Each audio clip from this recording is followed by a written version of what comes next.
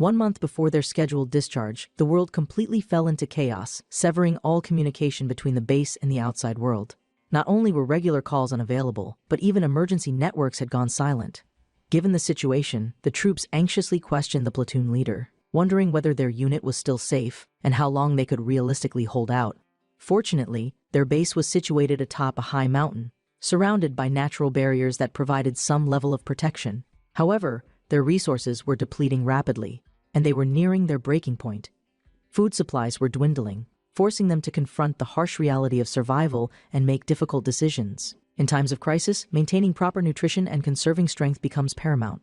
That day, their meal was carefully prepared with a special sauce, a hearty stew meant to boost their morale. As they ate, the soldiers debated whether they truly had no other choice.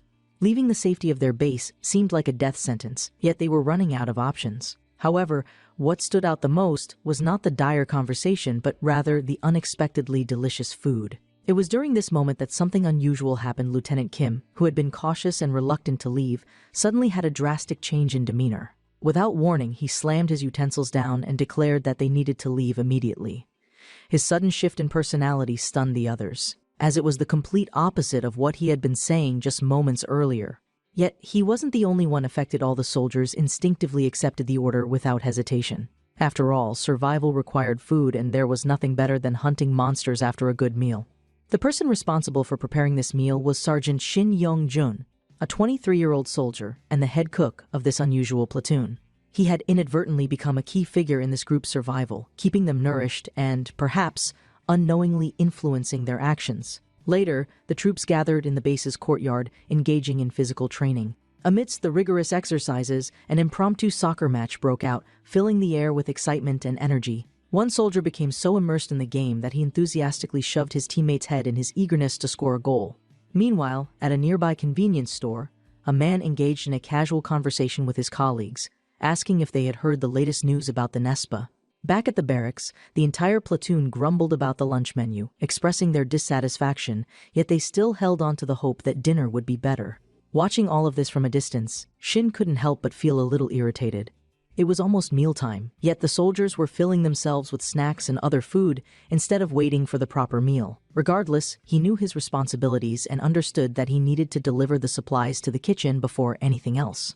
Upon entering the kitchen, Shin immediately began his work, cutting carrots with remarkable precision. However, while he was preparing the meal, someone entered the room, instantly drawing his attention.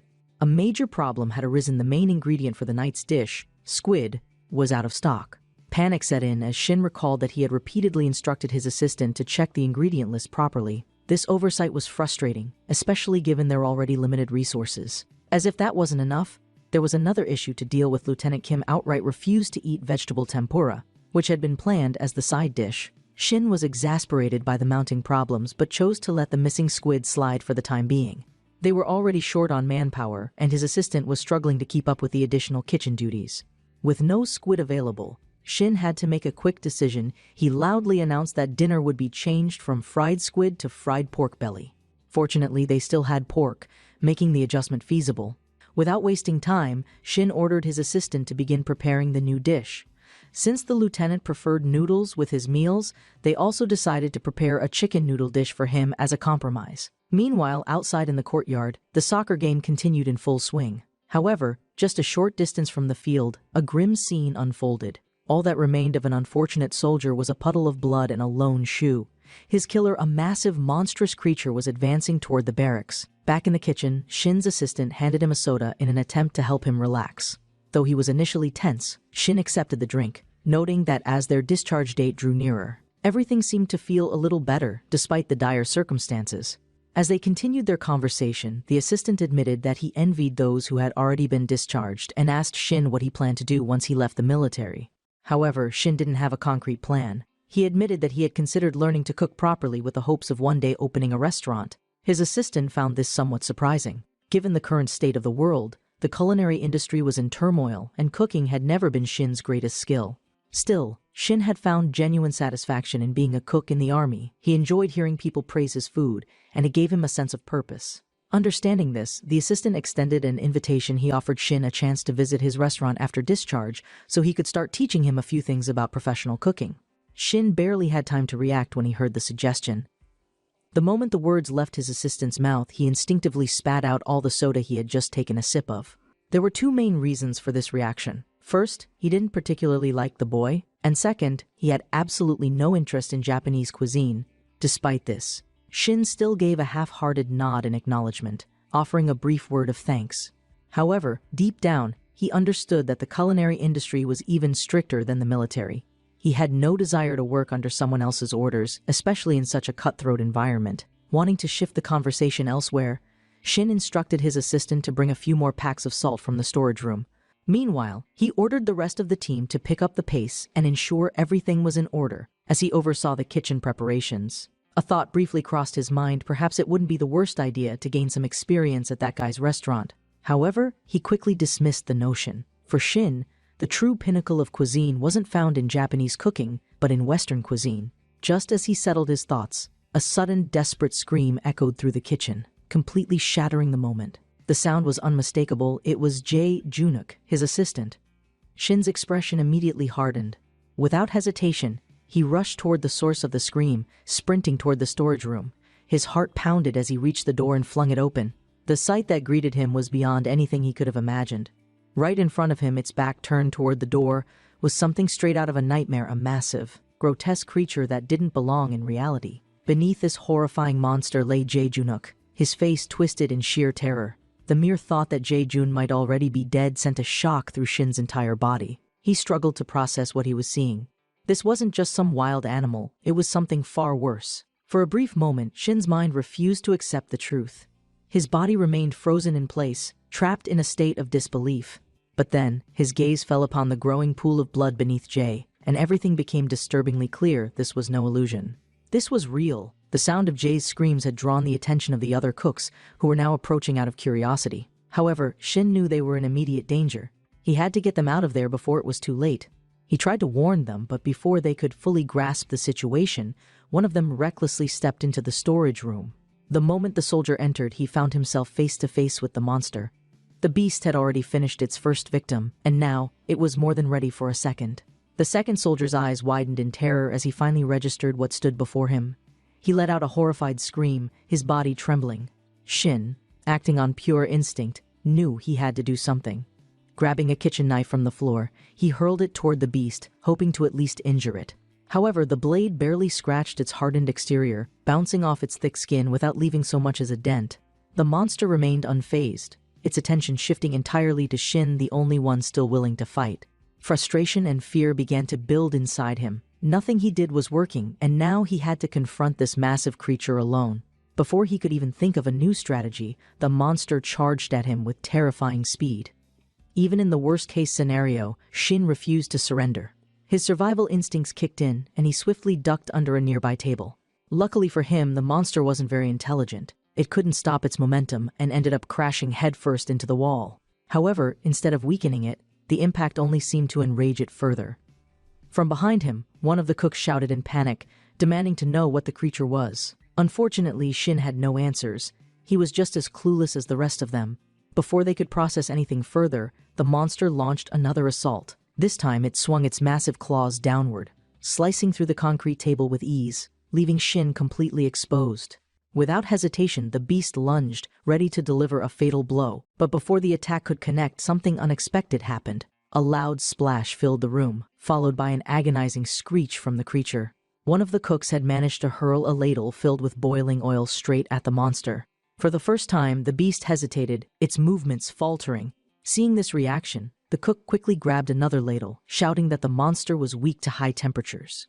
Encouraged by this discovery, he prepared another attack, determined to buy as much time as possible. Shin, observing the situation, realized that even though the monster's shell was nearly indestructible, it did have a weakness after all. He had to spread this information to the others. Just as Shin prepared to act, disaster struck again. The cook, having let his guard down for just a second, failed to notice the monster's tail swinging toward him. The impact was brutal. The force sent him flying across the room, slamming hard against the wall. The sickening sound of bones breaking filled the air. Shin's heart sank. Another comrade was gone. Now only he remained. The monster, now entirely focused on him, readied its next strike. This time, it swung its powerful tail directly at his head. In a desperate attempt to protect himself, Shin raised his arms, bracing for the impact. At that moment, As he felt the crushing force of the attack, a grim realization settled in. This was it. There was no escape. Just like Jae Junuk and the rookie, he was about to meet his end. But then, something strange happened. The monster suddenly stopped. Shin, dazed and barely conscious, tried to understand what was going on. The beast's body twitched, its movements growing erratic. Something was affecting it. The air was filled with the thick scent of burning oil, making it difficult for Shin to see clearly. However, he could hear the creature struggling. It groaned, staggered, and for the first time since the encounter began, it showed signs of true distress. Shin gritted his teeth. Maybe, just maybe, he still had a chance. As Shin observed the creature more closely, he noticed something significant. The monster's previously impenetrable scales had turned a deep red and were beginning to crack. More importantly, parts of its inner flesh were now exposed. This revelation sparked a realization within him. Perhaps, just maybe, he could fight back. However, attacking blindly wouldn't work. He needed a weapon capable of piercing the creature's now vulnerable skin. Given the circumstances, there was only one viable option: Junhook's favorite knife.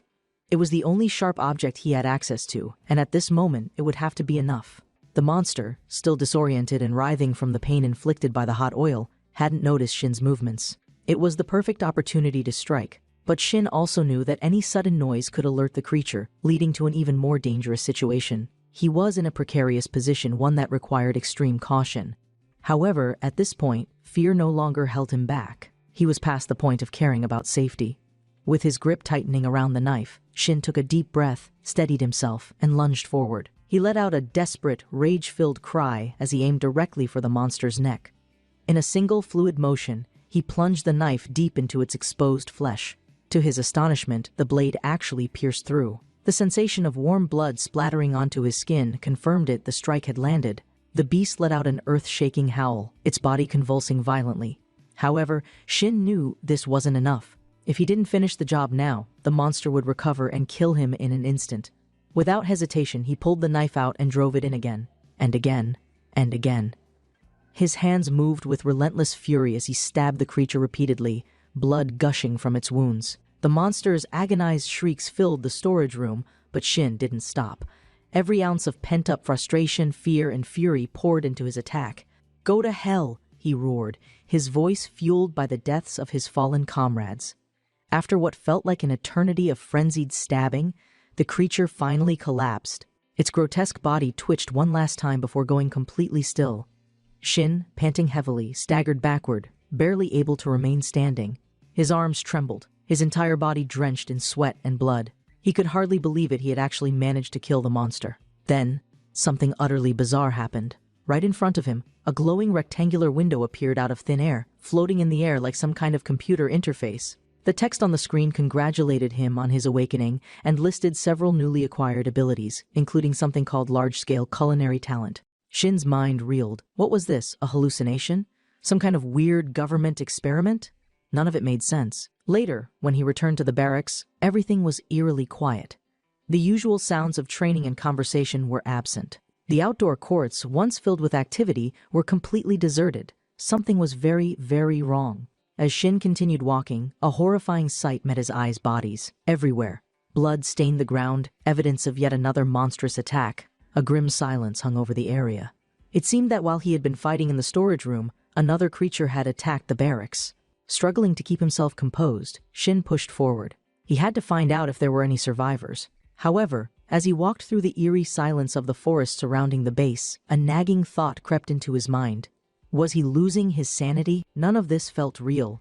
He still had no idea what that monster was, let alone the meaning of the strange message that had appeared earlier. Suddenly, another notification window appeared before him. This time, the message was more alarming. Global event. Faction war. Together for survival. The system announced that the world had now entered a large-scale event and encouraged participants to either create or join a faction. Early participants, it claimed, would receive special benefits. Shin furrowed his brow. A faction war? What kind of ridiculous nonsense was this? At this point, he couldn't shake the feeling that someone was playing a cruel joke on him. However, before he could dwell on it further, yet another system notification popped up. Global event, capture the flag, mission assigned. Shin had been given an objective to capture and expand his territory, starting in Region Rock 17. The message explained that, As factions progressed, they would unlock extra benefits. However, none of it mattered to Shin at the moment. His priority remained the same: escape. Additionally, he needed to find other survivors. Strength in numbers was the only way to stay alive in this hellish new world. At present, all he had was a knife, but that wouldn't be enough if he ran into another monster. Deciding to scout the region, he pressed on, even if he wasn't sure what he'd find. Then, as he ventured deeper into the area, he heard something in the distance: gunfire. Hope flickered in his chest. If people were shooting, that meant there were survivors. More importantly, where there were guns, there was ammunition. It seemed that some individuals had opted not to fight the monsters head-on. Instead, they had armed themselves and were making their way toward the nearest ammunition depot. This was his chance. Shin quickened his pace, eager to reach the depot before supplies ran out. However, fate had other plans. Just as he turned a corner, he froze in place. Right in front of him, another monster identical to the one he had just killed emerged. It snarled in rage, its soulless eyes locking onto him. Panic surged through Shin's veins. There was no hot oil this time. He had no way to weaken the beast before attacking. Then something truly bizarre happened. A strange light flickered before his eyes, and another notification window appeared. Skill activated. Boss's eye for a few seconds. Shin's vision sharpened. Information flooded into his mind as the system analyzed the creature. Ingredient analysis complete. The message then revealed something unexpected. Shin had obtained a beginner-level culinary skill called Lizard Preparation Method. According to the analysis, the monster's joints were smooth and scaleless, allowing for flexible movement. However, this also meant that those areas were structurally weaker. The system further explained that if the creature's respiratory tract was cut and its blood drained, it would significantly weaken. Additionally, piercing the area just below its left arm near the heart would maximize blood drainage, rendering the beast completely immobile. Shin's eyes widened. This wasn't just a random tip. This was a strategy for butchering the monster. For the first time since this nightmare began, he had a clear plan. Gritting his teeth, Shin readied his knife. This time, he wouldn't fight blind. This time, he knew exactly where to strike. Shin felt an overwhelming sense of confusion as he witnessed the monster's blood increasing in volume. His mind raced, struggling to process the bizarre situation unfolding before him. Suddenly, an inexplicable understanding flooded his thoughts. A precise method to defeat the creature surfaced, as if someone had implanted the knowledge directly into his brain. The beast, unfazed by its own injuries, let out an enraged roar and charged at him with unrelenting fury. Shin's heart pounded. This was beyond terrifying. He was unarmed, exhausted, and faced with an opponent far stronger than any human should be able to defeat. And yet, something deep inside him whispered that he could win. Despite his hesitation, Shin knew that now wasn't the time to question the mysterious message that had appeared earlier. Whether real or hallucinated, it had given him valuable insight. He had no choice but to trust it. As the monster lunged toward him, Shin followed the exact steps the system had outlined. His muscles moved almost instinctively, his hands gripping the bloodied knife tightly. With precise timing, he struck the creature in the exact weak spot the system had revealed. The monster let out a piercing screech, unlike anything Shin had ever heard before. It staggered, convulsing as fresh blood spilled from its deep wound. The system's notification flashed again, informing Shin that he had unlocked the novice dagger skill, allowing him to increase his proficiency whenever he used weapons within the dagger category. Shock coursed through Shin's veins.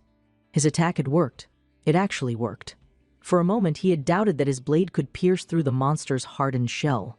But by following the precise instructions from the system, he had successfully delivered a fatal blow. As the creature let out its final breath and collapsed onto the ground, Shin remained frozen, his body trembling from the intensity of the battle. Blood covered his uniform, dripping onto the dirt beneath him. His chest heaved with exhaustion as the realization set in he had barely escaped death. Had the message not appeared when it did, he would have been killed instantly. There was no question about it. Before he could catch his breath, another strange sensation took hold of him. It was unlike anything he had ever felt before, as though something invisible was filling him from the inside. A notification appeared before him, signaling that the system was granting him new reward points. Then, another message followed.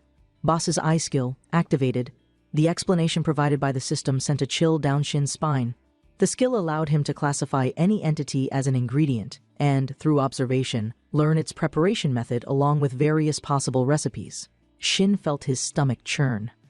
Was the system seriously trying to tell him that this monster could be eaten? His thoughts were interrupted by yet another notification, revealing a lizard meat recipe. Lizard meat has a mild, rich flavor, but must be cooked carefully to avoid toughness. Blood odor must be removed before consumption. Proper preparation method includes draining the blood and slicing at the joints to maximize tenderness. Shin's eyes widened in horror. "Stop!" he shouted at the glowing window, his voice filled with disbelief. Was this thing insane? Did it really expect him to cook and eat a creature that had just tried to kill him, a creature that had likely eaten people? His stomach twisted at the thought. He had no idea what this awakening meant, but if it involved turning monsters into meals, he wanted no part of it. Just then, a sharp voice rang out from behind him. "Who's there?" Shin instinctively turned, his blood-stained hand still gripping his knife. A soldier holding a rifle cautiously approached, eyes scanning him for any signs of threat. A moment later, recognition flickered across the soldier's face. "Sergeant Shin?" Shin exhaled in relief. It was Corporal Kim, a member of the supply unit. The tension in his shoulders eased slightly upon seeing a familiar face. Kim, however, looked at Shin with clear concern. "What the hell happened to you? Why are you out here alone?" Shin hesitated for a second before brushing past the question. "Forget that. What about you? How did you end up here?" Kim explained that he had heard voices in this direction and had come to investigate. However, their current priority was reaching the ammunition depot to resupply. Shin nodded in agreement. Surveying their surroundings one last time, the two quickly moved toward the storage area. On the way, Kim asked about the other commanders. Shin's expression darkened as he shook his head. "They're all dead." Silence stretched between them before Kim let out a heavy sigh. "Damn." Though he was clearly disheartened, Shin insisted that no one should blame the defense unit. They had all fought bravely, but in the end, he had been the only one who survived the massacre. When they finally arrived at the depot, a wave of shock and relief spread through the soldiers stationed there. A survivor. Despite the despair surrounding them, the sight of Shin seemed to lift their spirits. As they made their way inside, Shin observed the state of the remaining troops. They had fortified their defenses around the depot, using whatever they could to barricade the entrances. Their faces were lined with exhaustion, their uniforms torn and stained with grime and blood. And yet, they were still alive. That alone was comforting. Just as he was taking it all in, another notification from the system appeared. Skill obtained, primate preparation method, beginner level. Shin's breath caught in his throat. "What?" Glancing at the skill's description, his face paled. The primate in question. It wasn't referring to monkeys. It was talking about humans. His hands clenched into fists. He could barely comprehend what he was looking at. Was the system seriously suggesting that his fallen comrades were now considered ingredients? Shin forced himself to ignore the notification, focusing instead on the soldiers around him. One of them called him over, asking him to file a report. That's when he realized no one else could see the system's windows. They were visible only to him.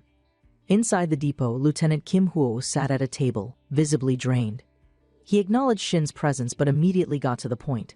"Things are bad, Shin." Shin sat down, waiting for him to continue. "For now, we still have a fair number of survivors, but we're running out of options. We need to make some decisions, and fast." Kim Huo instructed the transport unit to continue checking inventory, ensuring that they had enough supplies for the coming days. Shin observed the lieutenant with a mix of emotions. He had never particularly liked Kim Huo.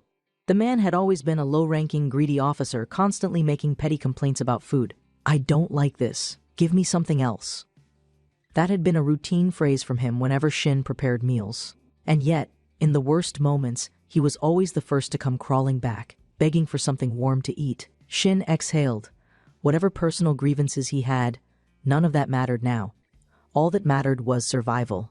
Under Lieutenant Kim Huo's reluctant command, the survivors were struggling to maintain some semblance of order. Stenho remained as part of the transport team, but their leader had already perished. When the lieutenant received confirmation of the leader's death, his expression hardened, but there was no need for words. The grim reality was already written across the soldiers' faces. Out of the original personnel, only about 100 remained. Half of their unit had been wiped out, and among those who survived, only a handful had ever held high-ranking positions. With chaos reigning, it was clear that only those who had remained mentally stable had gathered to take action. The transport unit, once a larger force, had been reduced to just 10 active members. The reconnaissance unit had only 7 left. And the culinary unit had suffered even greater losses. Shin stood as its sole remaining member. When the lieutenant reviewed the latest report, he sought confirmation about their communication lines.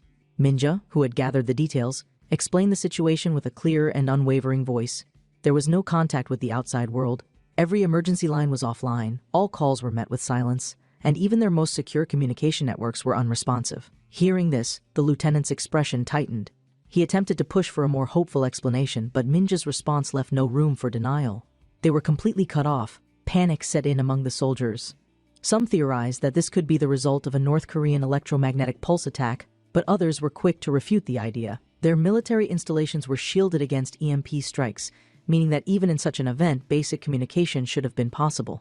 The fact that every single line had gone silent meant something far worse had taken place, something beyond any normal attack.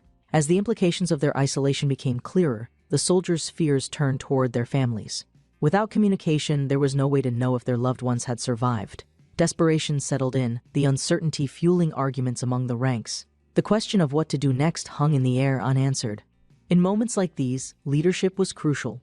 A commanding officer needed to bring clarity and direction, but as the troops turned to Lieutenant Kim Hwo for guidance, they were met with silence. That hesitation, that failure to act, spread unease like wildfire. The soldiers, already anxious, grew even more desperate. Some began lashing out in frustration, voices rising, tension mounting. Others tried to mediate, but their efforts barely held the growing chaos at bay. It was only after several moments of disorder that the lieutenant finally spoke. His decision was clear: he wanted to establish contact with higher command. The best course of action in his mind was to send a small group of soldiers to headquarters to retrieve orders. Shin's frustration grew. He saw the flaws in this plan immediately. Their unit was stationed in a remote mountainous region, over 1,400 meters above sea level. The journey to headquarters, even by vehicle, would take at least 2 hours under normal conditions. Now, with monsters roaming freely, it was likely to be far more dangerous. There was no guarantee that anyone sent on this mission would return alive. The lieutenant dismissed these concerns, insisting that the mission was necessary. He acknowledged the risks, but maintained that volunteers could be sent to minimize overall losses. His words, however, did not inspire confidence. To Shin, it was clear this wasn't an act of leadership. The lieutenant was simply avoiding responsibility. By turning the mission into a volunteer effort, he was absolving himself of any blame if things went wrong. He wasn't taking charge. He was passing the burden on to others. Yet despite the flaws in the plan, no one dared to challenge the lieutenant. Whether out of fear or lack of an alternative, the soldiers remained silent. Seeing no objections, the lieutenant made his decision official. Those who remained at the base would stay put and await further instructions from headquarters. Shifting focus, the lieutenant began addressing their current resources. He inquired about food supplies, and Shin reported that they had enough rations to last 6 weeks under normal consumption. However, given their reduced numbers, the supply could be stretched to 2 months if necessary. Ammunition was another concern. The base still had a stockpile of combat supplies, but without resupply options, conservation was critical. If they were forced into extended combat against the creatures that had already attacked them, their supplies would dwindle rapidly. With the immediate inventory addressed, the conversation turned to the biggest threat still looming over them: the monsters. Discussions began about how best to handle their presence, as well as how to maintain access to electricity and clean water in the long run. The consensus was clear: survival depended on sustaining these essential resources. Despite the uncertainty, the discussion helped ease some of the soldiers' anxiety. Having a plan, even a rough one, allowed them to focus their fear into something actionable. The atmosphere in the room, though still tense, became slightly more manageable. But just as Shin hoped that the lieutenant would address the most critical issue, the man abruptly dismissed everyone. He instructed them to work on reinforcing their defenses and making preparations, but made no immediate plan regarding the monster threat. Outrage burned within Shin. This was negligence at its finest. The creatures that had already slaughtered half their unit were still out there lurking. And yet, instead of prioritizing their survival, the lieutenant was treating their situation as if it were a mere logistical problem. The base had been attacked once. There was no reason to believe it wouldn't happen again. If they didn't act now, there might not be a base left to defend. And yet, their so-called commander refused to acknowledge the problem. Frustration coursed through Shin's veins as he watched the soldiers disperse. He understood that morale needed to be maintained, that panic had to be controlled, but ignoring the real danger wouldn't make it disappear. The lieutenant had failed to see the truth of their situation, and if Shin wanted to survive, he would have to take matters into his own hands. Shin could no longer ignore the most crucial topic, the concept of awakening. He directly questioned why it hadn't been addressed, but the lieutenant seemed unable to fully grasp the significance of the issue. The soldiers had been hunting monsters, that much was certain, and the lieutenant acknowledged this fact. However, something had begun to dawn on Shin: he was the only one who had awakened. Realizing that mere words wouldn't convince anyone, he knew he had to demonstrate his abilities. Without hesitation, he reached for his kitchen knife, pulling it from its sheath in front of the gathered soldiers. Immediately, concern flashed across their faces. The lieutenant stiffened, and murmurs of unease spread among the group. Shin understood their skepticism. No matter how much he explained, no one would believe he had single-handedly stabbed a monster to death, not without proof. He needed to show them. Taking a steady breath, he focused on the feeling he knew best, the sensation of slicing vegetables. His grip tightened around the knife's handle, and with a single movement, he slashed through the wooden table in front of him. In an instant, his ability activated. The thick wooden surface split apart effortlessly, each severed section falling into perfectly even pieces. Gasps filled the room. Soldiers staggered backward, eyes wide with disbelief. Shouts of shock erupted as they tried to comprehend what they had just witnessed. The table had been cleanly divided in a way that no normal human strength could achieve. Shin met their stunned gazes with a calm, unwavering expression. He explained what had happened, how, after killing the monster that entered the kitchen, something had awakened inside him, granting him new abilities. He admitted that he hadn't believed it at first either, but after experiencing the system notifications, the increased strength, and the undeniable power of his skills, he could no longer deny the truth. Despite the clear evidence, the lieutenant remained the most skeptical. But Shin knew that skepticism wouldn't save them. The situation was dire, and survival required them to embrace every possible advantage. Time was running out. They had no idea how many monsters were out there, and Shin himself had only 3 days left until his scheduled discharge. Yet that hardly mattered anymore. His survival instinct had completely taken over, and he refused to allow himself to be overwhelmed by negative thoughts. He made a decision. As the sole cook of the unit, he committed to keeping everyone fed. But beyond that, he insisted that their first mission should be to awaken more soldiers. They needed more power to fight back. Before this discussion could go further, a loud noise interrupted the meeting. A soldier rushed into the room, his face pale with fear. Monsters were approaching. Tension skyrocketed as the lieutenant demanded to know how many. The answer came quickly: at least 5 nearby. There was no time to deliberate. The lieutenant immediately issued orders for all soldiers to return to their positions. Shin bolted into action, his mind racing. The frequency of these monster attacks was increasing. Why? What was drawing them to the base? Outside, battle had already begun. Several soldiers engaged the first monster, their weapons firing in rapid succession. Shin quickly noticed a pattern. The monsters seemed to target areas with the highest concentration of people. Gunfire rang out across the battlefield. One soldier, keeping his aim steady, shouted that it took an entire magazine to bring down a single monster. Another reminded everyone to conserve ammunition. The supply wouldn't last forever. The reality was grim. Each monster required between 20 and 30 bullets to be brought down. At this rate, their stockpile wouldn't hold for long. Shin understood that, while they still had a fair amount of ammunition left, it was only a matter of time before they ran out. When the final monster fell, silence fell over the battlefield. The lieutenant, stepping forward, congratulated the troops for their efforts. The tension eased slightly, but only for a moment. Then came the grim reality. Each unit was ordered to count their men. Tragically, 2 soldiers had lost their lives in the battle. Shin quietly asked what would be done with the bodies. Another soldier explained that they would be buried in a nearby cemetery. He didn't argue, but something about it unsettled him. His thoughts drifted back to the system's strange messages about ingredient analysis, and he forced himself to push the thought away. With the battle concluded, the strategies discussed in the previous meeting began to be implemented. The first priority was to send a request for support to higher command. 2 soldiers volunteered for the mission, assuring everyone that if they avoided direct confrontation with monsters, they would be fine. To increase their chances of success, they were equipped with a generous supply of ammunition, and the lieutenant would provide cover for them up to a certain distance. Shin, however, was more concerned about the concept of awakening. The topic had sparked significant debate. Why had none of the other soldiers awakened despite having killed monsters? Was it possible that firearms didn't trigger awakening? The other soldiers had fought their battles from a distance, using bullets to bring down their enemies. Meanwhile, Shin had killed his monster up close, using only a knife. Could this have been the key difference? The mystery deepened. Shin explained what he had felt during his battle, the strange energy accumulating within him as he fought. He suggested that in order to awaken, a person might need to absorb the energy released when the monster dies. The lieutenant clearly disliked this theory. The idea of getting close enough to a monster to absorb anything was far from appealing. Still, Shin provided additional insights. He pointed out the monster's weak spot under the armpit, where his knife had pierced through easily. He also emphasized their vulnerability to heat, explaining how pouring boiling oil on his monster had given him the upper hand. While these discoveries were useful, they all led to a dangerous conclusion: someone had to engage the monsters in close combat in order to take advantage of these weaknesses, and that meant significant risk.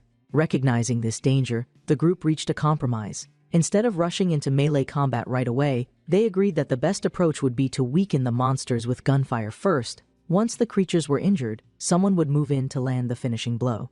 This plan, while still hazardous, was the most viable option for triggering more awakenings among the troops. Despite the uncertainty, Shin knew one thing: if they wanted to survive, they needed more awakened soldiers. With the decision made, the lieutenant wasted no time in issuing his next command. Every soldier was to sharpen their bayonets immediately. If they were going to engage the monsters in close combat, it had to be done when the creatures were at their weakest, ensuring minimal casualties. Among the soldiers, one spoke up, agreeing with the lieutenant's logic. He pointed out that a bayonet was much safer than a sashimi knife, a reasonable observation that no one could dispute. In direct combat, Tajun was one of the weaker soldiers, but his strategic thinking made him invaluable in battle. Recognizing this, Shin called Tajun over for a meal, surprising the soldier with the unexpected offer. Tajun was visibly confused but ultimately followed along. Shin explained that it was better to eat before facing monsters. Even if no one felt hungry now, they would need energy soon enough. Once lunch was finished, preparations for dinner began.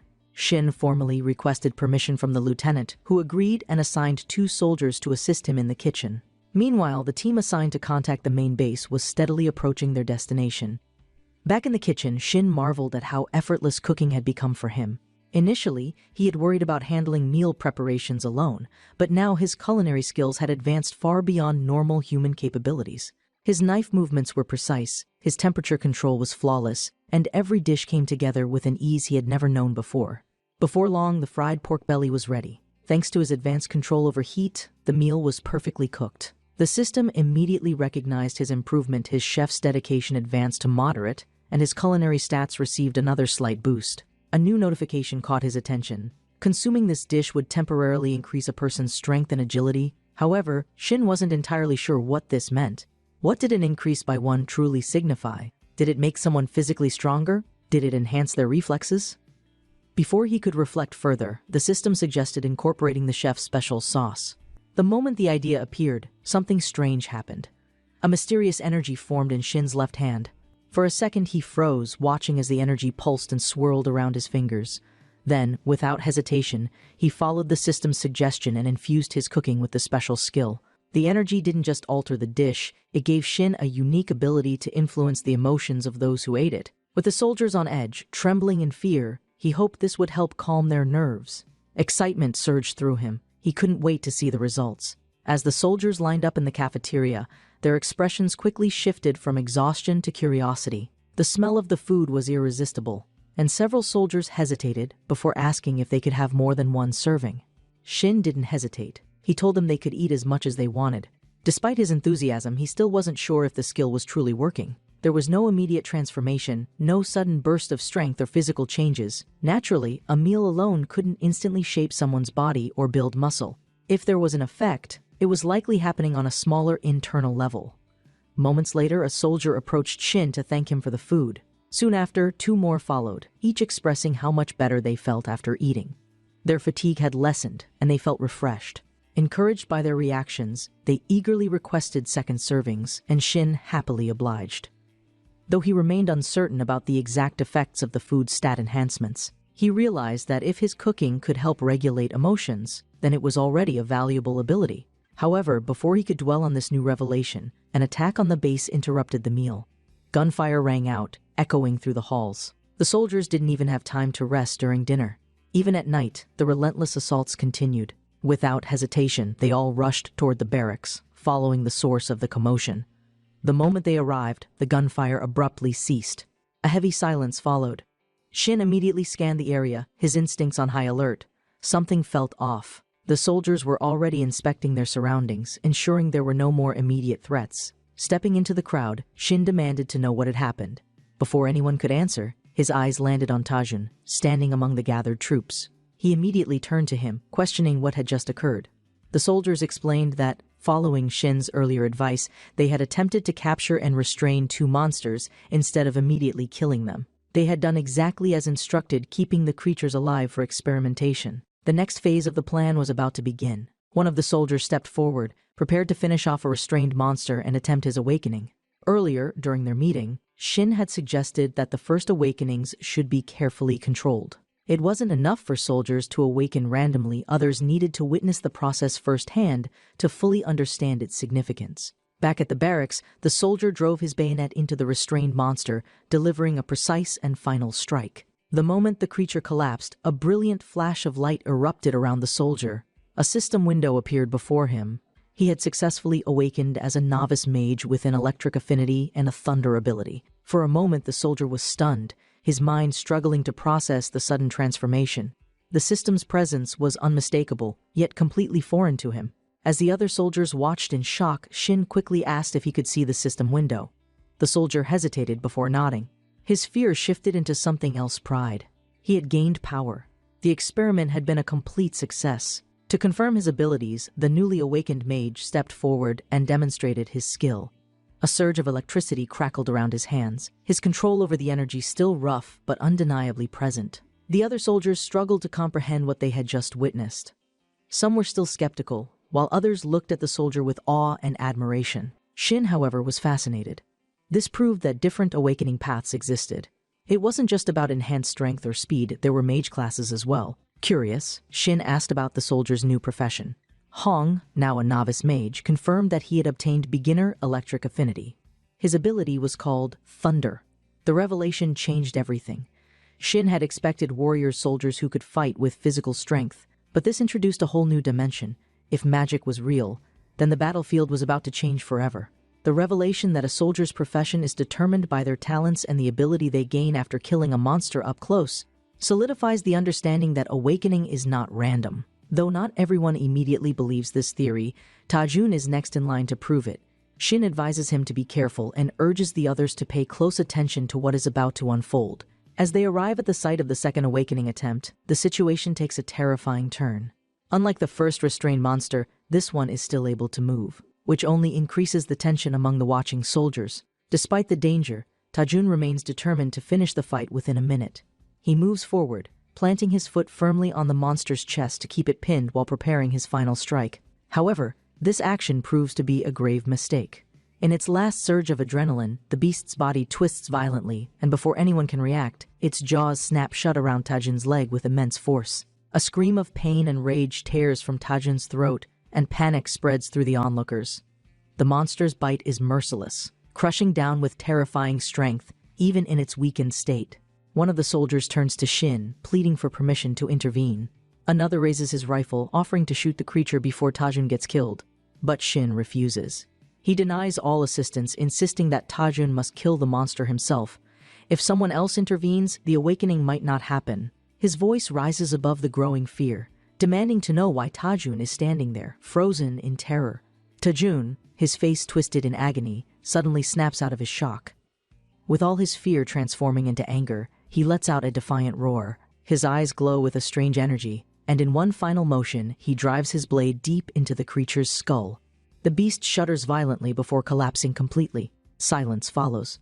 Despite his injury, Tajun has survived, and as his eyes flutter shut for a moment, a system window appears before him. His awakening has been confirmed. He is now a novice astronomer.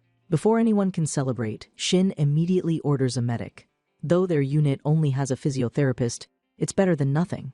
Tajun, still in pain, mentions the system notification he received, confirming his awakening. Shin feels both relieved and concerned. Supporting Tajun as he steadies himself, Shin listens as the injured soldier mutters that the monster's bite wasn't as strong as he had expected. While it had crushed his leg, it hadn't torn it off. Shin wastes no time. With the medic approaching, he shouts for everyone to stay alert and prepare to move. The commotion settles, and now, with two successfully awakened soldiers, a force capable of fighting monsters without relying entirely on bullets is beginning to take shape. Chaos at the ammunition depot. As word of the awakening process spreads among the troops, chaos erupts at the ammunition depot. Soldiers who had been watching from a distance begin to debate the risks and benefits of awakening. Some are excited, eager to try, while others remain deeply hesitant. More notably, some higher-ranking officers outright refuse to attempt it. This refusal ignites Hung's frustration. He and Tajun had both been terrified before awakening, and they understand the fear. But to them, An officer should set an example, not hide behind doubt.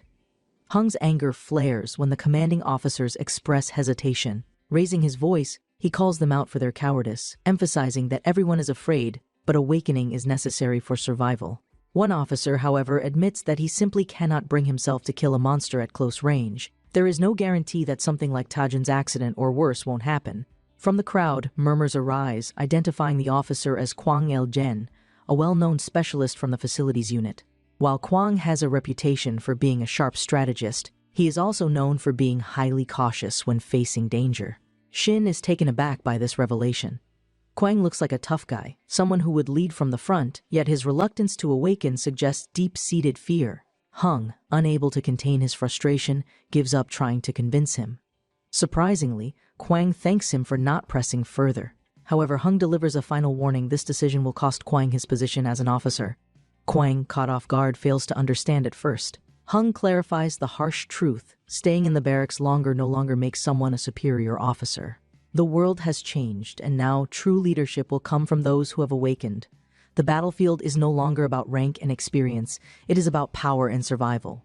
Realizing the weight of this truth, Kwang makes his choice. He rejects awakening, accepting that he will have to live with this decision for the rest of his life. From Shin's perspective, Hung is absolutely right. Kwang cannot be a leader anymore. Even if he had once been respected for his skills, refusing to awaken means he will never stand on equal ground with the others again. Kwang, fully aware of this now, steps back from his position as an officer. Hung, still fuming with frustration, walks away, leaving the matter behind. A private discussion. Shin, knowing this can't be the end of it, requests to speak with Hung privately. At the same time, he orders Kwang to remain at his post for now, which the man accepts, no longer seeing himself as a superior to anyone. Still irritated, Hung follows Shin, demanding to know what he intends to do. Leading him away from the others, Shin explains the situation, plainly giving up is not an option. This is no longer a problem of individual soldiers, this affects the entire battalion.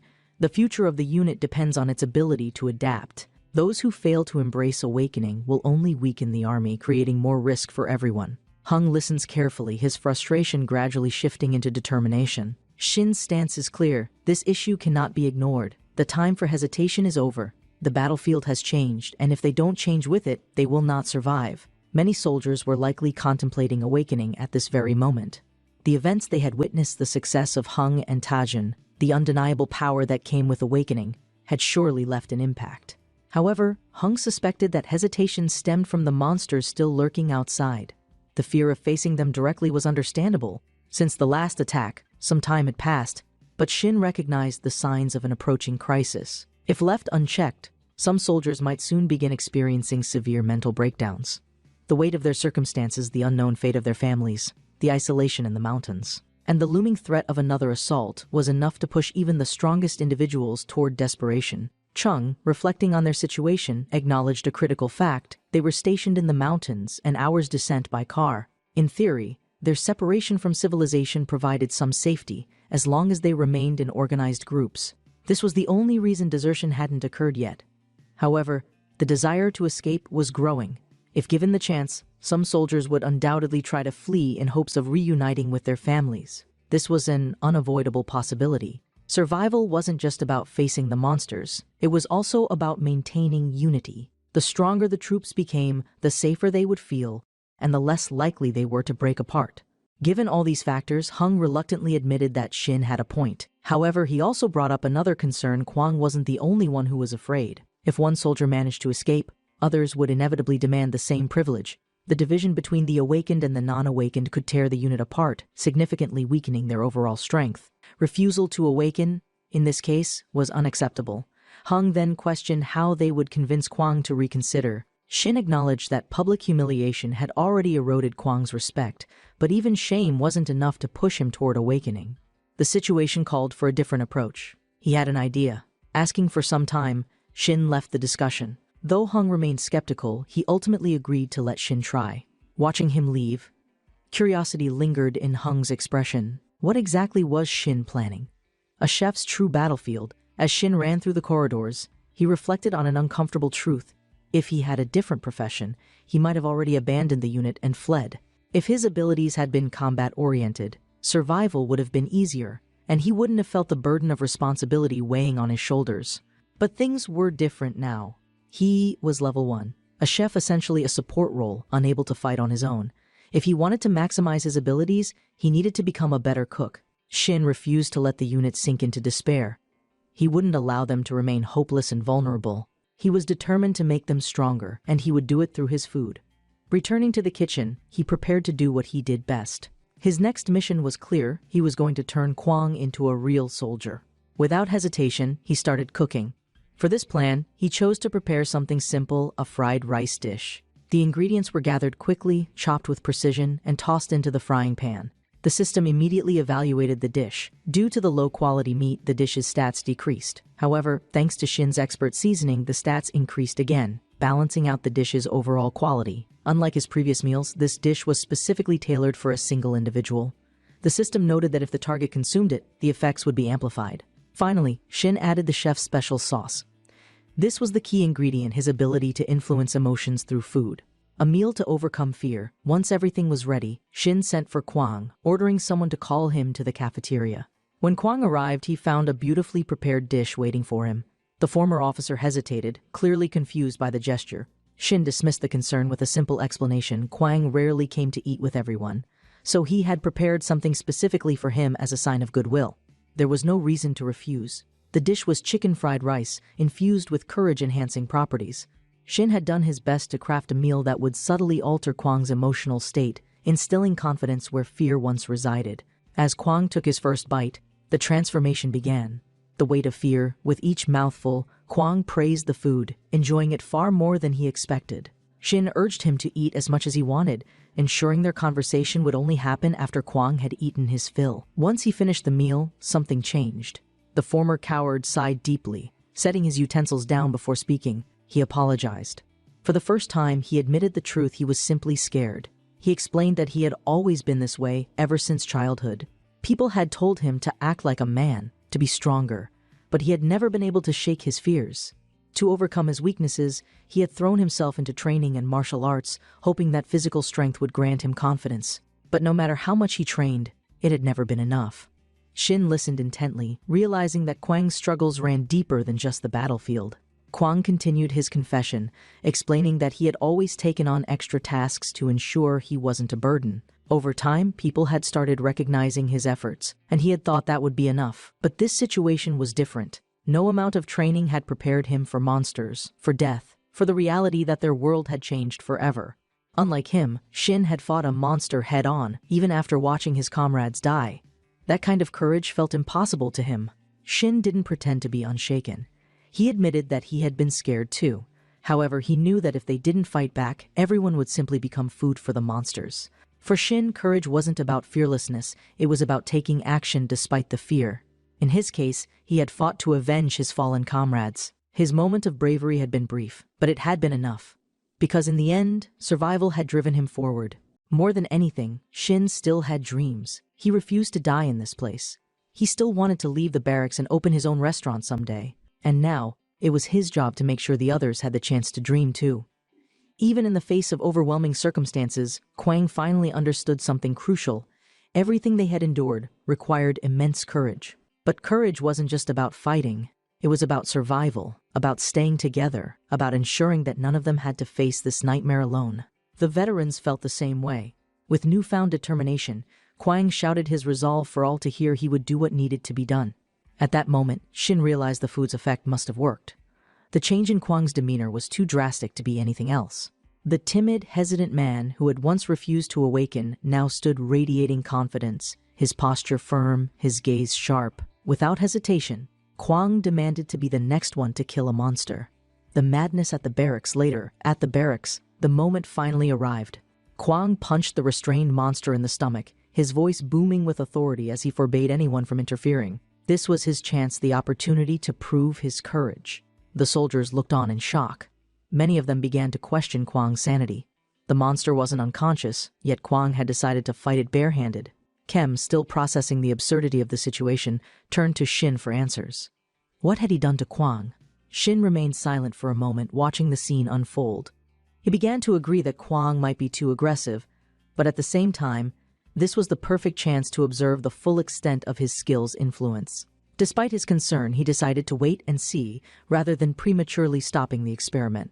Kong, however, hated this idea. The sight of one of their own taking unnecessary risks made him uneasy, but Shin, ever composed, assured him they would step in if necessary. For several minutes, Kwang relentlessly attacked the monster, his body absorbing several hits in return. The creature retaliated with its sharp claws, but instead of dodging, Kwang intercepted the strike with an elbow, countering with devastating force. The soldiers, previously concerned, were now in awe. What had started as a reckless display had turned into a battle of pure strength, and Kwang was winning. Even Hung, who had initially been against the idea, found himself eager to see what kind of ability Kwang would awaken. Then, something shocking happened. A soldier called Shin's attention to Kwang's next move. Kwang bit the monster's arm, ripping off a chunk of flesh like a wild animal. The previously enthusiastic crowd fell into uneasy silence. Someone finally spoke, voice laced with disbelief. What the hell was Kwang doing? Kwang, however, seemed completely unbothered, casually remarking that he hadn't done anything unusual. Shin's stomach twisted with unease. He had used his special sauce, but he hadn't anticipated this level of transformation. Could he have gone overboard with the seasoning's emotional effects? He barely had time to process the thought before Kwang moved to finish off the monster. With the brutality of a man completely detached from fear, Kwang grabbed a rock and smashed it into the creature's skull repeatedly, ignoring the soldier's horrified expressions. He didn't stop until the monster was completely lifeless. At the moment of death, the system's light enveloped Kwang, congratulating him on his awakening. For a few seconds, no one spoke. Then, Kwang erupted into laughter, a deep, hearty laugh. He declared with undeniable pride that he could now see the system's blue panel in front of him. The soldiers seized the moment, cheering for their superior officer. Many of them celebrated Kwang's awakening, recognizing him as a true warrior. Even Hung, despite being initially terrified by Kwang's actions, expressed relief at the outcome. To the younger recruits, it was the most incredible unarmed fight they had ever seen. However, Shin noticed something off. Despite the warm reception, Kwang's expression remained unsettling. He was thankful to Shin, but something about his demeanor felt unnatural. Even Hung, who had just congratulated him, grew uneasy again around the officer. The aftermath of awakening. Realizing how unexpectedly intense the transformation had been, Shin decided that from now on, he would be more cautious with his cooking. The inevitable questioning soon followed. What had Shin done to Kwang? Shin, unwilling to reveal the true nature of his ability, gave a simple response: he had only given him food and had a conversation. Kong, though still skeptical, found himself impressed with Shin's ability to persuade people. Shin, however, knew the truth: this wasn't just persuasion. This was the work of his skill. Unlike when he had demonstrated his power with the kitchen knife, this time the results were unpredictable. Kwang's sudden, violent shift in personality suggested that the special sauce was more dangerous than he had initially thought. If used recklessly, it could completely alter someone's behavior. He had thought his skills simply boosted morale and helped regulate emotions, but after seeing Kwang's transformation, he realized it might have deeper, unintended consequences. For the first time, Shin questioned the true nature of his ability. A dangerous power. Shin took a step back, analyzing the situation. Having someone like Kwang turn into a berserker could be a major problem in the future. His unshakable confidence and lack of fear were useful in battle, but what would happen if he lost control? Would the same food that gave soldiers courage also strip them of restraint? Hung, however, saw things differently. He argued that right now, survival was the only thing that mattered. If Shin's food could make people stronger, then it didn't matter how dangerous it was. They needed every possible advantage to fight the monsters. Shin, though still cautious, couldn't deny it. In this world, strength determined survival, and if his cooking could turn cowards into warriors, then maybe, just maybe, his role in this war was far greater than he had ever imagined. The formation of a faction and the next step in survival.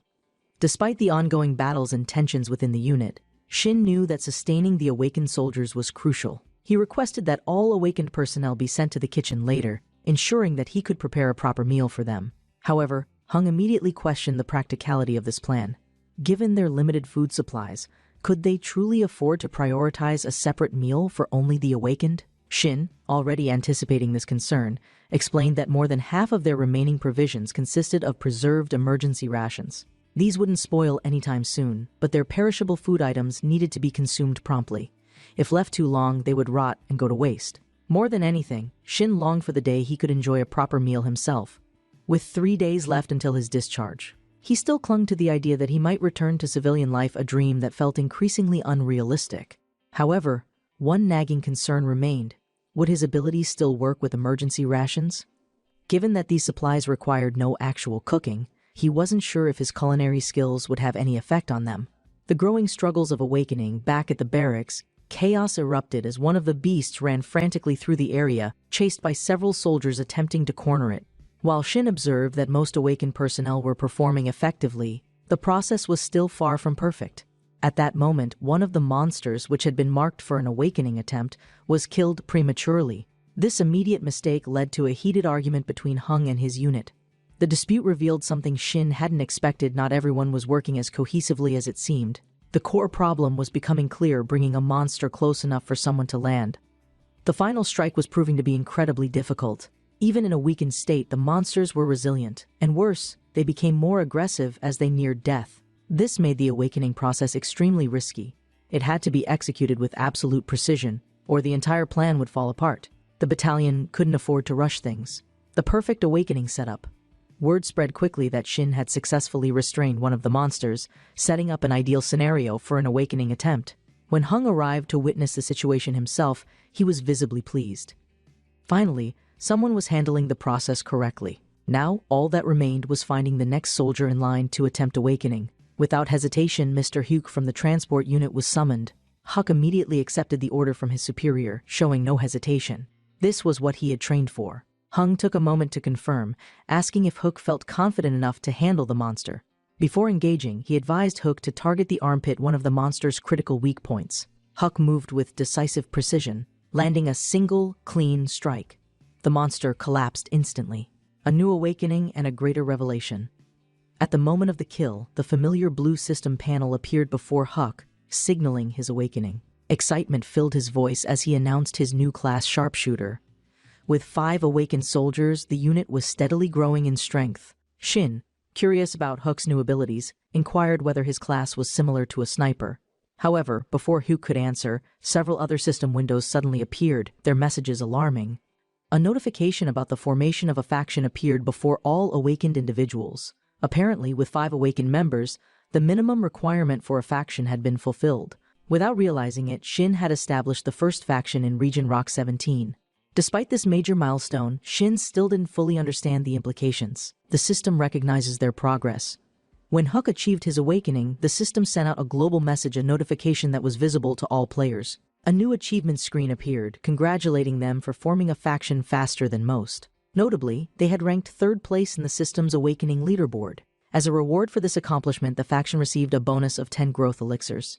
These elixirs temporarily increased experience gained by 500%, making them an invaluable resource for future battles. A critical discussion begins. As reality settled in, the soldiers turned to Shin for guidance, asking what their next course of action should be. Recognizing the significance of this moment, Shin called for an emergency meeting, bringing together all awakened individuals. During the meeting, Hung openly admitted that their situation increasingly resembled a game. CCK, another soldier, agreed, noting that the system had conditions for forming a faction, just like an MMORPG. Shin reflected on the earlier messages, reasoning that if the system's claims were accurate, using the growth elixirs could rapidly increase their power. However, Kwang raised an immediate concern. If they ranked 3rd, then that meant 2 other factions had formed before them. This realization was alarming. There were at least 2 other awakening groups beyond their region, which meant that monsters existed elsewhere as well. The fear of the unknown. The discussion quickly turned toward the fate of their families. If monsters had spread beyond their region, then it was possible that their loved ones were already dead. The soldiers struggled to accept this grim reality. Given how dire their own situation was, it was difficult to imagine anyone outside surviving for long. At this point, most of them suspected that their families had already been wiped out. Shin, however, refused to dwell on such pessimistic thoughts. Though he shared their concerns, he knew that allowing fear to consume them wouldn't help anyone. Right now, their focus needed to remain on their immediate survival. The unit was growing stronger, and with the newly formed faction, they finally had a direction. Their journey was only beginning. Survival and progress, the next steps for the battalion. Despite the concerns regarding the outside world, safety remained the unit's priority. CH attempted to argue further, but Shin quickly interrupted, refocusing everyone on the crucial reality they were ahead in this game and needed to maintain their lead. Reluctantly, Hung conceded, acknowledging that survival came first. If they wanted any hope of eventually finding and rescuing their families, they needed to solidify their advantage now. However, Kwang raised an uncomfortable point. Even though 100 soldiers had survived, only 5 had awakened so far, meaning the faction itself was composed of only a fraction of their total force. The comment sparked murmurs among the troops. For the first time, many of them began to feel the divide between those who had awakened and those who had not. The soldiers who remained ordinary started questioning their worth. Shin reflected on this grim reality. Kwang wasn't wrong. In this new world, those who weren't awakened barely counted as human beings anymore. Sharpshooter, a game-changing ability. As the conversation continued, Hung recalled Huck's newly gained sharpshooter class. He theorized that the class must have been granted due to the boy's innate skills with firearms. Regarding its class traits, Hung explained that both accuracy and firing power were significantly enhanced when taking a shot. Hook, though impressed by his newfound abilities, voiced a growing concern what would happen when they ran out of ammunition. Before anyone could respond, CCK grinned, reassuring the officer that this wouldn't be an issue. A regular soldier needed 10 bullets to kill a single monster, but a sharpshooter only needed 2. Hearing this, Shin felt a surge of relief. Their efficiency in fighting monsters had increased dramatically. With less wasted ammunition, their long-term survival prospects improved significantly. Mastering monster control and awakening the troops, in addition to the success of their awakened sharpshooter, Shaq was tasked with mastering monster control. For the first time in a while, Shin felt a slight sense of relief. The unit was making real progress, and the soldiers could afford to relax if only slightly. However, they couldn't afford complacency. Survival demanded constant growth. Fortunately, many soldiers were now willing to attempt awakening. Encouraged by the growing number of awakened, they pushed past their fears. Still, there were some who continued to resist, trembling in paralyzing fear whenever the topic arose. Each time this happened, Shin intervened personally. Within a few minutes of speaking with him, their fears seemed to vanish entirely, and they eagerly volunteered for the awakening process. This did not go unnoticed. Each time, Kwang grew more suspicious. The affected soldiers all displayed the same impulsive behavior, as if something had fundamentally changed within them. Eventually, Hung reached his breaking point. Frustrated, he confronted Shin directly, accusing him of hiding something. Every soldier who spoke with him came back different, and Hung demanded to know why. Shin knew he couldn't deny it any longer. Realizing he had been found out, he admitted everything: his food, his abilities, and how he had been using them to stabilize the battalion. Thankfully, Hung understood. Instead of condemning him, he focused on awakening more troops, while Shin continued cooking, ensuring that every soldier was ready for battle. The point system and the discovery of the shop. While preparing a meal, the system suddenly notified Shin of an important update. He had accumulated a total of 82 points. This led him to speculate how points were earned. Based on the pattern, he assumed they came from either hunting monsters or cooking high-quality meals. In most games, points were used to purchase items, so Shin suspected there must be a shop available within the system. He was right. After exploring the system for a while, he discovered and accessed the point shop, confirming his theory. Eagerly, he browsed through the available items. The shop contained a variety of combat-related gear, including a combat axe, a knife, and rationed bread. However, there were also potions that boosted specific stats, though they were incredibly expensive. Realizing their value, Shin decided to revisit the shop later. These potions could prove critical in the long run, but for now, he needed to save his points, Shin's current abilities, and their growth. At this stage, Shin was using 3 core abilities: Chef's Special Sauce, his ability to influence emotions through food; Boss's Eye, his skill that analyzed creatures as ingredients; Novice Dagger Proficiency, which naturally enhanced his combat stances with a dagger. Surprisingly, his training with Kwang had left him feeling far more confident in melee combat. While he had never tested fighting with fists or swords, he at least knew his way around a knife. Still, he wondered just how powerful a master-level skill would be. If his current proficiency was only at the novice level, then the potential for growth was massive. A new elemental awakening, Beginner Flame Affinity. Interestingly, Shin had also awakened an elemental affinity by accident. While cooking, he had burned himself on a hot pan, and shortly after, the system granted him Beginner Flame Affinity. Now, he could hold flames in his hand for 3 to 4 seconds, and through training, this ability could be strengthened further. The hidden effects of Shin's meals. While speaking with Hung, Shin finally confirmed something important: his meals had a genuine, tangible impact on the soldiers. He explained that his food had an energizing taste, and his own stats had increased after eating his meals. However, no one else seemed to notice the changes immediately. Shin suspected that this was because regular soldiers didn't have a status window. Since they couldn't see numerical values, they weren't aware that their abilities were improving. Additionally, the effects of the meals didn't appear as system messages, meaning the system was deliberately keeping this hidden.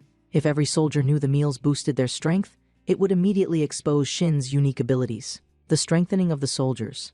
As an experiment, Shin asked Hook how he felt after eating.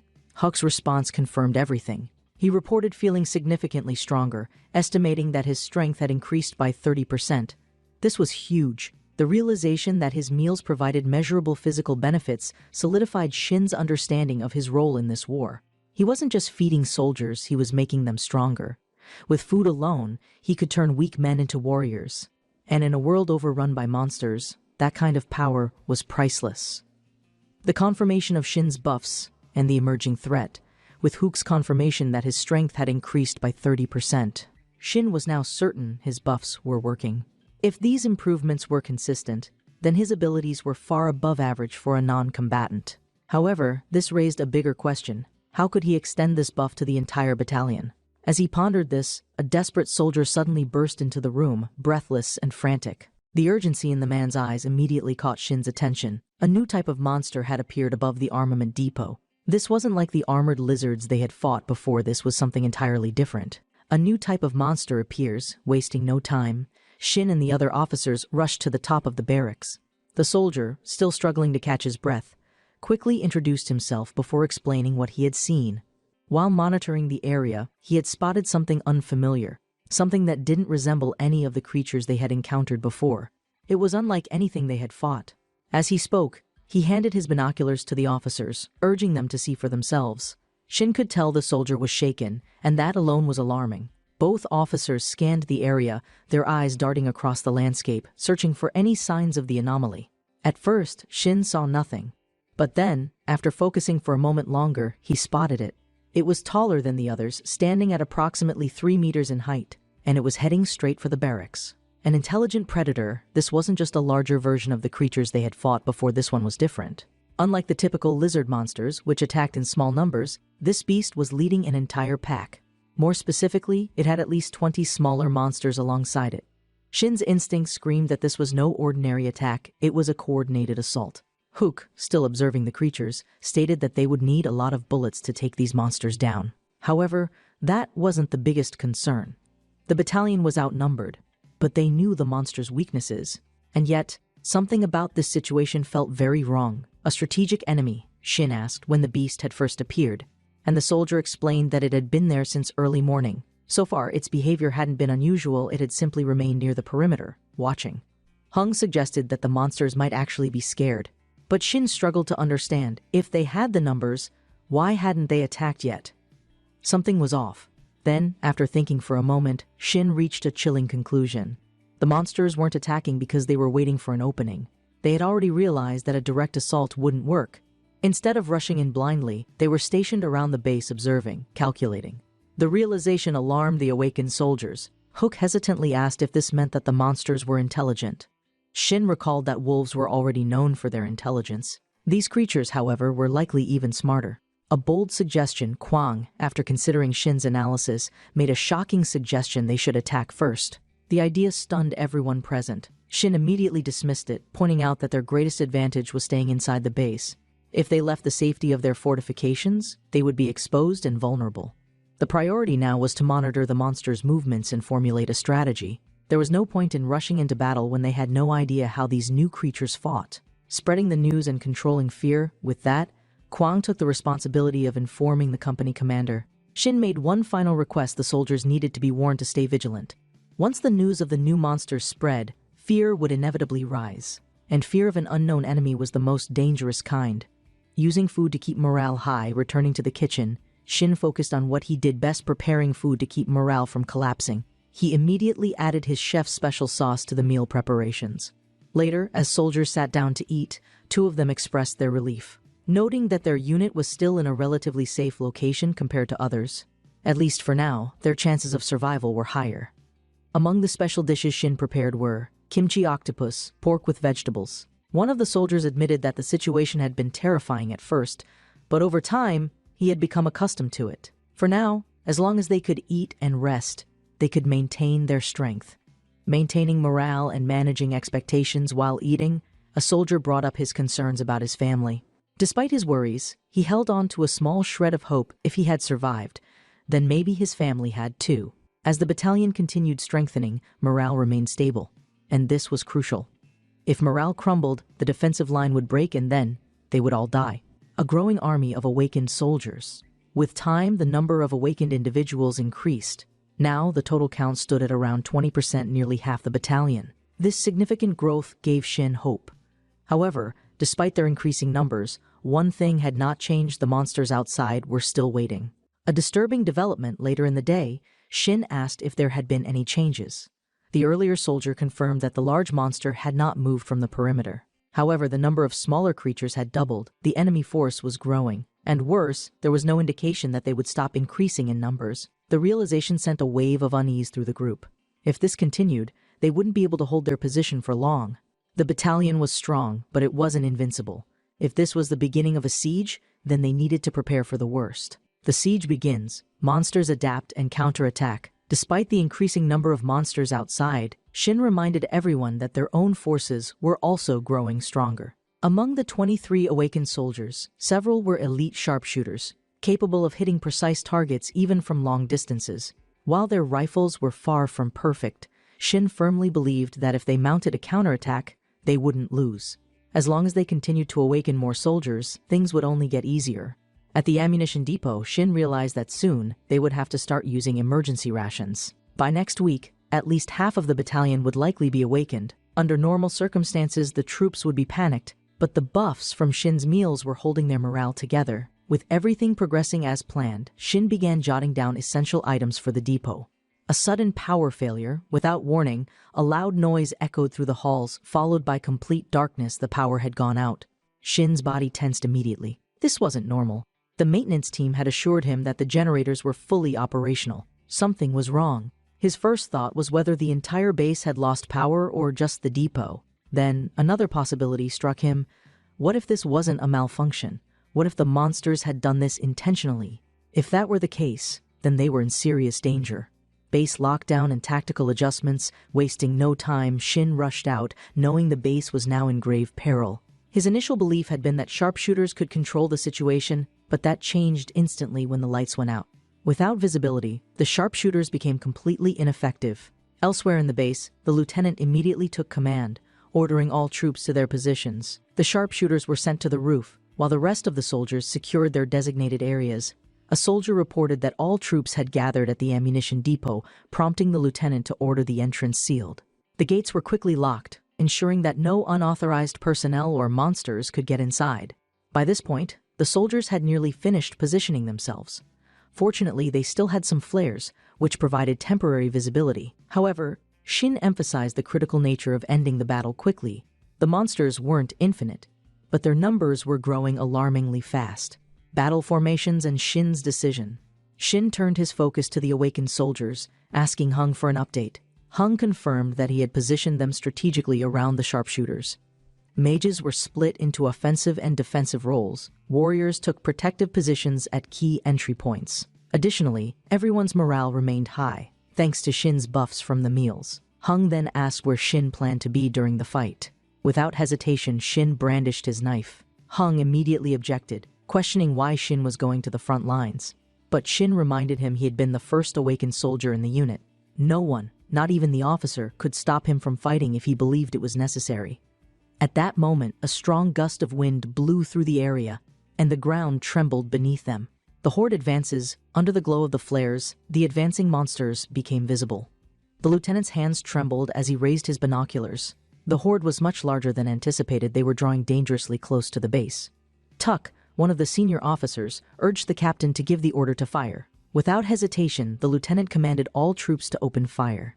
Within seconds, dozens if not hundreds of bullets were fired. Several monsters were struck down, but others continued advancing without hesitation. A more dangerous foe. The buffs from Shin's meals were working, but an immediate issue arose. The flares wouldn't last forever. As the battle raged on, a new threat emerged. The chief monster appeared. This beast was unlike the others. The sharpshooters instantly shifted their focus, recognizing it as the greatest threat. More ammunition was quickly delivered to the awakened soldiers, ensuring that they could keep firing without delay. Hook, now fully confident in his abilities, declared that he would take the chief down. A terrifying discovery. At that moment, Shin's boss's eye ability activated on its own. The system provided him with information about the chief monster, revealing that it was the rarest and strongest of its kind.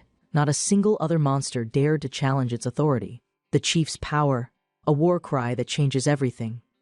Shin realized something else. This monster wasn't the same species as the others. It was faster, stronger, and more intelligent. However, Shin was undeterred. No matter how powerful it was foolish for the commander of the monsters to position itself on the front lines. That made it a prime target for the awakened soldiers. But just as Shin felt a sense of opportunity, the monster let out a deafening roar. The sound tore through the battlefield, causing severe discomfort among the troops. The system issues a dire warning. A new notification appeared in Shin's vision. Warning: your unit has been exposed to the chief monster's war cry. As a result, the entire monster horde received a temporary boost in strength, speed, and health. Worse, all lizards gained bullet resistance, making them even harder to kill. The battle takes a dangerous turn. With the monsters now enhanced, the soldiers struggled to maintain their ground. What had seemed like a controlled battle was quickly shifting in the enemy's favor. If something wasn't done soon, they could be overwhelmed completely. Shin gritted his teeth. This wasn't just a battle anymore. This was war. The battle shifts, a fight for survival. The war cry's devastating effects spread through the battlefield like wildfire. All non-lizard creatures in the area were suddenly afflicted with confusion and disorientation. Hung, visibly shaken, turned to Shin in terror. Something was terribly wrong. The collapse of the defensive line. As Shin assessed the situation, he understood the gravity of their predicament. The troops were in serious danger. Reports quickly flooded in, confirming that the soldiers were struggling to function. On the rooftop, Huck clutched his head in pain. Confirming that the system's warning had been accurate, this ability was far more than just a morale-breaking tactic. Their defenses were beginning to collapse. Tuck, desperate to regain control, shouted at his comrades, demanding to know why they were hesitating. With a furious roar, he ordered everyone to regroup and keep shooting. The hero at the front lines. Amidst the chaos, Shin remained at the front lines, doing everything he could to subdue the monsters. However, he quickly realized another alarming fact: the rate of fire had dropped significantly. The reason was clear: the debuff from the chief monster had already begun affecting their accuracy and effectiveness. With bullets now nearly useless, Shin ordered all remaining ammunition to be distributed exclusively to the awakened soldiers. Hook, through gritted teeth, questioned why the monster hadn't used this ability earlier. An intelligent enemy. Shin quickly pieced together the answer: the system message had stated that the effect was temporary. That meant that the chief had deliberately waited for the perfect moment to unleash its ability. This monster wasn't just a brute force enemy, it was a strategic combatant, capable of planning its assault. This realization sent a chill through Shin's mind. However, there was no time to dwell on it. Shin's plan for close combat, understanding that long-range attacks were no longer viable. Shin turned to Hung and ordered him to gather all awakened soldiers. Attacking from a distance no longer made sense. They needed to prepare for close combat. As they gathered, Shin handed each of them a special treat. The soldiers, confused, stared at the food in their hands. Realizing they deserved an explanation, Shin decided to reveal the full truth. Shin's abilities finally revealed. Some of them had already suspected it, but Shin confirmed what they had all experienced firsthand. His cooking enhanced their abilities. Every single awakened soldier had eaten something Shin had prepared before their awakening, and now, with the battle raging, his food would provide powerful buffs tailored to each individual. Since he didn't know what the monsters would do, he had prepared specific buffed treats for each soldier, ones that would directly counter the threats they were facing. The final stand. Hung reassured the unit, stating that if they followed their training, they still had a chance to win. Their mission was simple: defend the base and ensure the survival of the battalion.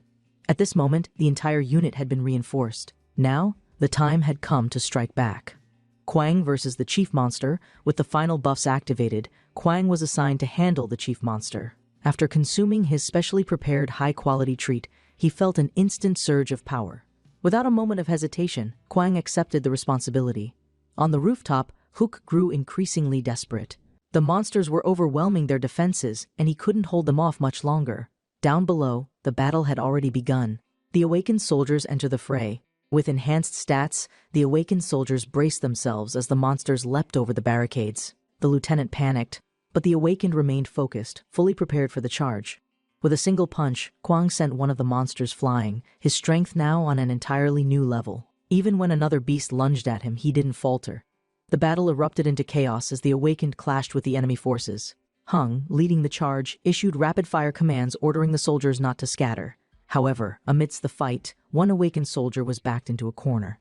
Just as a monster prepared to finish him off, Shin appeared, his kitchen knife gleaming.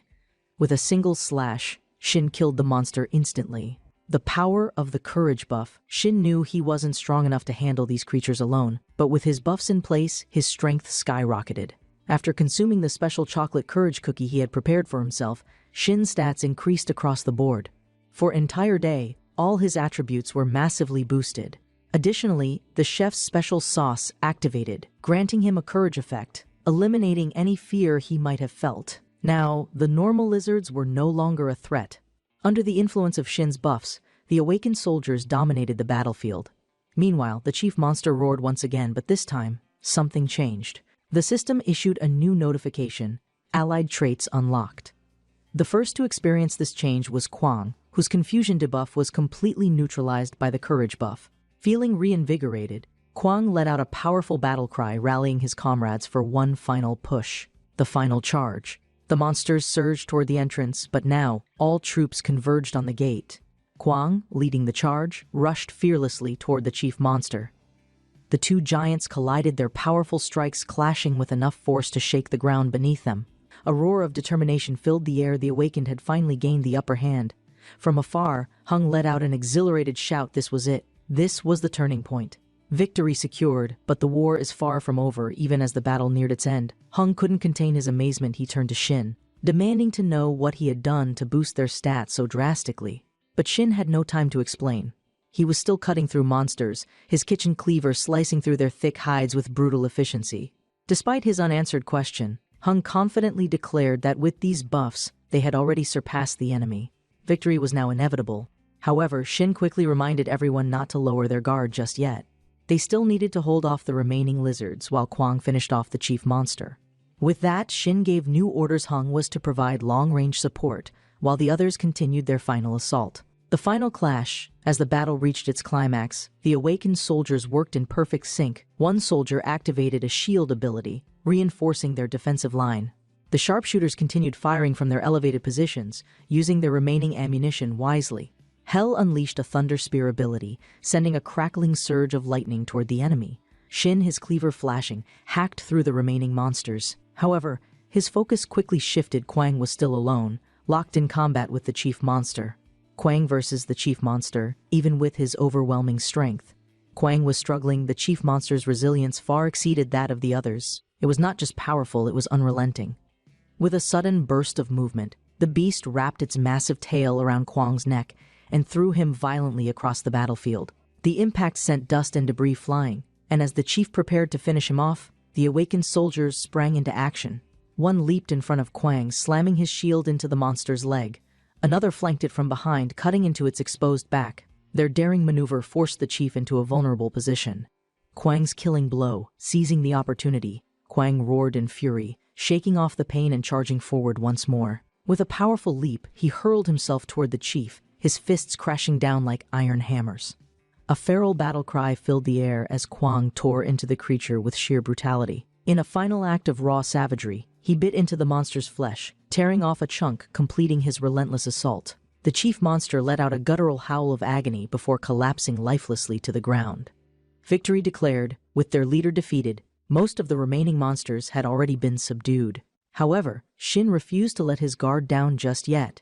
He immediately ordered the senior officers to confirm the unit's status, ensuring that no remaining threats were overlooked. Finally, with the battle officially won, the soldiers erupted into cheers. Their faces, once painted with exhaustion and fear, now shone with relief and triumph. Shin, however, stood still, momentarily in disbelief. Even in a situation where their firearms had been rendered ineffective, they had managed to prevail. System notification, control of Region Rock 27 secured. As the soldiers celebrated, the system suddenly activated, displaying a new message before Shin's eyes. Congratulations! You have secured control of Region Rock. Your group has been provisionally designated as Battalion. A game-changing revelation. A new status panel appeared, detailing the Global Occupation Battle event. Though most of the values remained hidden, the system clarified one crucial fact: their battalion was the first to occupy a major area. Realizing what this meant, Shin couldn't help but laugh. They had just secured first place in the global event. The aftermath?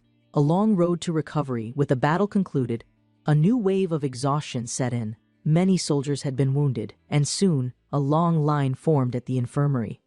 The most severely injured were placed on stretchers, and Mr. Park was tasked with transporting patients. Fortunately, Awakened soldiers with healing abilities worked alongside the medics, stabilizing the worst cases. One such healer placed his hands over a soldier's wounds, and within seconds, the pain vanished.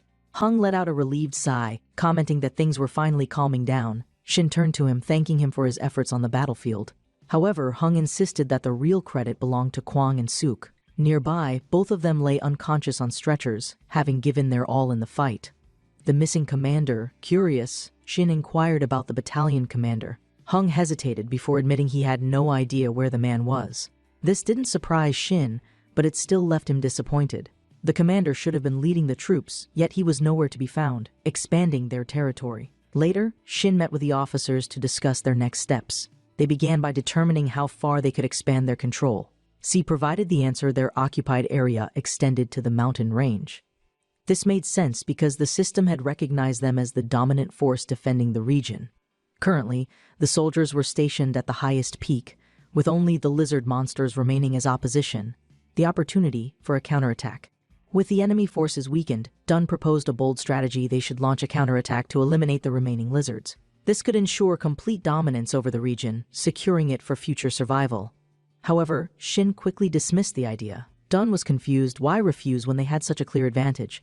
Shin's warning: the battle was harder than they thought. Shin reminded everyone that the previous battle had been far more difficult than expected. While they had won, it had come at a significant cost. Fatigue was setting in, many soldiers were injured, and worst of all, they still didn't know if more monsters were waiting nearby. A reckless counterattack could cost them everything they had just fought for. Instead of rushing into another fight, Shin urged caution. They needed time to recover, regroup, and strategize. For now, they had achieved something no one else had. They had survived. But the war was far from over. A strategic dilemma: attack or defend. Despite their recent victory, Shin remained firm in his stance. There was a vast difference between defending a position and breaking through one. However, Dunn continued pressing for a counterattack, insisting that they now had incredible powers and even more awakened soldiers. Shin, however, warned against over-reliance on the buffs from his meals. He explained that those enhancements required high-quality ingredients, customized flavors, and anywhere from 4 to 7 hours of preparation. The limitations of buffed meals. Hearing this, Dunn was surprised. He had assumed the meals were just regular food with slight benefits, not something requiring such careful preparation. Shin elaborated that he had been preparing for this invasion for a long time, but replicating those efforts now was nearly impossible due to limited resources. After considering this, Hung reluctantly agreed they would need to address this issue later. For now, they had more pressing concerns. Shifting the conversation, Hung shouted for the soldiers to unload the next truck, ensuring that everyone remained focused on their tasks. Managing the aftermath, the system's benefits. With the battle over, one major issue remained: the monster corpses littering the battlefield. Burning or burying them wasn't feasible given the sheer quantity. Shin turned to Hung and asked if he had reviewed the system's benefits. Shin had already analyzed all available options, but he still didn't know which one to choose. Hung, however, smiled confidently, telling Shin to pick whatever he thought was best. There was no real information on what each benefit did yet, but Hung added that everyone would feel more confident if Shin made the first choice. With the commander absent, it was clear that Shin had become the de facto leader in making these critical decisions.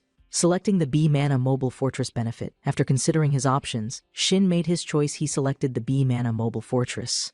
K immediately questioned the decision. However, Shin explained his reasoning. The name suggested it was a defensive asset, possibly a war tank or a transport vehicle. Even though they didn't need it immediately, it would become essential later, especially when the group inevitably ran out of food.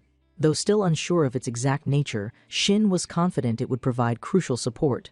Convinced by this logic, Hung also decided to make the same selection. Summoning the mobile fortress, an unexpected problem. With the selection made, Shin activated the power of summoning.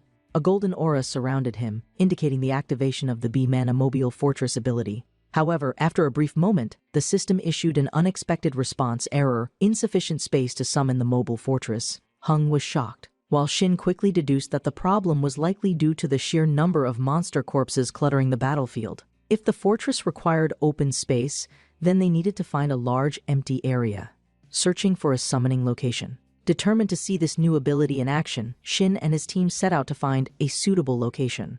Before leaving, Hung ordered the soldiers to finish clearing the battlefield. However, despite searching until evening, they still hadn't found a space large enough for the summoning. Naturally, Shin was frustrated. He wanted to test his new power immediately. But at least he had gained some valuable insight from the system. Every time someone ate one of his enhanced dishes, he gained 1 experience point. This meant that his strength would continue growing as long as he kept cooking for the battalion. The awakening process was progressing steadily, and Shin himself was getting stronger. A late-night visit from Lieutenant Kim. As Shin rested in his quarters, a knock at the door startled him. Upon opening it, he saw Lieutenant Kim standing outside. Shin immediately stood at attention, showing proper respect for the officer. Kim smiled warmly, but Shin remained cautious. He had little trust in the lieutenant, who had avoided the most dangerous moments of the battle. However, Kim wasted no time showering Shin with praise. He spoke about how grateful he was that everyone had survived, repeatedly thanking Shin for his efforts. But Shin saw through it. Kim had a habit of avoiding responsibility, but always knowing the right things to say afterward. Despite his flattery, Kim admitted that there was still no good news. The fate of the soldiers sent to higher command. Shin immediately asked about the 2 soldiers who had been sent to the higher command unit. Casually, Kim sat down and remarked that they likely wouldn't be returning. Grinding his teeth in anger, Shin thought about how he could have been sent on that mission instead. Would he have survived? Could he have brought back information or reinforcements? But Kim didn't dwell on the lost soldiers. Instead, he moved on to another topic: the food shortage and the shift to combat rations. Kim mentioned hearing rumors that the cafeteria had been closed, with the troops switching to combat rations instead. Shin confirmed this, stating that food shortages had forced them to make the switch. However, Kim questioned why they couldn't simply continue eating proper meals. Apologetically, Shin explained the reality: they needed to conserve resources. Still, Kim pressed the issue further, reminding Shin that during the awakening process, he had not spared any food, explaining the necessity of special meals. Shin sighed, clarifying that it wasn't by choice. It had been a special treatment to help soldiers awaken faster. Every meal during that period had been deliberately enhanced, ensuring that the soldiers had the best possible chance of survival. Now that many had already awakened, their focus had shifted to long-term sustainability. They couldn't waste high-quality ingredients anymore, not when they had to feed an entire battalion. Despite this explanation, Kim remained unconvinced. His priorities were clearly different from Shin's. He was more concerned with immediate morale than long-term survival. The war was just beginning. As the conversation dragged on, Shin realized something very clear: their true challenges were only beginning. They had won the battle, but now they had to secure their survival. Food shortages, tactical decisions, and the looming presence of even stronger enemies. These were the real problems they would soon have to face. The new era of war and survival. As the battle subsided and the injured were carried away to the infirmary, Shin felt the weight of exhaustion settle into his bones. Though victory had been secured, it came at a great cost. The soldiers were battered, the battalion was on the brink of collapse, and the looming presence of an uncertain future gnawed at the edges of their resolve. For now, they had gained control over the mountainous region known as Rock 27. But what that truly meant remained a mystery. The system had informed him that their battalion had officially been designated as Battalion 423, a name that held no significance yet but would likely be relevant in the unfolding war. Though they had earned first place in the occupation rankings, there was an underlying sense of dread about what this truly entailed. If they were competing for territory, then others must be as well.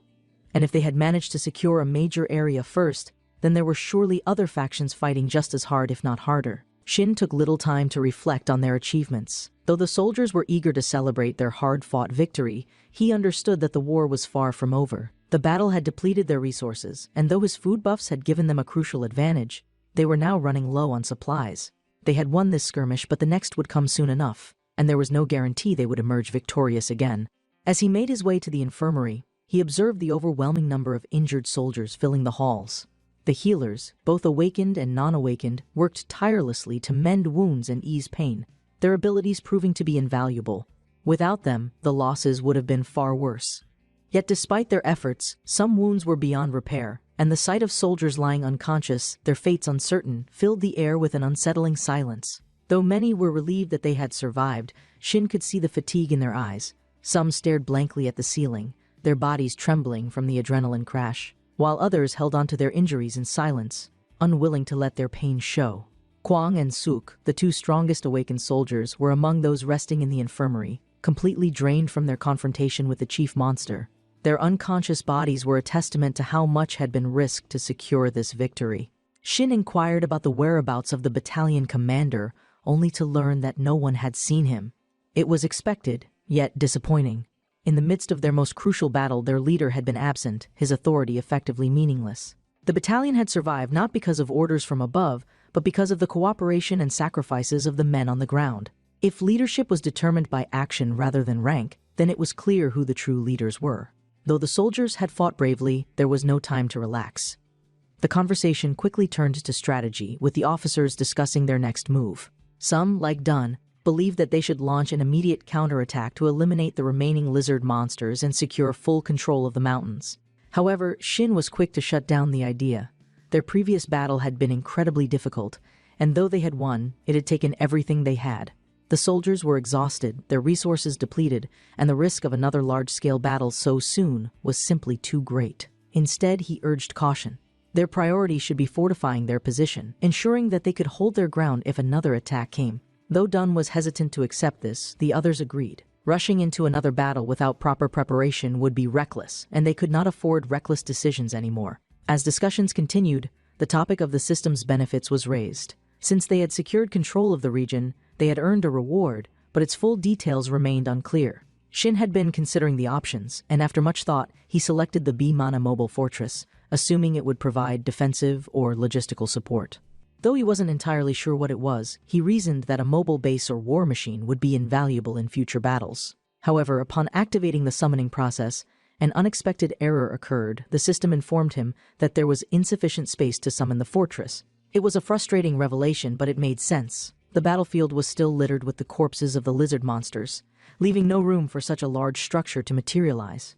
If they wanted to claim their reward, they needed to clear the area first. Determined to make it work, Shin and his team spent hours searching for an appropriate location. But by nightfall, they still hadn't found a large enough space. Despite the setback, he gained valuable insight into the system. Every time someone consumed one of his buffed meals, he gained an experience point.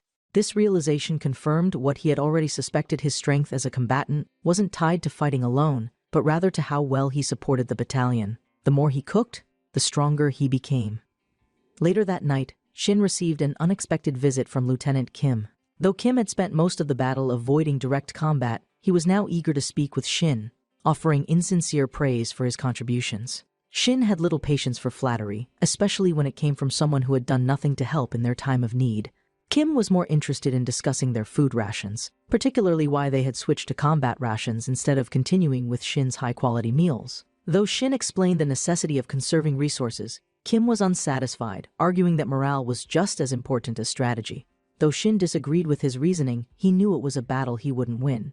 In the end, Kim left in frustration, though the conversation left Shin with a nagging sense of unease. The following morning, a new issue arose. A group of civilians had appeared at the base's perimeter, seeking refuge. They were a mix of men, women, and children, their faces filled with desperation and exhaustion. Though some of the officers were hesitant to let them in, Shin made the call to grant them shelter. These people had likely lost everything, and turning them away would be no better than leaving them to die. The soldiers quickly organized the refugees, registering their information and providing them with water. There were 25 of them in total, each carrying their own burdens and fears. Though their presence added a new layer of complexity to their survival, Shin knew they couldn't afford to ignore those in need. However, he remained cautious. As much as he wanted to believe these people were simply survivors in search of safety, he couldn't ignore the possibility that some of them had ulterior motives. For now, they would be housed on the third floor of the barracks, separate from the soldiers, while night patrols were increased to ensure security. Though the immediate danger had passed, new challenges were already beginning to unfold. The war was far from over, and if the system's messages were anything to go by, this was only the first step in a much larger battle. The world had changed, and only those who adapted would survive. As Shin stood on the rooftop, overlooking the battlefield they had fought so hard to defend, he couldn't help but wonder how many others were out there, fighting their own wars, staking their own claims, and more importantly, how long before they came knocking at their door. The arrival of authority and the weight of leadership with the arrival of the new refugees, the tension within the base had subtly shifted. Their presence marked a turning point in their already strained existence. Resources were already stretched thin, and the introduction of more mouths to feed only compounded their challenges. However, what truly unsettled Shin was not the civilians but rather the man who had stepped forward to take charge, Lieutenant Kim. Kim had been absent for much of the battle, yet now he emerged as if he had always been present, stepping into the role of commander with a confidence that felt misplaced. Shin had hoped that the battalion's true leaders, those who had fought, bled, and strategized to keep them alive, would continue guiding their survival. Instead, the arrival of Kim meant that rank would once again overshadow merit. Standing beside Hong, Shin observed the exchange as Kim introduced himself to the refugees, radiating false warmth. His words were carefully chosen, woven with an air of authority that immediately reassured the newcomers. To them, Kim's presence signaled stability and control, something they had been desperately searching for since the world collapsed. The civilians, who had initially been wary of the battalion's structure, became visibly relieved, as if they had been fearing lawlessness. It was clear they had expected nothing more than ragged survivors or low-ranking soldiers struggling to maintain order. Kim played into this expectation expertly, giving them the illusion of protection, masking his incompetence behind polished words. The conversation shifted towards logistics, the status of the troops, the availability of food, and the possibility of a permanent shelter. One of the refugees hesitantly asked about meal rations, clearly concerned about their own survival. Without hesitation, Kim loudly declared that everything would be arranged as soon as the proper paperwork was completed. He barked orders at the nearest soldier to handle the necessary arrangements, completely disregarding the fact that the base was in a crisis. Shin could only watch in frustration as Kim effortlessly asserted dominance, his voice carrying the weight of unquestioned authority. A quiet manipulation, Kim then turned to Shin, pulling him aside for a private conversation. He reminded Shin that he and Hong were the highest-ranking officers under his command, meaning that they were expected to follow orders without question. Without delay, Kim assessed the available space in the quarters and, upon receiving confirmation from Hong, quickly assigned him to guide the refugees and oversee their accommodations. His tone was brisk and dismissive, already treating the task as an afterthought. Before Hong could protest or discuss any concerns, Kim simply instructed him to report any problems directly to him and moved on. Then came the demand that truly weighed down on Shin's shoulders: an increase in food production. With 25 additional civilians to feed, the request meant that meal portions had to increase by a full quarter, a logistical nightmare given their dwindling supplies. Though Shin knew that stretching their resources this thin would jeopardize long-term survival, neither he nor Hong could refuse the order outright.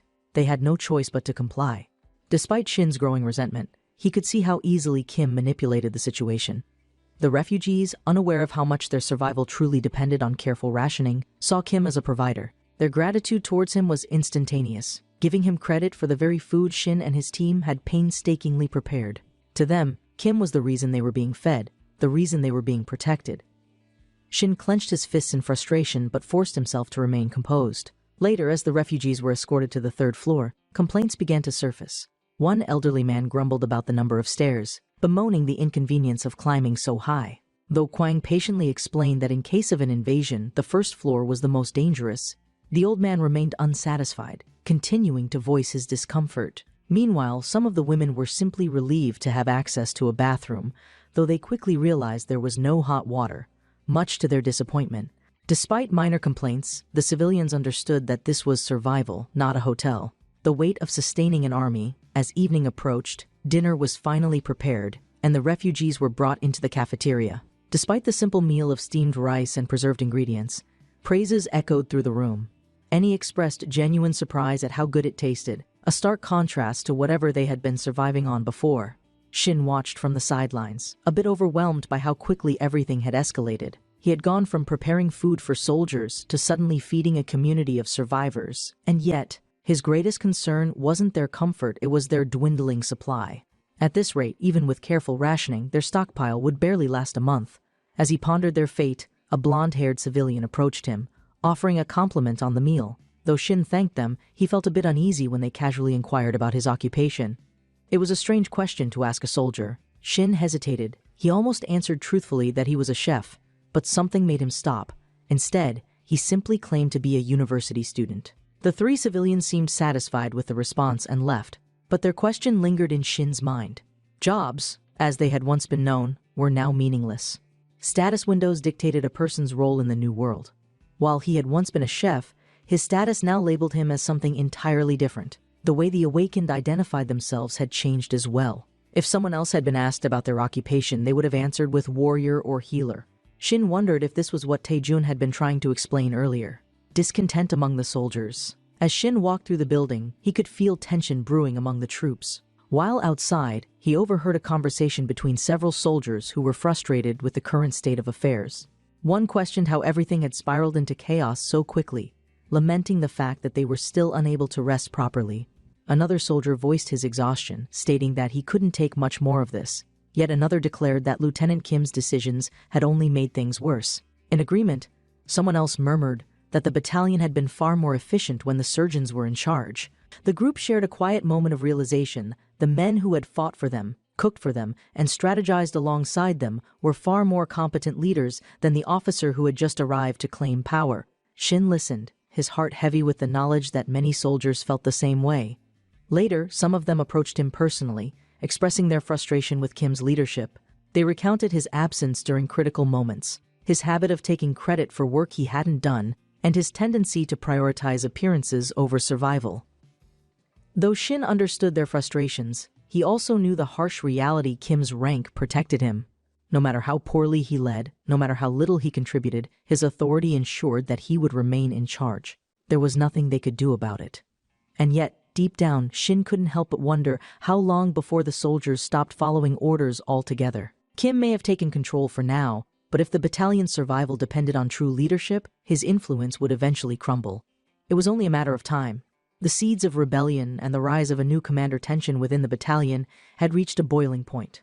Though the battle against the monsters had been won, a new struggle was brewing, one that had nothing to do with external enemies and everything to do with the fractured leadership within their ranks.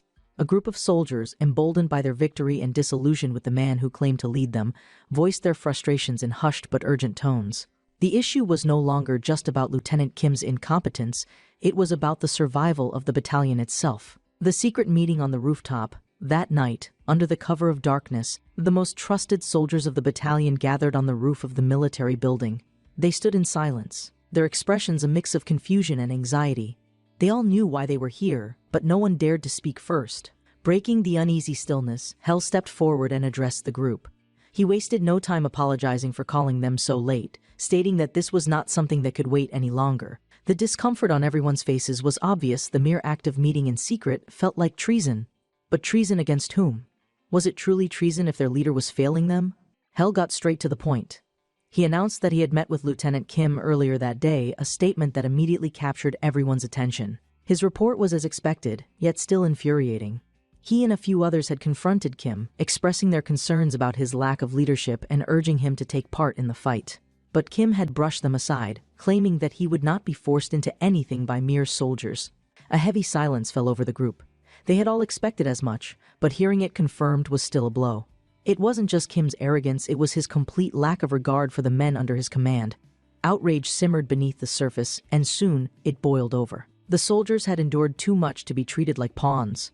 Even Shin, who had spent most of his time focusing on survival rather than politics, was taken aback by how little Kim cared for them. Himim, his tone now sharp with determination, made his stance clear. This wasn't just a matter of personal grievances, this was about survival. And for that reason, Kim had to be removed.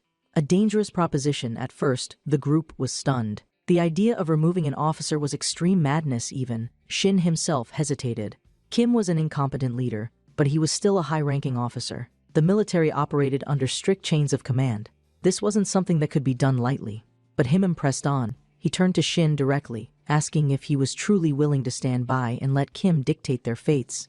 He accused Shin of allowing himself to be carried by the decisions of others, instead of stepping up. The accusation stung. Despite his reservations, Shin could not deny the truth in Himim's words.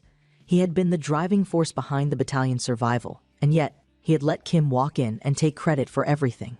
Still, the idea of outright rebellion was unsettling. Himim, however, made one final, irrefutable point. The battalion was growing, and soon more survivors would arrive. If Kim remained their representative, then he would be seen as the true leader of the unit. Once that happened, all authority would shift into his hands, and Shin, along with the other true leaders, would be powerless. That was not an option. The decision to overthrow Kim, the logic was undeniable. Kim had no strength, no real leadership skills, and no reason to be followed, and yet they had allowed him to take control. The soldiers, after reflecting on the truth, began to realize how absurd it was that they had followed such an incompetent officer for so long. However, there was still one major problem: they were still soldiers. They could not simply ignore Kim's rank. Kwang, ever the strategist, warned that internal betrayal was one of the greatest dangers in modern warfare, and that was precisely why they had to act quickly. If they hesitated, Kim would cement his authority, and by then, it would be too late to stop him. A new commander is chosen. With Kim's removal inevitable, the next question was, who would take his place? The highest ranks, aside from the surgeons, would fall to Park Tae-jun and Shin Yong-jun. However, even regular soldiers would be allowed to make decisions in the absence of officers. This was an entirely new way of governing a battalion, but given their circumstances, it was necessary. However, there was one lingering problem: not everyone was willing to accept a cook as their commander. Though Shin had saved them time and time again, there was still skepticism about whether he was truly fit to lead. That was when Himim turned to the group and reminded them of one simple fact: Shin was the one feeding them. He was the one giving them strength, keeping them alive, and ensuring they could fight. Without him, they would have fallen long ago. As the soldiers reflected on this, they realized just how much they relied on Shin. He had been there for them when no one else was. He had kept them strong when their weapons failed. And most importantly, he had never abandoned them. The formation of a clan, with no further objections, Himim made it official. Shin was now the new commander. Though Shin was hesitant, Hung insisted he accept the role. At that moment, the system activated once again. A notification flashed before Shin's eyes. All conditions have been met. With over 30 players and a recognized leader, a clan has been formed. The battalion had now become the first official clan in their small region and the second in the larger region. As a reward, they were granted a special token marking the beginning of their new era. For better or worse, Shin was now in command, and from this point forward, the war would be fought on his terms. A new era of leadership and the hidden dangers within. The weight of responsibility settled on Shin's shoulders like an iron yoke. Though he had never aspired to lead, the circumstances had given him no choice. The battalion needed someone to guide them, someone who had proven their worth through action rather than empty words. Now, the title of Navy Chef Leader had been inscribed in his status, and the implications were clear: his role had changed. No longer just a cook, no longer simply a soldier. He was the leader of Clan 423, the one who would shape the future of the battalion and perhaps its very survival. Despite the soldiers' support, Shin understood that leadership was more than just fighting battles. It meant maintaining order, keeping morale high, and ensuring that decisions were made not just for the sake of winning wars, but for the sake of retaining their humanity. His first decision as commander, however, was met with widespread resistance. Shin declared that Lieutenant Kim would not be executed. The air inside the meeting hall turned tense as disbelief settled over the soldiers. Some of them had fought to overthrow Kim, risking their lives, while others had suffered under his incompetent leadership. To them, the idea of keeping Kim alive felt like an insult. He was weak, cowardly, and had abandoned his duties when they needed him most. The logical course of action, many believed, was to eliminate him and move forward without dead weight dragging them down. Yet Shin held firm. The battalion had won their fight against the monsters, but if they started executing people out of convenience, they would become no better than the beasts they had just slain. He had fought too hard to ensure their survival, and he would not allow their victory to be stained with senseless bloodshed. Still, it was not just a question of morality. Kim, for all his flaws, could still be useful. There would come a time, Shin reasoned, when his rank, connections, or knowledge might serve a purpose. Killing him would be short-sighted. The decision left many soldiers puzzled, even frustrated, but in the end, they followed their new commander's judgment. The gathering storm, a hidden threat among the civilians. While the battalion's internal struggles played out, another group had begun quietly observing the situation from within the base. Among the survivors they had taken in, a small faction had emerged. A faction that was watching, waiting, and assessing the power structure of the battalion. From the third floor of the base, where the civilians had been housed, a group of men stood near a window, observing the soldiers returning from their late-night meeting. The blonde-haired leader of the group watched them closely, noting how they moved in unison, how they coordinated without hesitation. This was a military force, disciplined and efficient. Yet something was missing. He turned to one of his companions and inquired whether his previous request had been fulfilled. The answer was affirmative. After careful observation, no awakened individuals had been detected among the soldiers.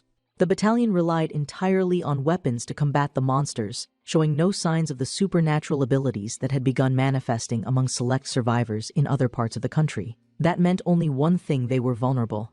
If the battalion truly had no awakened individuals, then now was the perfect time to act. However, the blonde leader was cautious.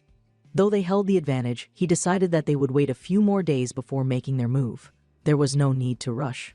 The power of the clan leader token. Meanwhile, Shin was adjusting to his new role, exploring the functions available to him as the leader of Clan 423. Among them was the clan leader token, an item that granted a stat boost based on the size of the group. The system informed him that he could choose an object to symbolize the clan, transforming it into a powerful emblem that would grant bonuses to all members. The potential of such an artifact was immense, but Shin hesitated. He had nothing that truly represented the spirit of their battalion. It needed to be something meaningful, something that embodied their resilience, their will to survive. For now, the token would remain unused, but he made a mental note to find a suitable object soon.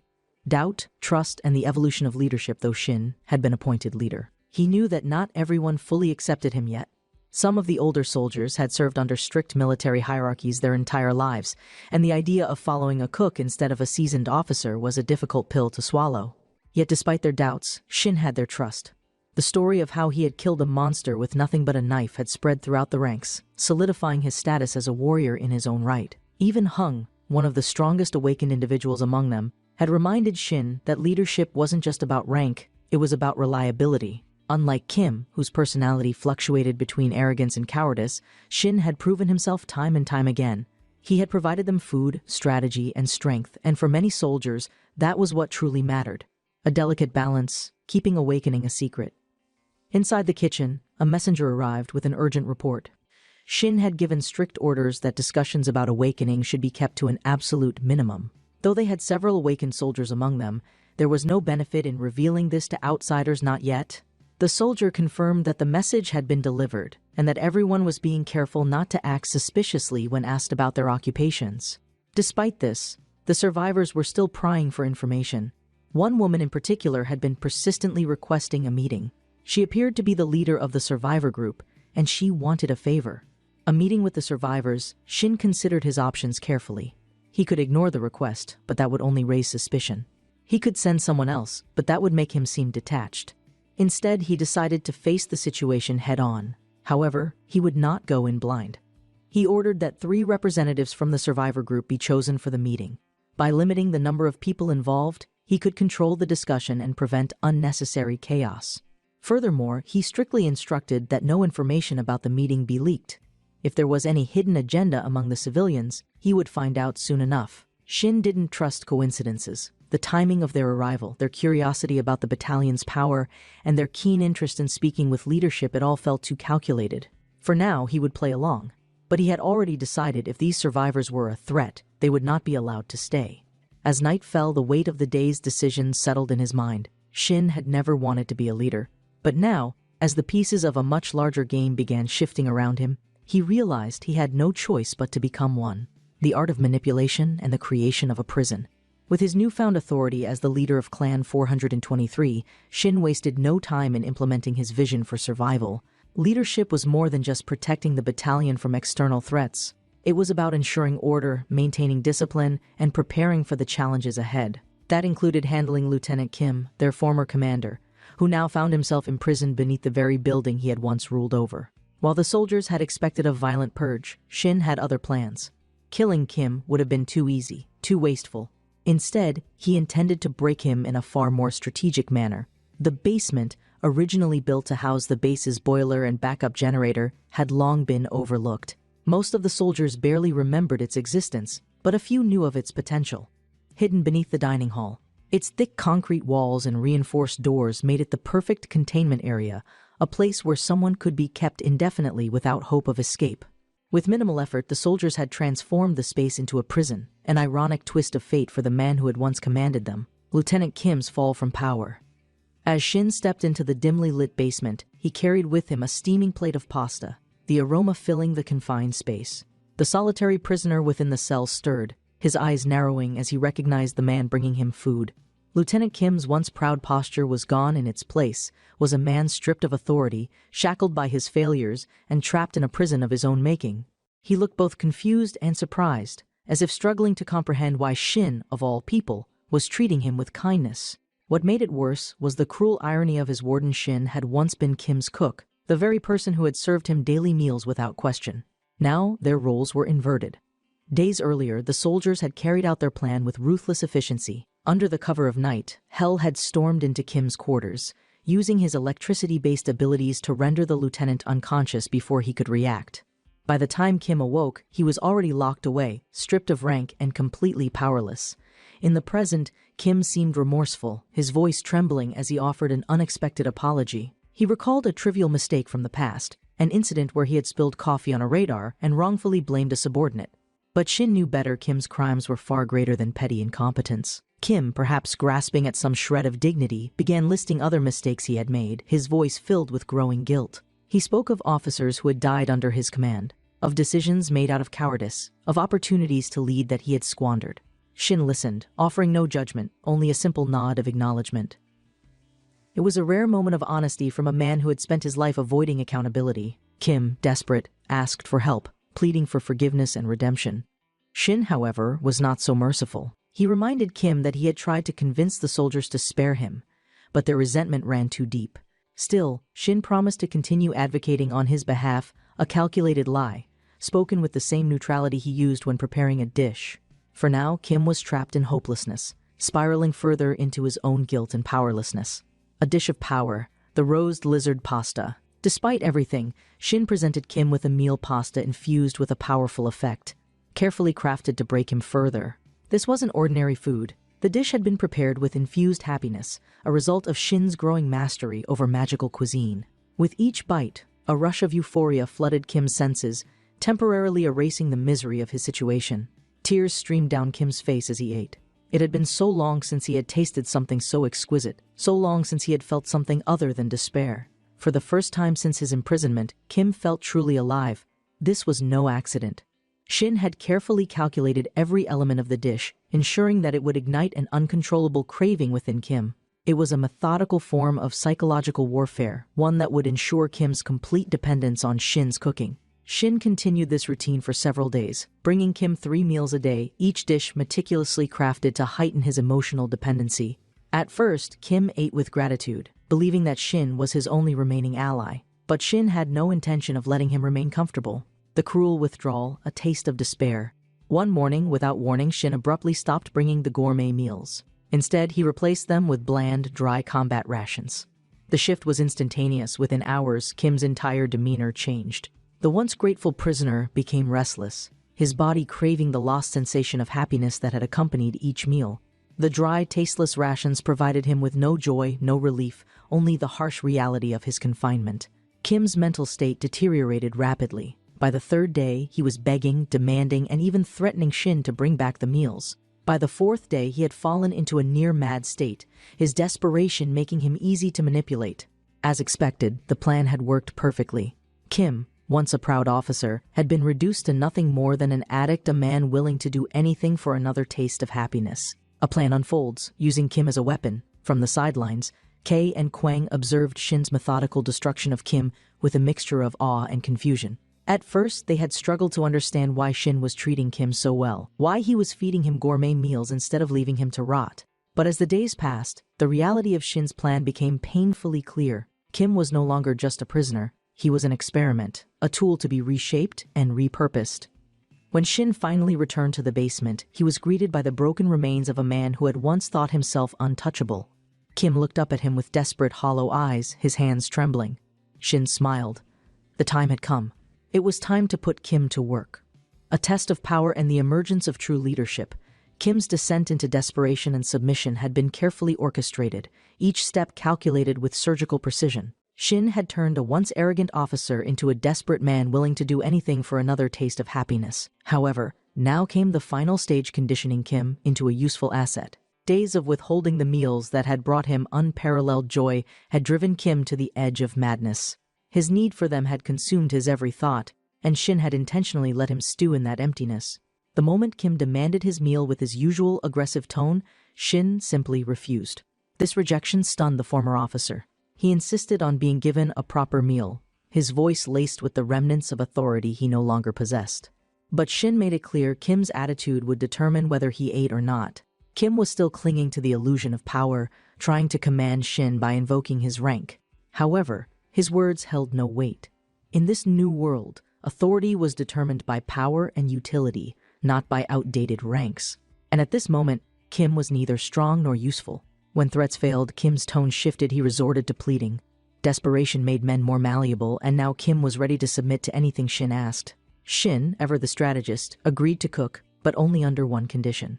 The price of awakening, Kim's first kill. Kim's trial was simple. If he wanted to earn his meal, he would have to kill a monster. This wasn't just a test of Kim's resolve, it was an opportunity for Shin. Awakening was still not fully understood, but it had proven to be crucial for survival. If Kim awakened, there was a chance his abilities would be useful to the battalion. The lieutenant, now visibly terrified, was taken to the newly established awakening chamber, an area where soldiers had begun awakening under controlled conditions. The room was set up to minimize risks, ensuring that new awakenings didn't endanger the unit. When the moment arrived, Kim hesitated. However, hunger was a powerful motivator. The addiction Shin had cultivated within him now pushed him forward, forcing him to do what he had once considered unthinkable. With a trembling hand and sheer desperation, Kim killed the monster. The moment the creature fell, a flood of energy surged through his body, and the system confirmed his awakening. Kim was now a level 1 novice commander. A commander's ability and an unexpected advantage. The effects of Kim's awakening were far beyond what Shin had anticipated. As soon as his status window appeared, it revealed a skill that would drastically change the battalion's capabilities. His ability granted a 10% stat boost to all nearby troops. This was a percentage-based increase, a rare and valuable type of enhancement. Shin immediately understood the implications. There were two main ways to improve stats: fixed numerical boosts and percentage-based boosts. Fixed stat increases were effective when a soldier had low base stats. They provided steady growth.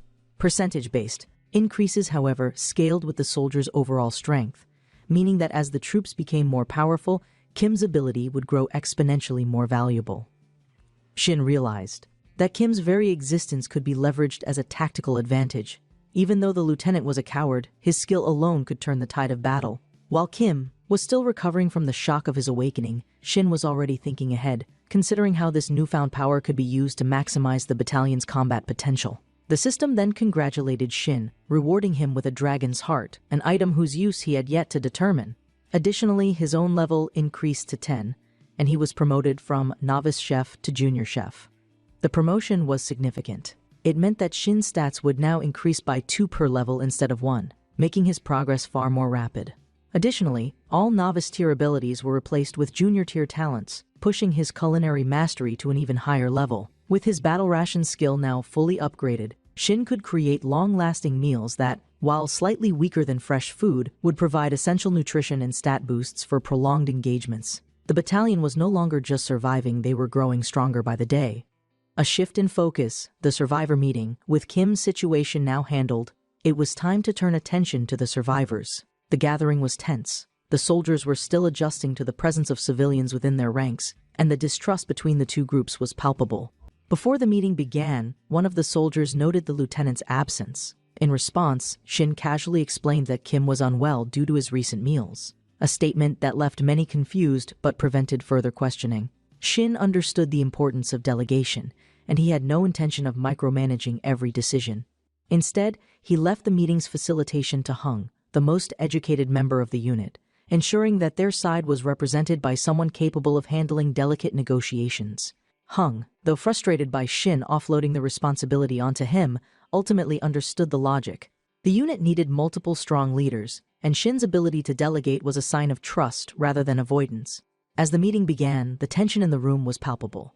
The survivors had been waiting for answers, and their leader, a sharp-eyed blonde woman, wasted no time in asserting herself. Her demeanor was immediately suspicious to Shin.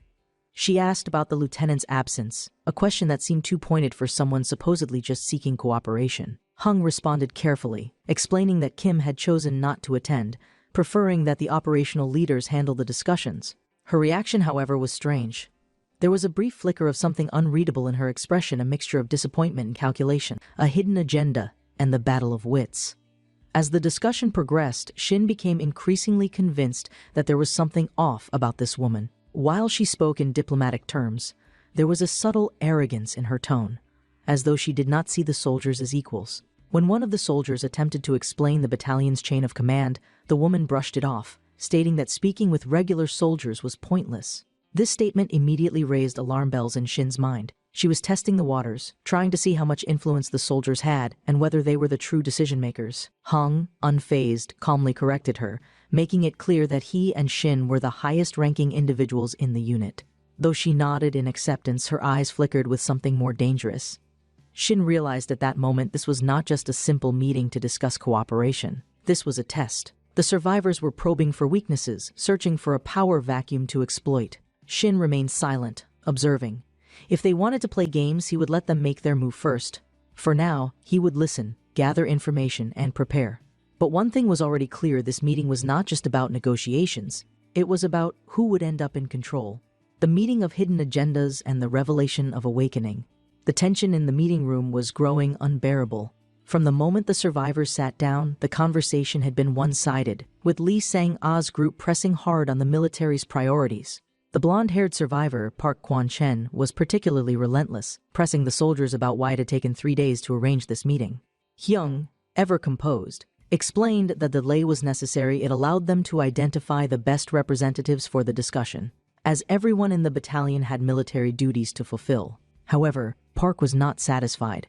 His accusatory tone made it clear he had no interest in compromise, only in pushing his own agenda. When Park accused Hyung of prioritizing military duties over the needs of the survivors, Shin felt his patience begin to wear thin. He had met people like this before, individuals who believed they could dictate everything, as if their words carried more weight than actions. Hyung attempted to clarify the military's position, explaining that protecting the survivors was their primary duty, but Park was relentless, insisting that soldiers should prioritize people over protocol. Shin could see the frustration mounting in Hyung's expression, but before tensions could escalate further, a sharp voice cut through the room. One of the survivors, the woman leading the group, suddenly shouted at Park, silencing him instantly. It was a rare sight, a civilian reprimanding one of their own with such authority.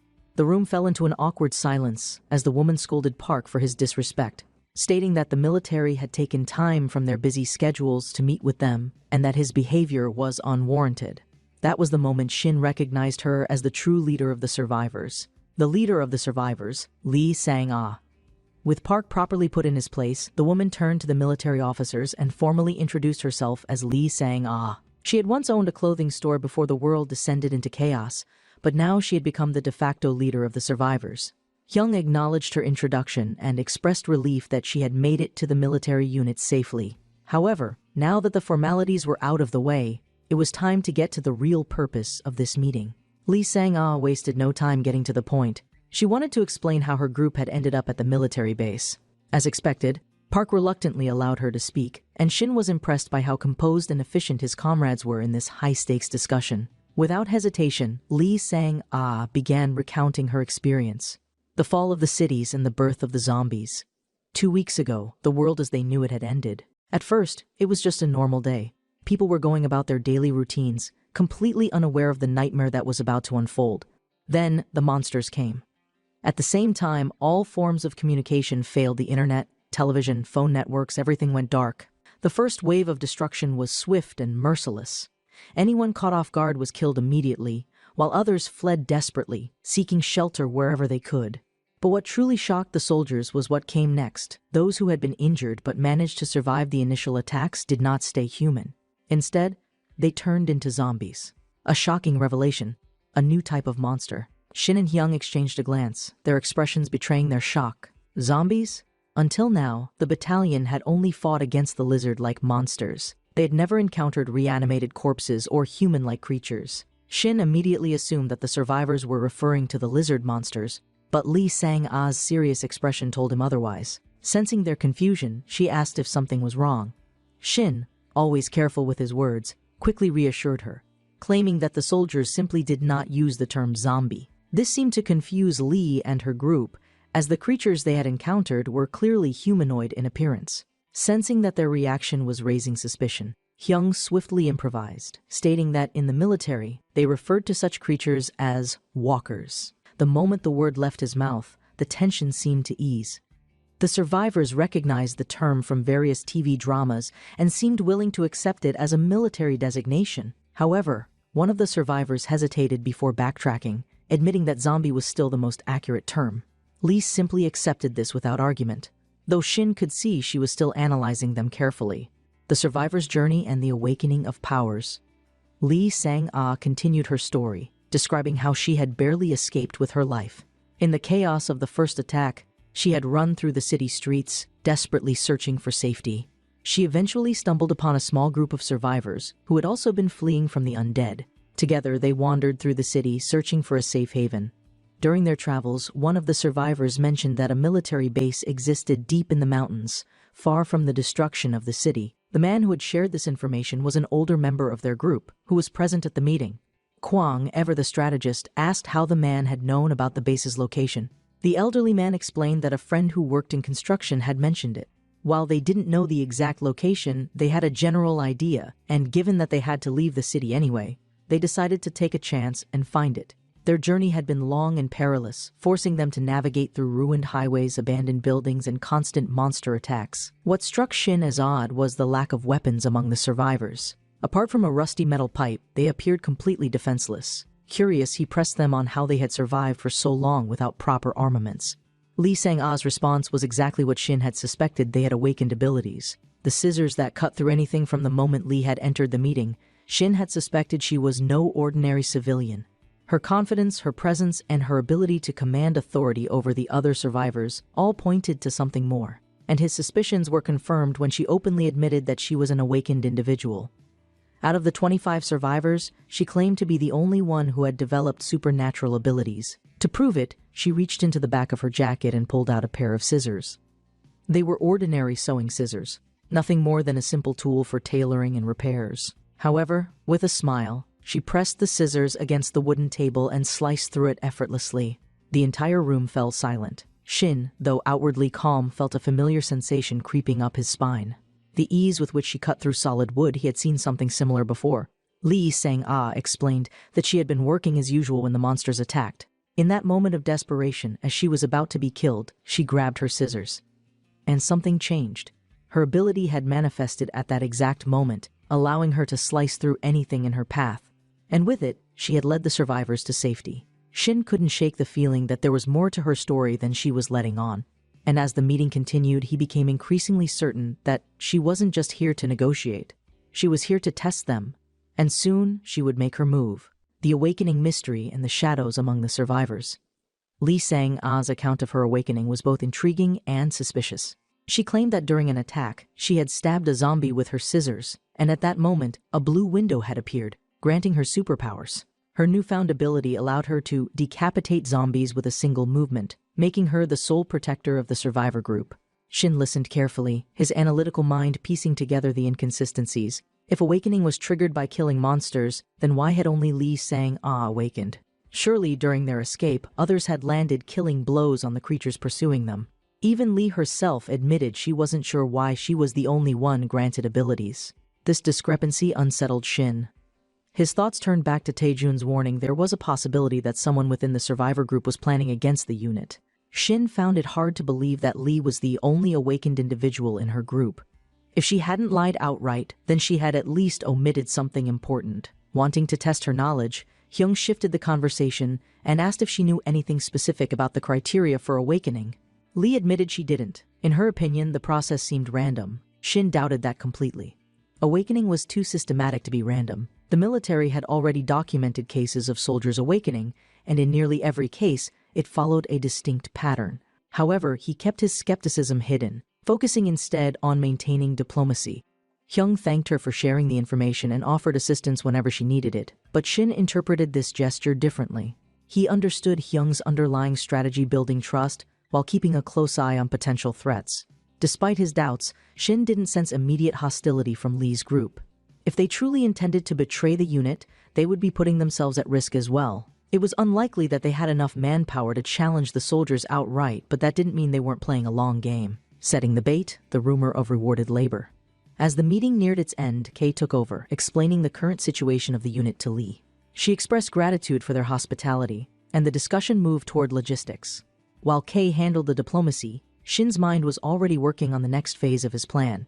He recalled that the survivors had agreed to help clean the rooms and dining hall in exchange for meals. Since they would be spending more time in the military space, he saw an opportunity to begin influencing them subtly, just as he had done with Kwang and Lieutenant Kim.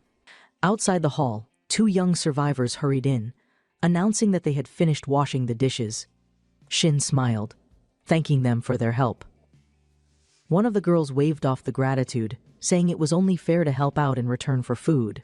This was exactly what Shin wanted to hear. He casually mentioned that he had prepared some snacks and invited them to try a batch of ice cream he had made from leftover ingredients. Naturally, they were excited, seeing it as a well-earned reward. However, what they didn't know was that this was no ordinary ice cream. It was infused with the chef's special sauce of happiness. Shin had used his abilities strategically not to control, but to create a rumor. He wanted the survivors to start associating labor with rewards, turning the idea of helping the military into something desirable. As expected, when the girls took their first bite, their faces lit up in surprise. One of them even admitted that she hadn't expected it to taste so good. The real effect, however, became apparent when her friend noticed something strange. The girl who had eaten the ice cream was smiling, something she hadn't done since her parents had died. Realizing this, her friend burst into tears, overwhelmed by the sight. The smiling girl, now aware of her own reaction, tried to explain that she just suddenly felt happy. Shin observed silently, knowing exactly what had happened. The effect of the ice cream was temporary, but the impact on her mentality would linger far longer. This was how Shin worked. He never forced, he only nudged. With the rumor now in motion, he was confident that more survivors would seek to contribute, hoping for small moments of joy in an otherwise bleak reality. The suspicious room, uncovering the hidden threat. That night, after the meeting concluded, Hyung came to inform Shin of something important. Among the survivors, there was a particular group of 5 individuals who stood out. These 5 people had known each other before the outbreak, and while being friends didn't necessarily make them accomplices, Hyung found their behavior highly suspicious. It was always the same man asking about the military's activities, always the same individuals watching closely whenever soldiers moved around the base. Shin frowned, considering their options. They couldn't simply eliminate the group based on suspicion. Doing so would risk triggering a protest among the survivors, further damaging trust between the two factions. However, they also couldn't afford to do nothing. Hyung understood the delicate nature of the problem. If these 5 were planning something, waiting too long could be dangerous. Shin, after careful thought, proposed a solution. Instead of direct confrontation, they would slowly integrate the suspects into the military's routine. Specifically, one of them would be assigned to the dining hall, a controlled environment where Shin could monitor and manipulate them directly. Hyung, recognizing the strategy, smirked knowingly and asked if Shin intended to use the same psychological tactics he had used on Kwang and Lieutenant Kim. Shin nodded without hesitation. Manipulation was more effective than coercion. If he could slowly erode their resistance, they would eventually reveal their plans willingly. However, Hyung raised an important question: was it really going to be that easy?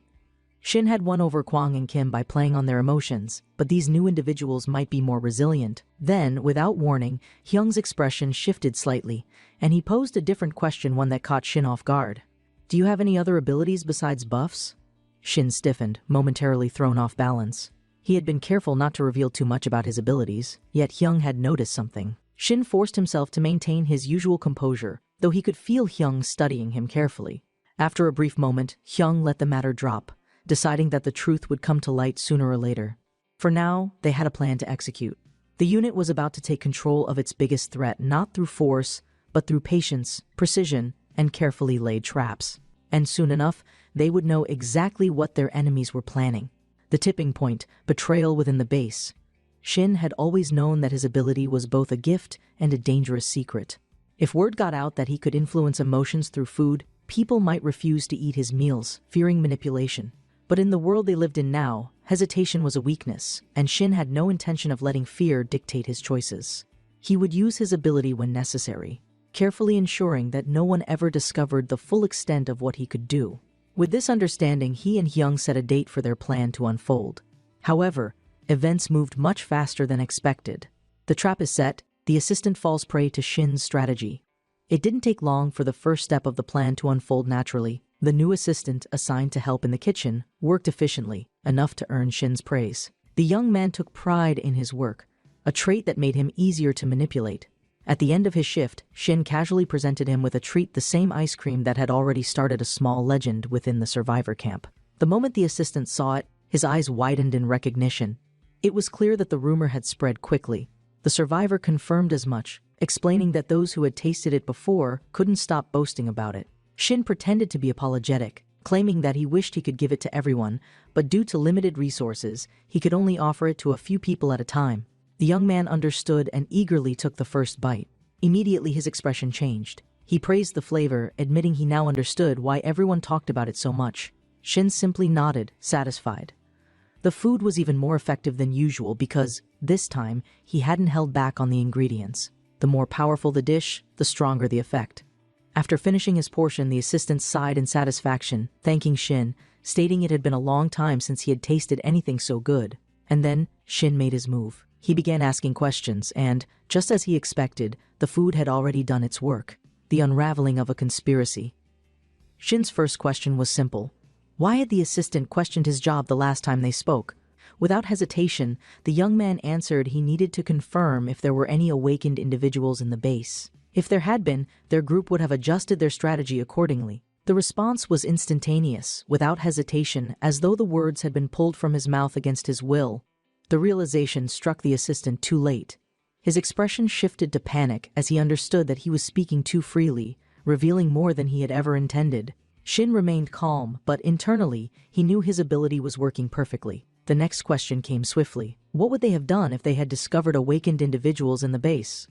Again, the assistant answered before he could stop himself. If there had been many, they would have remained discreet and waited for the right opportunity to strike. Shin absorbed the information quickly. It was exactly as he had suspected. This wasn't a small group of harmless survivors, but a faction planning a takeover. His next question was the most critical. Had the absence of awakened individuals lowered their guard? Once again, without thinking, the assistant admitted that it had. Their group had spent days observing the military base, and upon seeing no visible awakened soldiers, they had concluded that the military unit was not as strong as it appeared. Then, realization dawned upon him. The assistant's face twisted in fear. He clutched his head, trying to stop himself from speaking, but the food's effects were too strong. Panic set in. He realized he was revealing everything. Trying to regain control, he suddenly stood, attempting to flee. But Shin was faster. With a calm, commanding voice, he ordered the assistant to stop, and to the man's horror, his body obeyed. He froze in place, unable to move, his eyes wide with disbelief. Shin leaned in, voice low and dangerous. One more question. The assistant trembled, his body betraying his will. How many awakened members were in their group? And who was their leader? The assistant, still trapped under the lingering influence of the meal, answered without choice. 5. Their leader was Park Hwan-chen. Shin's mind raced. Park, the man who had been the loudest critic of the military's leadership, the one who had pushed the hardest against Young and the soldiers, had seemed too aggressive from the start. Now, it all made sense. Shin pressed forward with his final question. What were the 5 planning? And then, the final truth came spilling out. Their group had decided to take over the unit.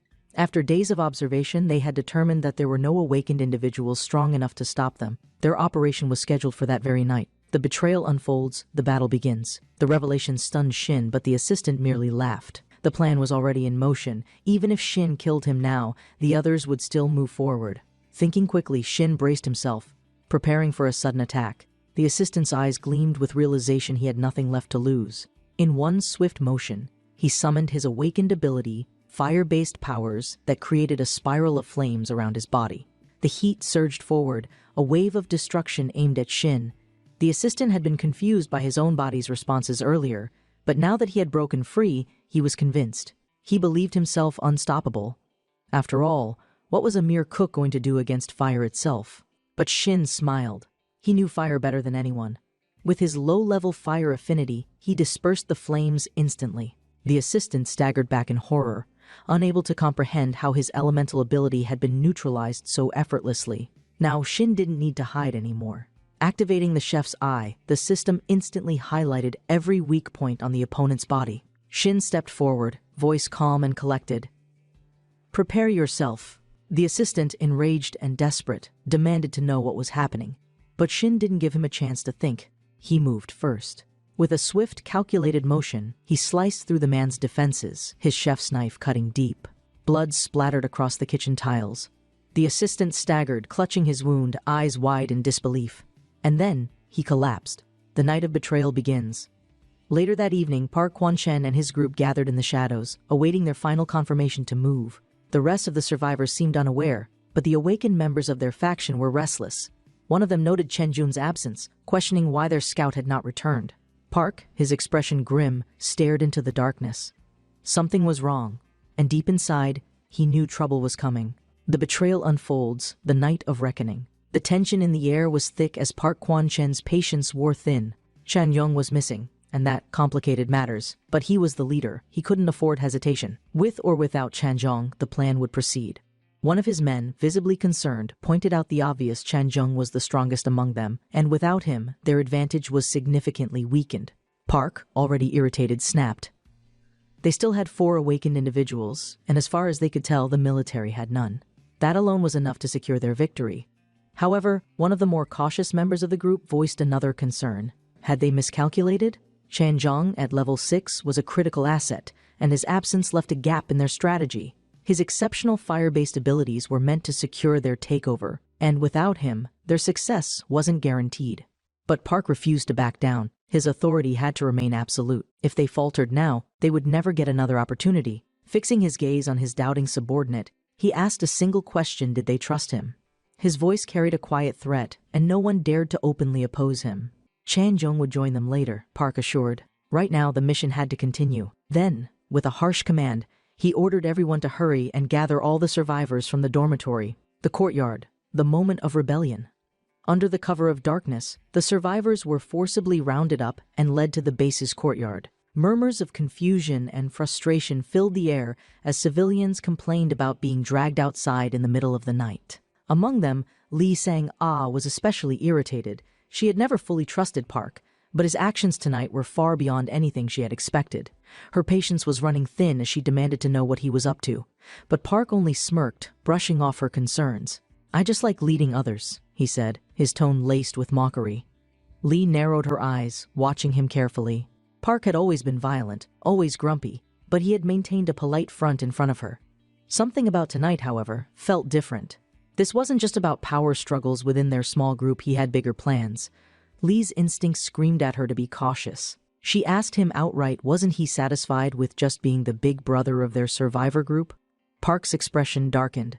A group of 5 was too small for him, he said. With the entire military unit under his control, he would finally be satisfied. The civilians began to panic as Park and Lee argued. The other survivors began voicing their complaints louder. They didn't understand why they had been forced out of their rooms, and the sight of Park's group standing separately only deepened their unease. Inside the base, soldiers took notice.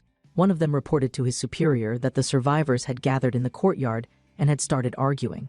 Another soldier, watching from a window, scowled. They didn't like this. As long as the survivors were living under military protection, they should follow orders, not cause problems in the middle of the night. Lee's realization and the betrayal revealed. Lee let out a slow breath, feeling the weight of an impending fight settle on her shoulders. She had always suspected Park would cause trouble, but this was worse than she had expected. Her fingers instinctively reached into her pocket, closing around the familiar metal of her scissors. If things turned violent, she would have no choice but to fight back. The moment she drew her weapon, the civilian crowd recoiled in fear. Whispers rippled through them. Was she planning to fight these men? Were these men insane for picking a fight with her? Yet Park didn't flinch. He knew exactly what Lee was capable of, and yet he was still confident. Lee's unease deepened. Something wasn't right. She had assumed she was the strongest in the group, yet Park and his men weren't backing down. Why? Then realization dawned on her. They were awakened. All of them. The knowledge sent a shiver down her spine. They had been lied to.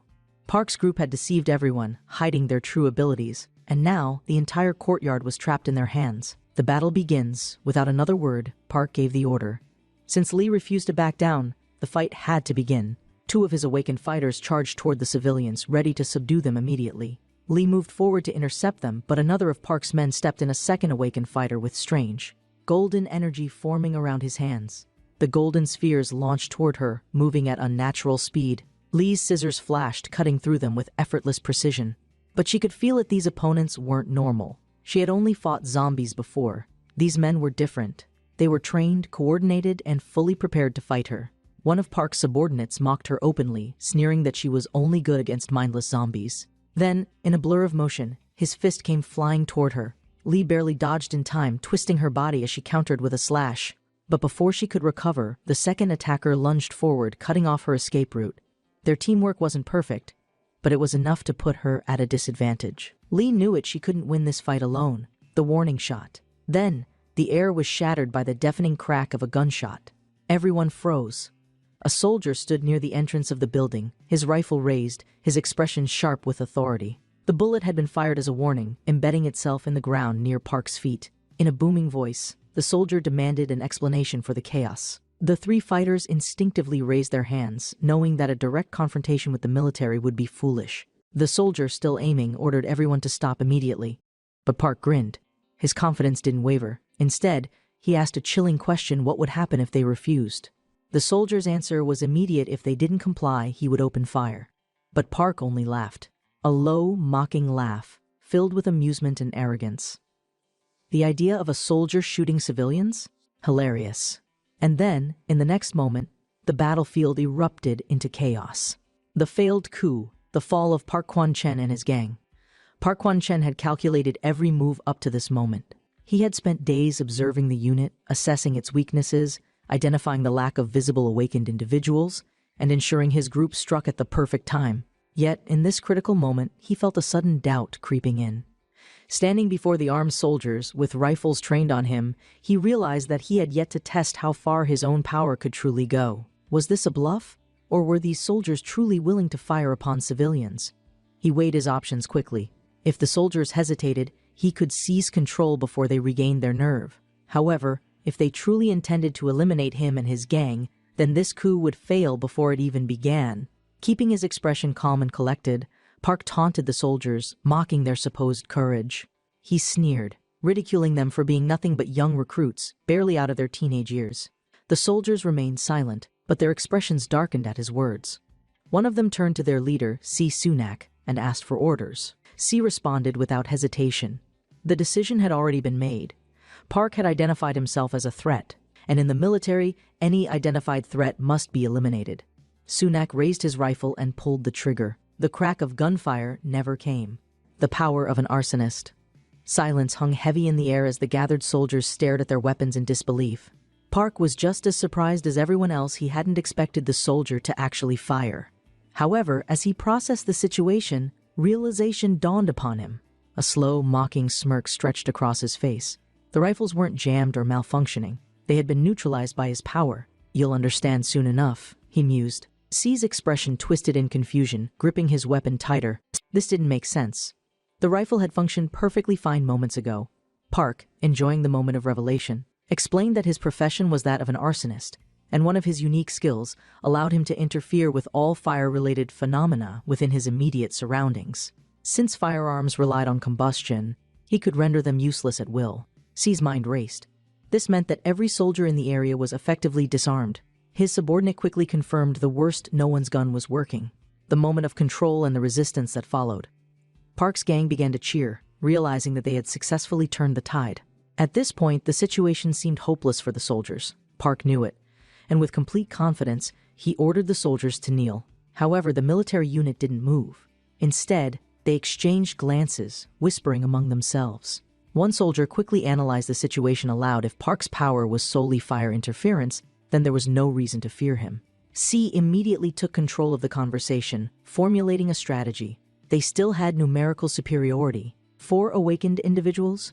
They had dozens of trained soldiers. C issued orders, assigning groups to handle each of Park's men. Additionally, he assigned extra support to Lee Sang-ah, who had already positioned herself defensively. Park, watching them defy his command, scoffed in irritation. The first blow and the sudden collapse of Park's coup. Park sneered, threatening to make an example out of the boldest soldiers. Before he could finish his sentence, a fist slammed into his face with the force of a thunderclap. His vision exploded in pain as his body staggered backward, barely remaining upright. For a moment, stunned silence filled the courtyard. No one had seen it coming. Park, clutching his face, looked up in shock. A soldier had struck him. An awakened soldier. Even Lee was taken aback. She hadn't expected there to be another awakened individual among the troops. Park, still conscious but barely standing, processed the situation quickly. He had miscalculated. He had assumed the military unit was entirely composed of ordinary humans, but now he had been proven wrong in the worst possible way. And then, before he could react, another blow followed. This time, it sent him crashing into the ground, unconscious. The aftermath: the rebels defeated. With their leader taken down in a single strike, the remaining troublemakers faltered. Their confidence shattered, they quickly lost control of the situation. The military unit seized the moment, moving in to restrain the remaining members of Park's gang. Even Lee Sang-ah, despite her initial reluctance to take sides, helped subdue them. One of Park's subordinates, staring at his fallen leader, murmured in disbelief. How did Park think he could do this?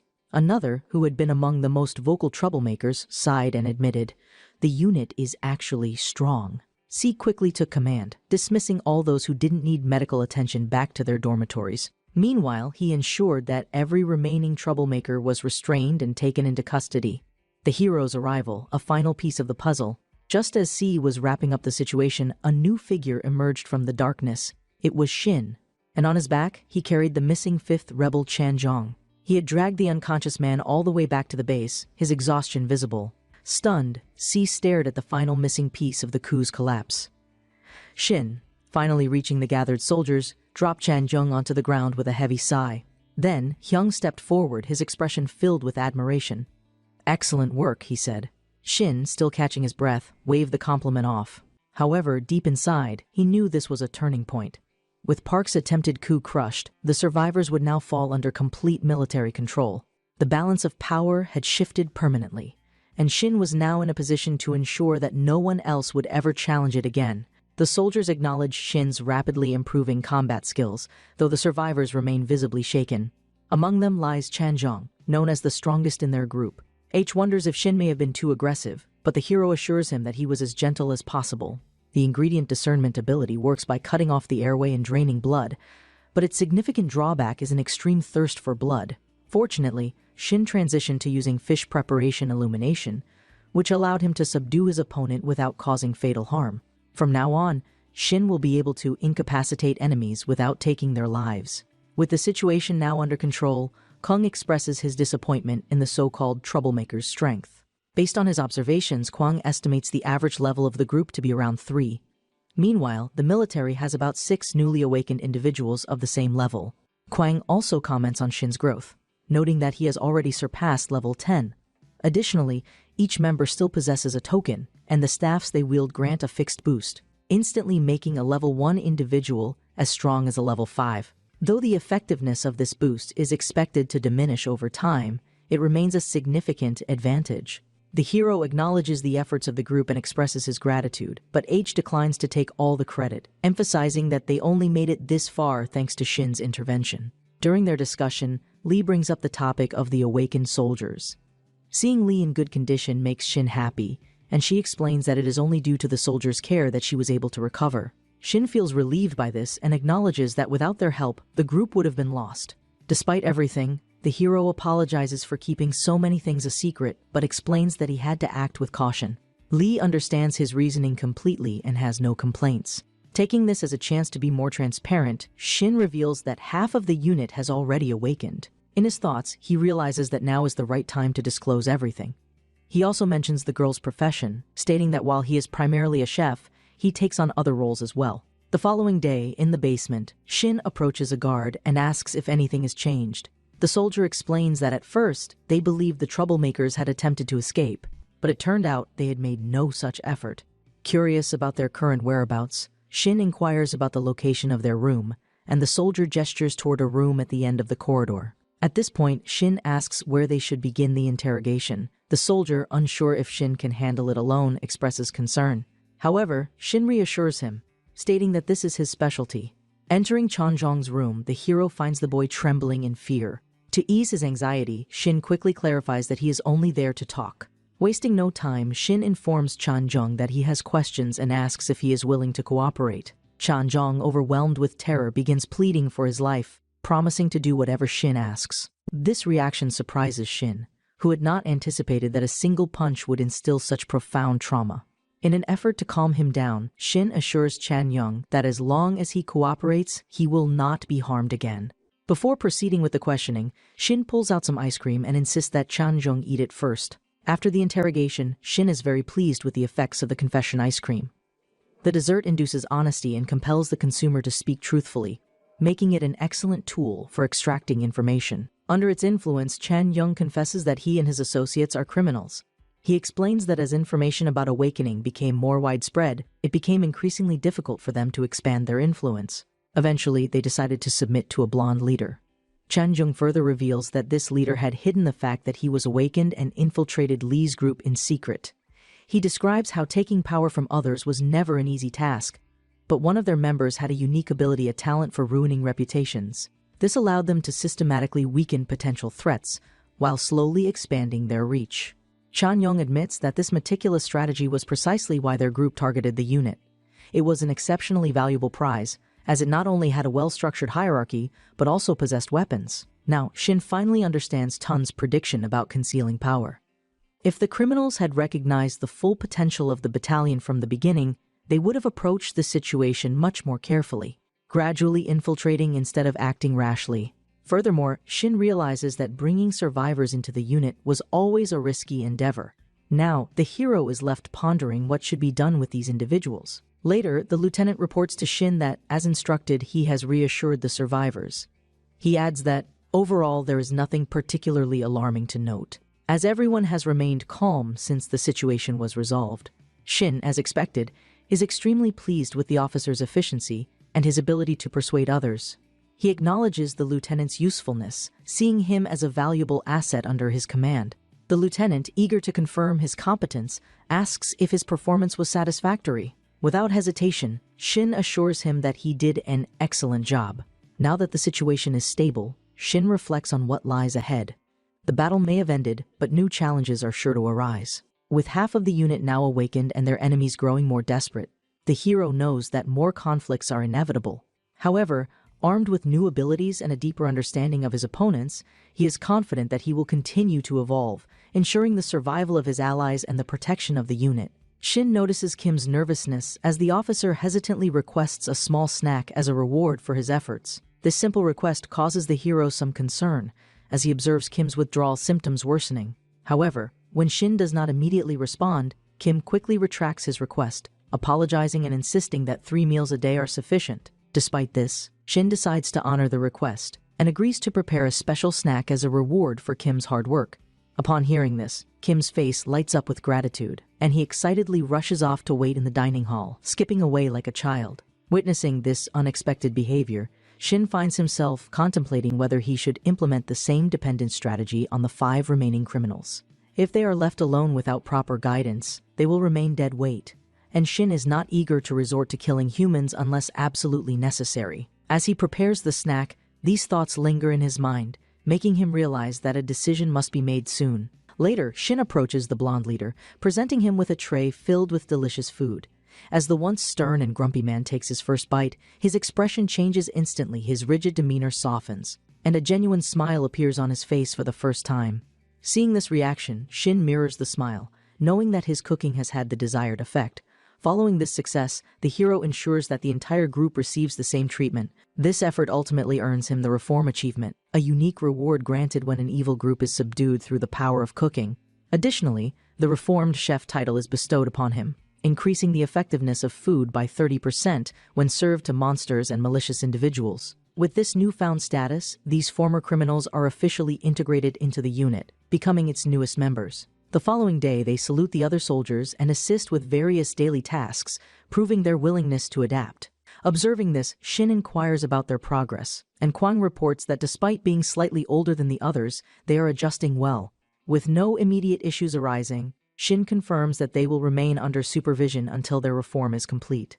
At that moment, H rushes in, appearing desperate to speak with Shin. Sensing the urgency, the hero immediately asks what has happened. H, acting as the unit's surgeon, explains that there is something Shin must see right away. By this time, the UN has successfully collected the remaining fuel, but without tapping into the vehicle reserves. The generator will only last another week. This presents a major crisis, as the unit is already running dangerously low on food and electricity. Despite the concern among the soldiers, Shin remains calm, knowing that this situation was inevitable ever since the arrival of the survivors altered the original plans. One of the soldiers anxiously asks what should be done next, and Shin firmly states that they will begin preparations to leave the unit.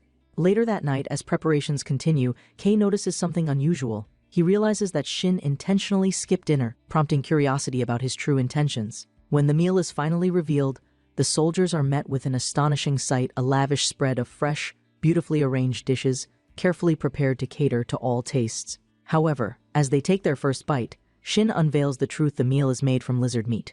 The moment this revelation sinks in, the soldiers' excitement immediately shifts into outright panic. Unsurprisingly, H reacts with outrage, demanding to know why Shin is feeding them lizard meat. In response, the hero calmly explains the reasoning behind his decision. Up until now, they had only encountered lizards with well-known weaknesses, but according to Miss Lee, there are numerous other types of monsters outside, including zombies and humanoid creatures. Given this reality, the unit must be prepared to adapt and survive under increasingly difficult conditions. Even after this explanation, H remains confused, struggling to understand the necessity of eating monster meat. At this point, Shin further clarifies that their food supplies have dwindled to dangerously low levels, leaving them with only a minimal amount of combat rations. Though the soldiers can still purchase basic food items such as rice and bread from the shop, these goods require points and are difficult to prepare under their current circumstances. Fortunately, monster meat contains magic, making it an efficient and highly effective food source. While this reasoning is logical, Kev voices a concern many soldiers will struggle to accept this change, particularly when it comes to lizard meat, as they had witnessed their comrades die at the hands of these creatures. Shin acknowledges this emotional struggle, fully aware that the mental toll of their experiences cannot be ignored. This is precisely why he has carefully managed the unit's morale through well-prepared meals. Without this effort, the entire group would have already collapsed under the weight of severe trauma. Even now, Shin continues to wrestle with the burden of keeping everyone mentally stable. The reality of eating creatures that once preyed upon humans is a hard truth to swallow, yet Shin remains steadfast in his convictions. He firmly states that they cannot afford to hesitate, as their primary goal is survival. At this moment, the soldiers are faced with a critical decision. They must either consume monster meat to stay alive, or risk being consumed by monsters themselves. With determination in his voice, Shin asks his soldiers for their trust, urging them to place their faith in his leadership. The following day, Hum gathers everyone for another special meal prepared by Shin. Unlike the night before, the soldiers feel relieved at the thought of eating something fresh, though some remain skeptical about whether the meal truly contains monster meat. However, the moment they take their first bite, their doubts quickly dissipate. To their astonishment, the food is incredibly delicious, surpassing all expectations. Even more surprising is the unexpected benefit the meal enhances their stats, proving to be far superior to anything they had consumed before. Recognizing the success of this strategy, Kei enthusiastically praises the plan, expressing confidence that it will ultimately benefit the unit. In agreement, Shin nods, reaffirming that they are taking the right steps towards survival. Despite the challenges that lie ahead, one thing is certain: the unit has entered a new phase of adaptation, and under Shin's leadership, they will overcome whatever obstacles arise. Although some soldiers remain hesitant, the surgeon reassures Shin that there is no need to worry. He confidently states that, given time, everyone will adjust and eat the monster meat, as it is essential for their survival. To lighten the mood, Hung suddenly raises his voice, declaring to everyone that the party cannot end like this. His statement catches the attention of the entire battalion, and curiosity spreads among the soldiers. With a grin, he reveals that he has been hiding soju and beer, a secret stash he had carefully set aside after every department meeting. The announcement instantly excites the entire unit, and soon laughter fills the air. The soldiers cheer enthusiastically, their spirits lifted by the unexpected turn of events. Without wasting time, they bring out the hidden crates, and the military celebration begins in earnest. As the night progresses, Shin watches with a sense of satisfaction, genuinely pleased to see the soldiers so happy after such a long and exhausting period. For the first time in a while, they are able to relax and enjoy themselves. However, amid the lively atmosphere, Shin suddenly notices something unexpected. Miss Lee appears in the background, her presence catching him off guard. Her arrival surprises him, as she had not been in the Len quarters, where most survivors were residing.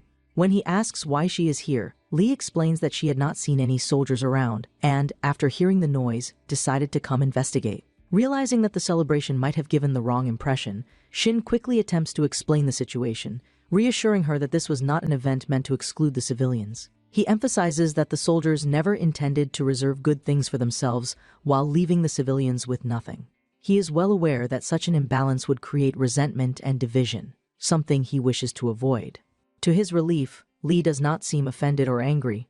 In fact, she calmly tells him that she had already heard about the monster meat, and while it was unusual, she understood that such measures were necessary for survival.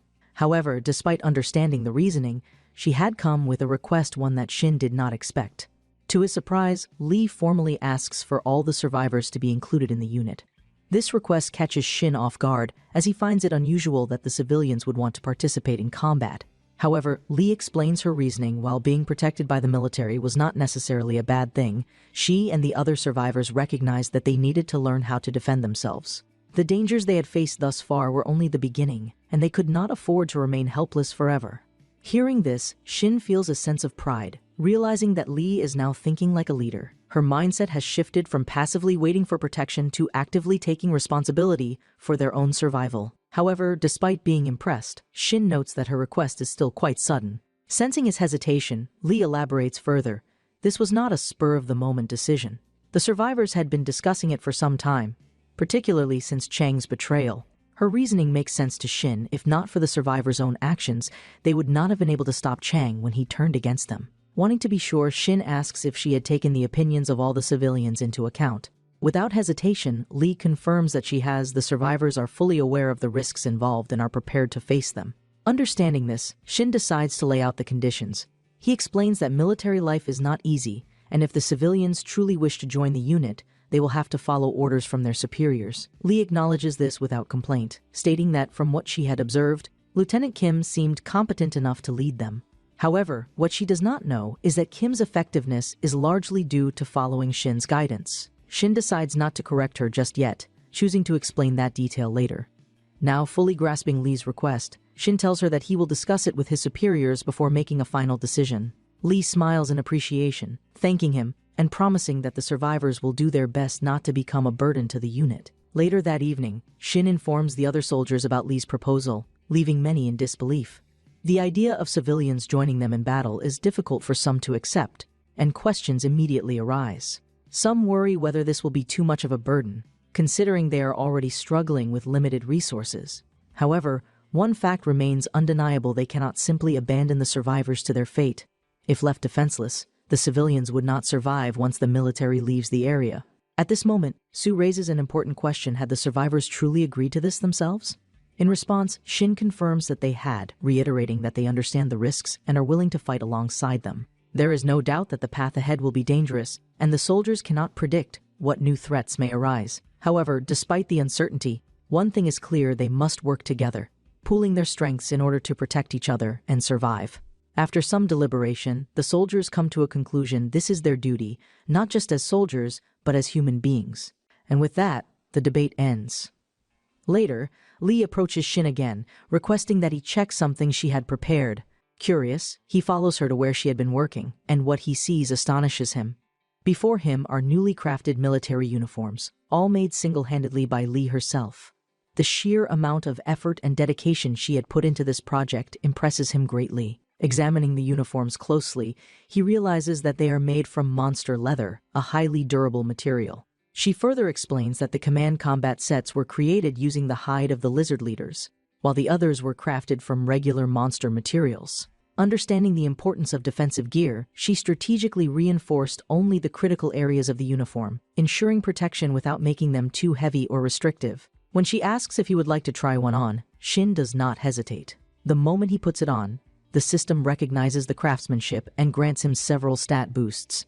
Due to being made by a novice tailor, the uniform significantly increases physical resistance and enhances attribute resistance. Shin is amazed, realizing how powerful this new equipment could be, especially when combined with the boosts from meals. Lee, watching Shin examine the uniform, smiles and compliments how he looks in it. In return, he thanks her, noting that the outfit is extremely comfortable. As their conversation continues, Shin brings up a curious observation. Why did she choose gray as the uniform color?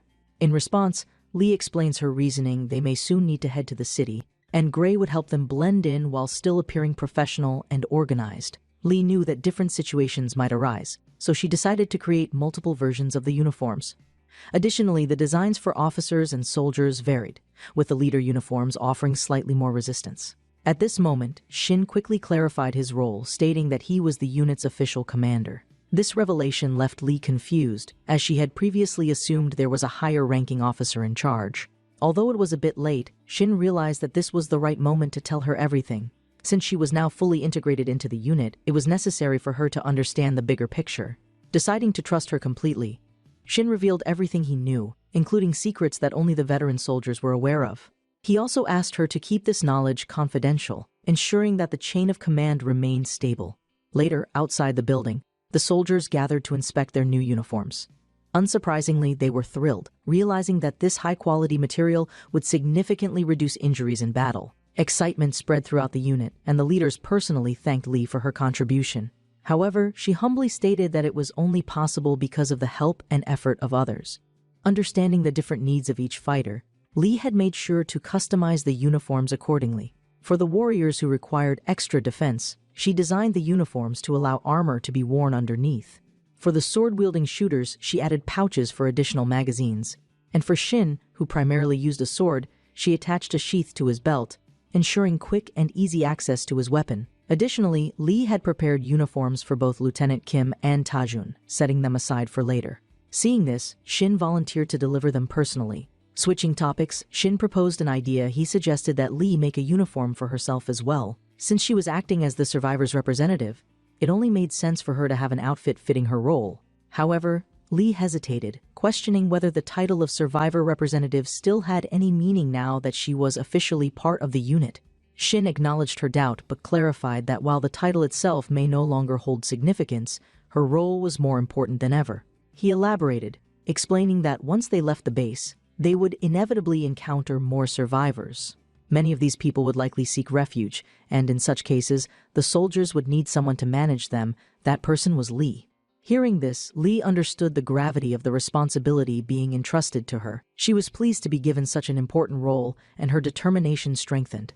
Observing her resolve, Hung couldn't help but praise her, stating that she was exceptional and would undoubtedly excel in the position. With her personal experience and natural leadership skills, he was confident that she would adapt quickly. To further solidify her new role, Shin presented her with a weapon, a K5 pistol. These pistols were typically issued to higher-ranking officers or those in charge of maintaining order. However, after the monster attacks, the unit had lost several key figures, including their battalion commander, order officer, and military doctor. As a result, several unclaimed pistols remained. Since Lee had never handled a firearm before, C took the initiative to give her a quick lesson, ensuring she could use the weapon effectively if needed. At this point, Kwang raised an important question: who would receive the other two unclaimed pistols? Kay explained that one had already been given to Lieutenant Kim, as it was necessary for the dignity of his rank, particularly because he lacked strong combat abilities. As for the remaining pistol, Shin himself planned to use it. This decision surprised some of the soldiers, as Shin had always relied on his blade in battle. Seeing their concerned expressions, Shin explained his reasoning. While his sword was effective, it had its limitations. Since he wasn't originally combat-oriented, he felt it was necessary to equip himself with a firearm as an alternative. Kwang, however, wasn't entirely convinced. His expression darkened, and he seemed displeased by the idea. But before he could voice any objections, Kong reassured him, pointing out that a low-caliber weapon like the K wouldn't make much difference against stronger enemies. Hearing this, Kwang reluctantly accepted Shin's decision. A few days later, another soldier awakened, bringing the total number of awakened individuals to 100. This event triggered an important system notification. They had officially met the requirements to form a guild. The system informed them that a guild was a structured society, meaning that positions and rules needed to be established. Seeing this as the perfect opportunity, Shin suggested leaving the base. As expected, his proposal was met with concern. Many soldiers worried about the risks, questioning whether it was truly feasible for ordinary people to survive in the wilderness, given the overwhelming presence of monsters. Though there were no outright objections, several individuals trembled with anxiety, afraid of what lay beyond the safety of the base. Despite these concerns, Shin remained firm. Staying in the unit indefinitely would eventually drive the soldiers mad. In the long run, remaining in one place was not a viable strategy for survival. Some soldiers, such as Khan, understood the reality of the situation. Accepting the inevitable, he asked what needed to be done to prepare. For Shin, there was only one possible solution: he needed to boost morale before making the final decision. Gathering all the survivors and soldiers, Shin looked around. The sheer size of the group was overwhelming, yet something about it felt right.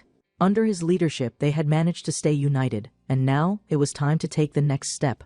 Though there was still much to decide, the system provided them with a new function. The guild leader could appoint deputies to help manage responsibilities. These deputies would handle administrative duties and could even communicate remotely through system messages. This feature would allow Shin to delegate tasks effectively, ensuring that leadership remained organized even as the group expanded.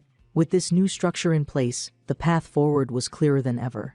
They had come too far to turn back. Now it was time to leave the base and face the world beyond. The guild's name had yet to be decided, and the system prompted Shin to make a final choice. This was a significant moment, as the military unit had become the first in the country to officially form a guild. Given how difficult it was to gather 100 awakened individuals, it was no surprise that they had achieved this milestone before anyone else.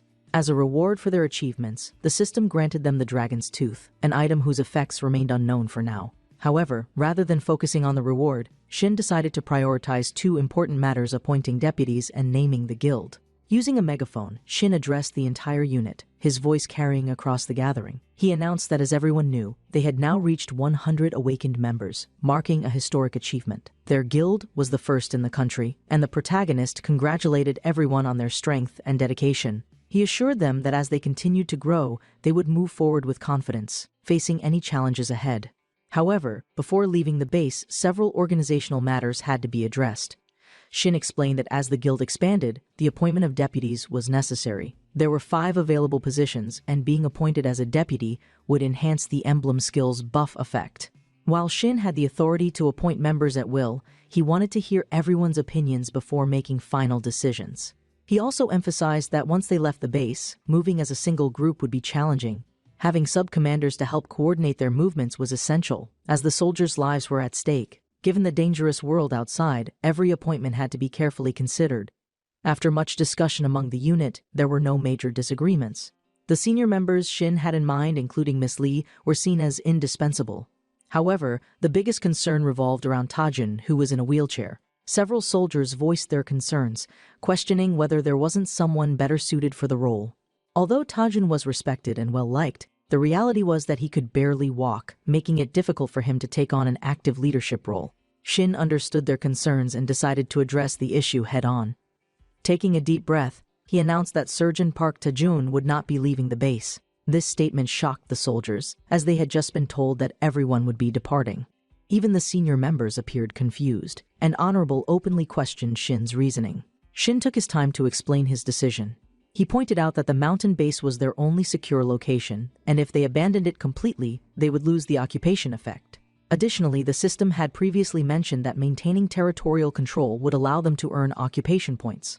The longer they controlled the area, the more points they could accumulate. Although the exact use of these points remained unclear, Shin theorized that this game-like system revolved around territorial battles. Losing their stronghold could put them at a disadvantage in the long run. At that moment, Tajun requested the megaphone, and after receiving it, he spoke to the unit directly. He reminded them that his profession was an astronomer, and his skills improved with better visibility of the stars. Since the mountain base provided an unobstructed view, staying behind would allow him to effectively monitor their surroundings and relay critical information. In short, Tajun would act as the unit's radar, ensuring that they always had access to crucial intelligence. Inspired by his words, 7 other soldiers volunteered to stay behind and form a dedicated detection squad. With this, all objections were silenced, and the 5 guild deputies were officially chosen. Now that their new command structure was in place, the final task was to decide the guild's name. At first, the soldiers suggested several ideas. One option was Gangan Liberation Front, referencing their current location. However, they knew they wouldn't remain confined to Gangan, making the name too restrictive. Another suggestion was Knights of the Round Table, a reference to the legendary Arthurian order. However, someone else proposed Steel Unit, inspired by the first monster they had fought, the Steel Lizard. After much discussion, the name that resonated the most was Steel Legion. It reflected their military origins, while also representing their unyielding determination to survive and adapt. With their guild officially named, Han asked the next crucial question: where should they go? The discussion immediately divided opinions. C suggested heading either east or west, prompting further debate. Him pointed out that the western region included large cities like Chunin, offering a vast amount of territory to explore. Additionally, there were other military bases in that area, meaning they could potentially regroup with other forces. On the other hand, the eastern region of Yangon housed the superior unit and was closer to the sea. The question then became, should they expand into a larger territory or seek out the superior unit? With no clear answer, the decision was left to Tajun. A few days later, as the evening set in, everyone gathered for departure. Among them stood the appointed sub-commanders leading their respective teams. The day before leaving, the senior officers had discussed a final concern: they had not fully secured the mountain area. To aid in their efforts, they had prepared a map marking important locations of interest. However, Kwangsu noticed something unusual. Several spots were marked with an X. Confused, he questioned the significance of these markings, wanting to understand their purpose before they moved forward. As the group prepared for the next phase of their journey, the importance of their decisions weighed heavily upon them. Each step they took would shape the future of the Steel Legion, and Shin knew that whatever challenges lay ahead, they had to face them together. The surgeon stepped forward to explain that the X-marked locations on the map indicated areas where monsters had recently been sighted. His words shocked the soldiers, especially Kwang, who had not expected the sheer number of threats still lurking in the region. Considering they were already encountering monsters on a daily basis, it was daunting to see how many more had been spotted. As preparations for departure continued, it became clear that leaving the base was going to be more difficult than anticipated. Rather than decreasing, the number of monsters had only continued to grow. This raised concerns about whether they would be ambushed on the way out. To make matters worse, recent scouting reports described monsters with bizarre forms, far beyond the usual lizards they had encountered before. Without knowing these creatures' weaknesses, fighting them effectively would be nearly impossible, especially without mercenary-level firepower. At this point, Kim turned to Lee, asking how she had managed to reach the base and whether she had faced many obstacles on her journey. Lee explained that while she had encountered monsters, they had not been nearly as numerous as those being reported now. During her journey, she had only needed to fight 1 or 2 creatures at a time, and none of them had been lizards. Since Lee had been able to defeat them on her own, Yum believed these creatures wouldn't pose much of a problem. In response, Shin suggested that the reduced number of monsters back then was likely due to the chief effect, a theory that immediately piqued everyone's curiosity. It was true that just 2 days after defeating the chief, survivors had started appearing in the mountains. At the time, the number of lizards had been significantly lower than usual. Steo noted that conditions were far worse now, especially since the unit had more soldiers and supplies to transport. This was why careful planning was absolutely necessary. Shin agreed, emphasizing that they needed to prepare as thoroughly as possible before making any moves. The departure begins. After making final preparations, the soldiers left the base, traveling in military vehicles. As they approached their designated area, Kwang ordered the perimeter defense to begin. Another commander directed the vehicles carrying the survivors to move inside the formation first, while a group of soldiers took positions at the rear to protect them. By this point, everyone was executing their assigned roles perfectly. Shin observed the scene carefully, noting that while maintaining formation was difficult, their experience and discipline would ensure success. This movement was similar to a traditional RPG strategy: tanks positioned at the front, damage dealers and healers in support roles. The large military vehicles formed barriers at both the front and rear, while melee fighters remained stationed close by. Meanwhile, long-range and support Awaken soldiers took positions inside the formation, ensuring the survivors remained protected. Despite their strategic positioning, there was one major challenge: they had no idea where an attack might come from.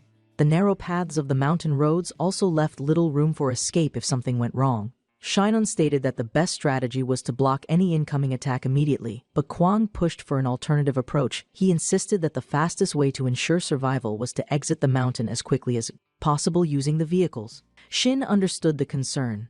The mountain roads were filled with unpaved paths, and certain sections had steep cliffs, making regular travel extremely dangerous. Moving too slowly could lead to them being ambushed from multiple sides. However, rushing through the area recklessly could also result in catastrophic losses. Given these risks, moving too quickly might actually lead to the entire battalion's extermination. With their formation finalized, one of the soldiers asked, "Should we proceed?" Shin took a deep breath before giving the command to move forward. The ambush begins. Minutes later, the vehicles moved cautiously along the path, while soldiers patrolled the perimeter with their weapons ready. Inside the formation, the survivors remained in the most protected zone, while the commanders coordinated movements using a map. As they progressed, one of the soldiers noted something strange: the area around them was eerily silent. This uneasy silence immediately raised concerns. Sensing the tension, Kwang warned that the quiet wouldn't last long. He explained that a territorial effect was in play, but whatever was keeping the monsters at bay was about to end. Suddenly, a strange noise echoed in the distance. One of the nervous soldiers turned to the surgeon and asked, "Did you hear that?" Kwang confirmed it, his expression growing serious. Without hesitation, he ordered the soldier to inform the main unit immediately. The soldier sprinted off to relay the warning, but before he could even reach the others, the attack began. From all sides, lizard monsters suddenly charged forward, their numbers overwhelming. The creatures completely surrounded the vehicles, cutting off all escape routes. At this moment, Shin assessed the situation. Thankfully, all the survivors had made it inside the vehicles before the ambush began. Without wasting a second, Shin shouted his orders. "Formation, just like we practiced." His voice rang loud and clear across the battlefield. The soldiers immediately responded, forming their defensive positions. Shin instructed them to focus on weak points, conserving as much energy as possible. He also ordered them to avoid using rifles, as the sound would attract even more monsters. The awakened soldiers followed his orders without hesitation, their training kicking in perfectly. All the sub-commanders were eager to prove themselves, taking the lead in the battle. Shin himself didn't hold back, jumping into action as soon as the first wave of monsters attacked. The lizards lunged at the defensive line, their massive bodies crashing against the soldiers' shields and weapons. Despite their strength, the soldiers stood firm, working together to prevent the creatures from breaking through.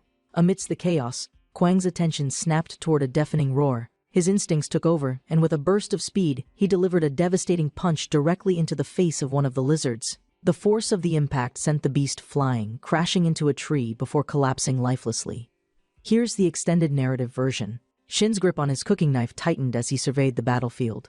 The night air was thick with the stench of blood and burnt flesh, a grim reminder of the chaos that had unfolded. The soldiers were still holding their formation, but the exhaustion in their movements was evident. They had been fighting relentlessly, their bodies bruised, their uniforms stained with the filth of battle. Kwang had just finished pummeling 2 more lizards into the dirt, his fists drenched in their thick black blood. He exhaled sharply, standing amidst the carnage, his stance firm and unwavering. "These weaklings are wasting my time," he muttered before scanning the battlefield. His eyes locked onto a larger beast in the distance, a creature that towered over the others, its thick scales gleaming under the moonlight. A chief-level monster. Finally, Kwang grinned, cracking his knuckles. "Something worth my effort." Without hesitation, he charged forward, his sheer momentum sending debris flying with every step. The moment he reached the creature, he struck with full force, his fist colliding with its chest like a cannonball. The beast let out a guttural roar as it was launched backward, crashing into a group of smaller monsters behind it. For a brief moment, there was silence, the enemy forces stunned by the sheer brutality of the attack. But then, as if in retaliation, more lizards began scaling the fallen bodies of their brethren, using the mound of corpses to push forward. "Damn it," Kwang spat, realizing his mistake. "They're using their own dead to reach the vehicles." Meanwhile, Hun wasn't standing idly by. His eyes darted around the battlefield, scanning for any weak points in the defense. Just as one of his comrades found himself cornered by a lizard lunging at his throat, Hun acted. He raised his hand, and a surge of electricity crackled through his fingers before striking its target. The monster convulsed violently before collapsing, smoke rising from its charred body. "Stop relying on the damn barriers!" he shouted to the others. "If we keep letting them climb, they'll overrun us. Push them back." The soldiers around him reacted immediately, shifting their strategy.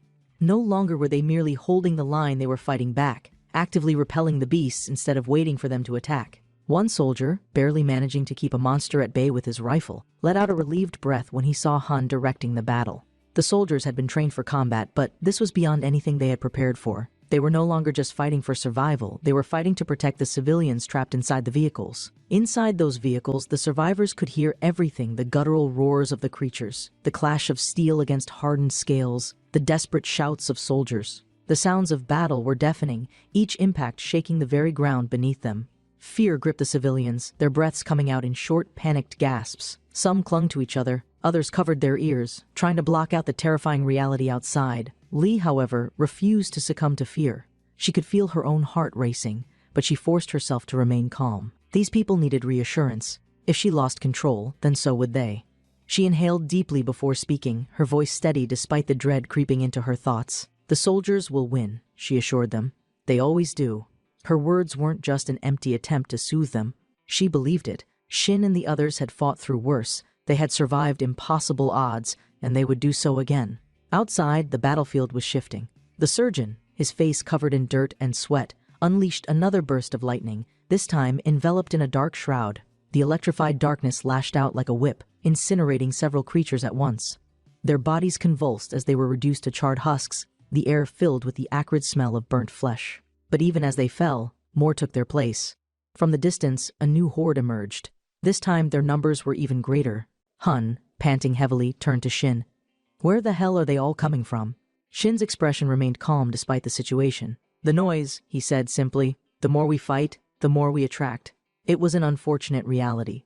If they had started using rifles earlier, the battlefield would already be swarming with thousands of creatures. They had no time to dwell on it. The new horde was approaching fast and they still needed to deal with the remnants of the first wave.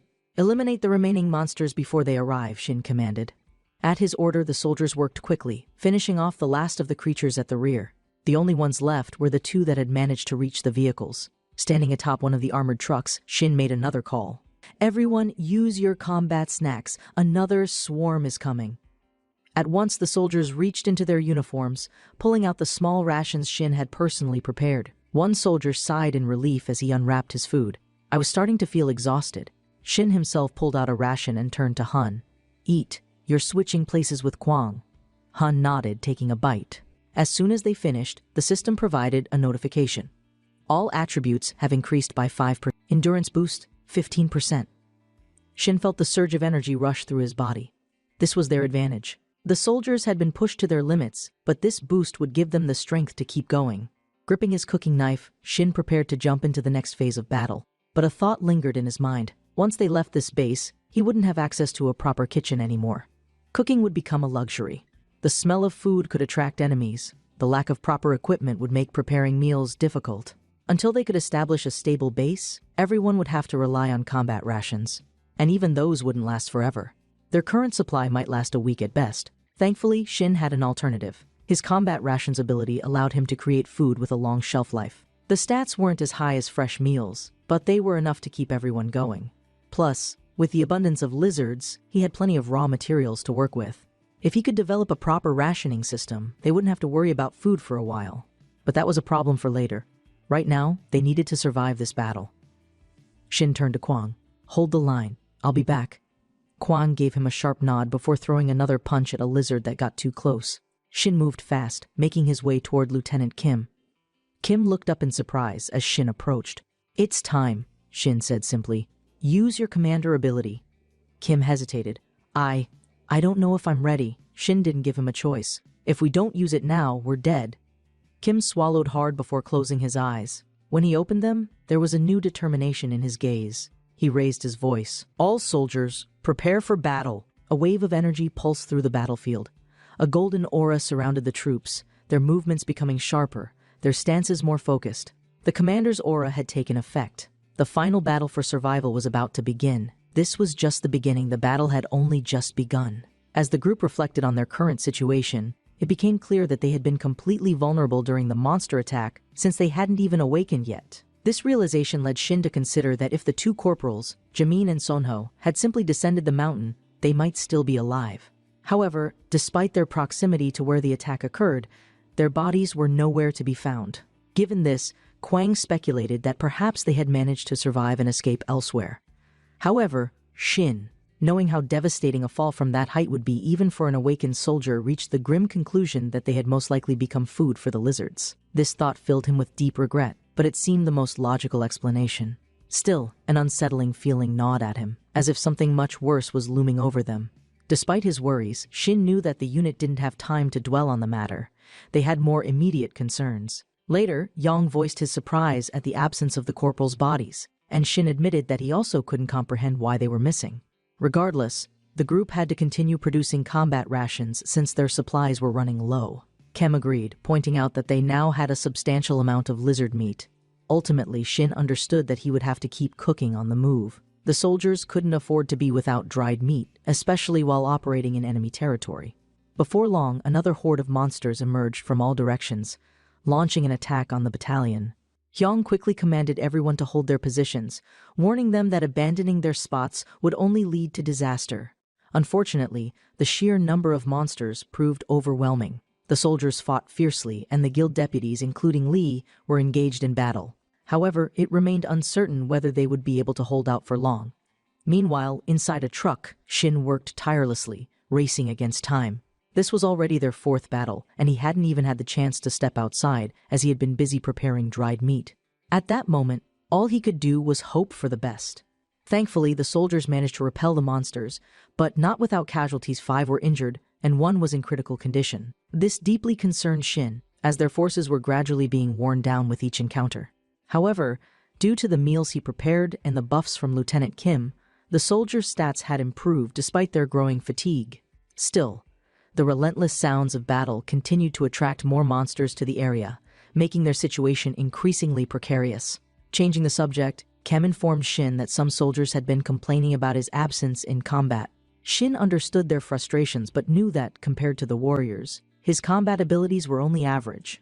He was far more useful to the unit by focusing on producing combat rations. Kim reassured him that he wasn't one of the critics and promised to silence those who spoke against him. However, Shin remained doubtful that it would be as simple as Kim made it seem. Suddenly, a soldier rushed over, calling for their attention and reporting something strange on the road. Without hesitation, they followed him to investigate. Upon arriving at the scene, they were met with an utterly shocking sight: a cave containing 2 grotesquely transformed zombies. Shin was horrified to see that the creatures were still clad in military uniforms. The entire group stood in stunned silence, unable to process what they were witnessing. Examining the unit tags on the uniforms, Kwang made a chilling realization: these zombies were none other than Jamin and Sonho, the very corporals who had been sent on a reconnaissance mission under Lieutenant Kim's orders. Shin had never anticipated such a turn of events. Hong, however, quickly recovered from the shock and began issuing orders. With a firm shout, the surgeon instructed the soldiers to move forward and bring the survivors into the vehicles. But just as they were about to follow through, Kwang, peering through his binoculars again, made another disturbing discovery. The zombies were not only moving toward them, but were also armed, still holding their firearms. The soldiers were thrown into complete disarray at the revelation that even after death, Jamin and Sonho retained the ability to wield weapons. Realizing the danger, the order was immediately given for everyone to take cover and prepare to intercept enemy gunfire. A frantic scramble ensued as the zombies opened fire. The soldiers quickly deployed their tactical shields, managing to protect themselves from the deadly barrage. However, some of the bullets struck their vehicles, and to Shin's horror, one shot hit Mechu squarely in the chest. Panic surged through Shin as he promised to call a medic immediately.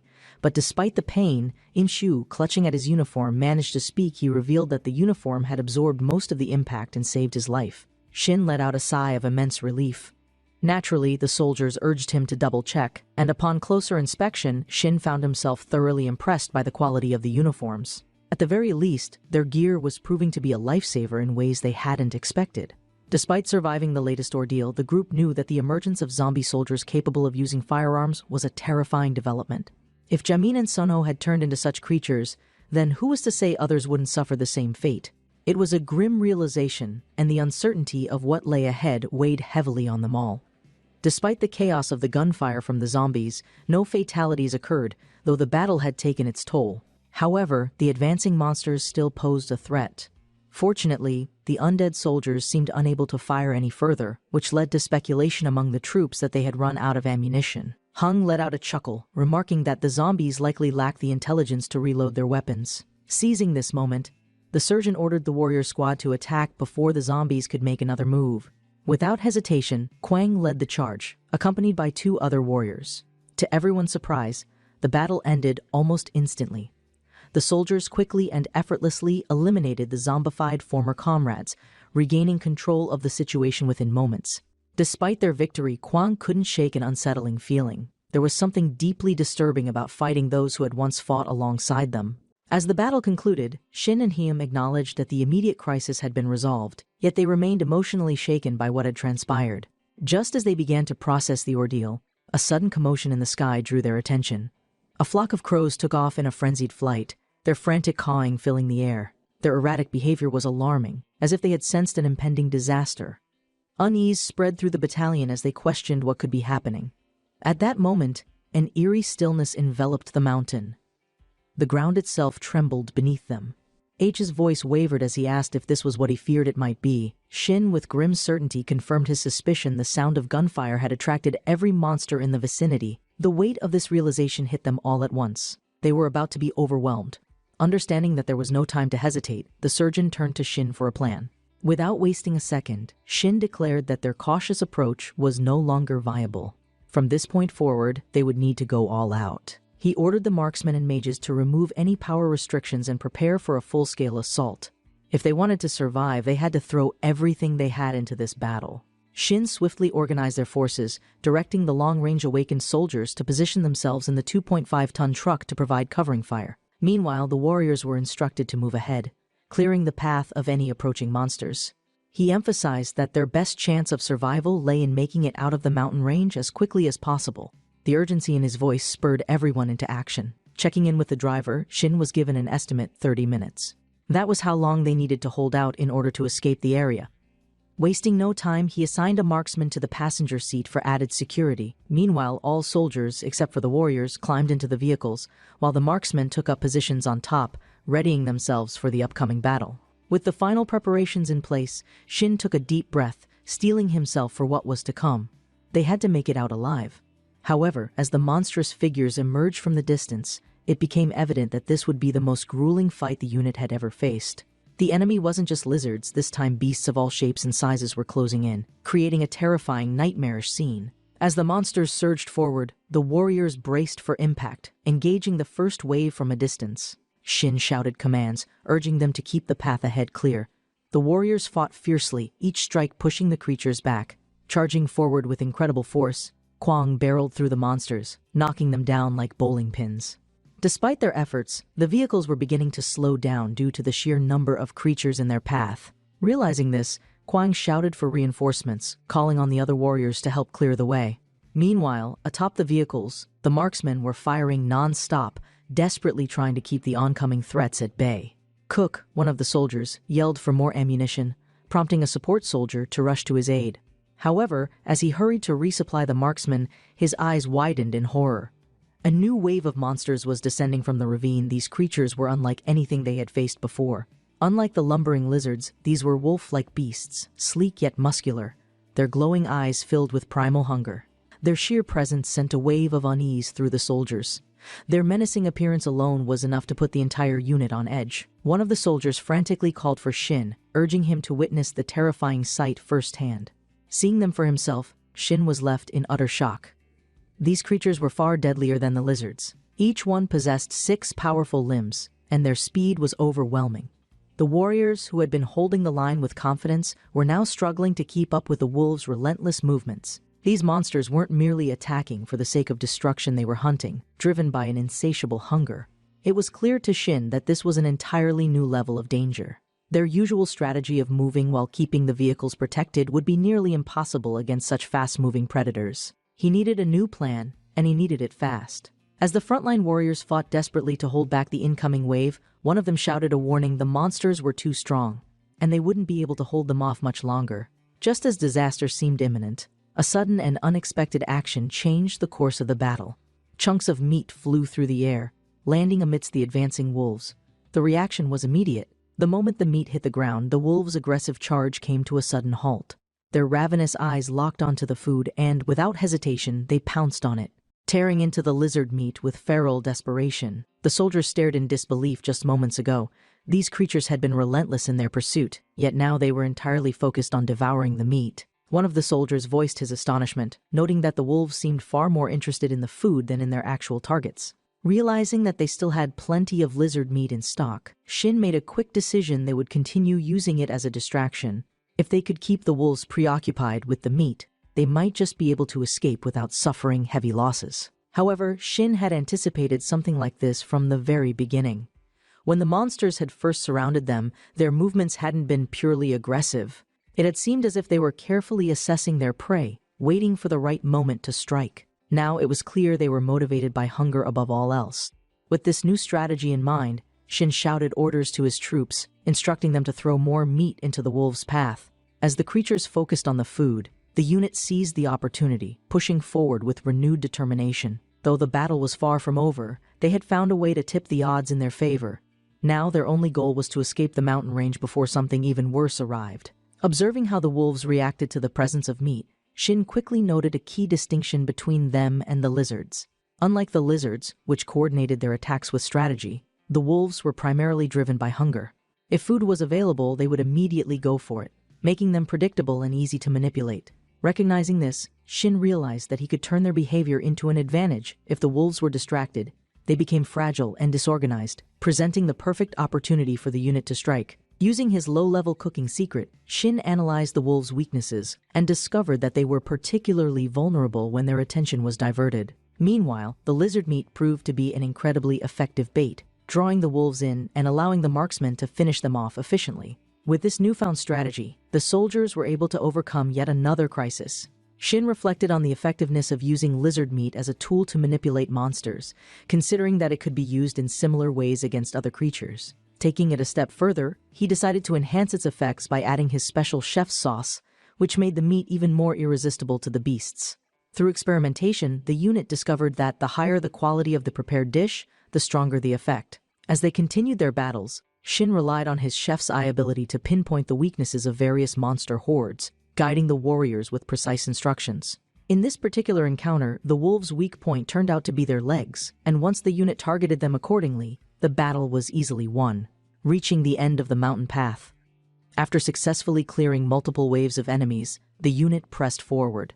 Before long, some of the soldiers spotted the end of the mountain path, a sight that evoked mixed emotions among them. Some felt relieved, believing they had finally made it out of immediate danger, while others remained cautious, wary of what lay ahead. Amidst the shifting atmosphere, Shin struggled to share in their enthusiasm. Though he had maintained his composure, he had unknowingly overexerted himself. His chef's eye had been in constant use, his body drained from the effort. A sharp pain shot through his eyes, his vision blurred, and a wave of dizziness overtook him. For the first time, his body completely gave out. Before anyone could react, Shin collapsed to the ground, causing panic to ripple through the battalion. Soldiers rushed to his side, their voices a blur as his consciousness faded. Shin wakes up in the farmhouse. Some time passed before Shin finally regained consciousness. When he woke up, he found himself lying in a bed, his body drenched in cold sweat. Sitting beside him was Si, watching over him with concern. Seeing that Shin had awoken, Si immediately asked if he was all right. In a weak voice, Shin responded, admitting that he felt like he was dying. However, rather than focusing on his own condition, his first instinct was to ask about their current location. Si explained that after they left the mountains, they had come across an empty farmhouse and decided to set up camp nearby. For now, the location was secure, allowing the soldiers to recover from the exhausting battle. As Shin tried to gather his strength, Hong approached, offering him a bowl of porridge. He had made it using their combat rations. But Shin could immediately tell that Hong had simply thrown everything together and boiled it without much thought. Still, he appreciated the effort. Meanwhile, Hong informed Shin that after leaving the mountains, more monsters had appeared, but the unit had successfully dealt with them. Shin quickly asked if they had remembered to collect the monster carcasses, knowing how valuable their meat and hides would be. H confirmed that they had, understanding the importance of securing resources. At that very moment, Kwang and the others were outside retrieving the bodies, while Lee was overseeing resource production. Everyone was working diligently to ensure their survival. Just then, a soldier entered the room, announcing the return of the exploration team. Not wanting to delay, he suggested that Shin remain in bed while he handled the situation. However, Shin insisted on getting up and addressing the matter himself, debating the next course of action. Upon gathering with the team, Shin listened as the soldiers discussed their options.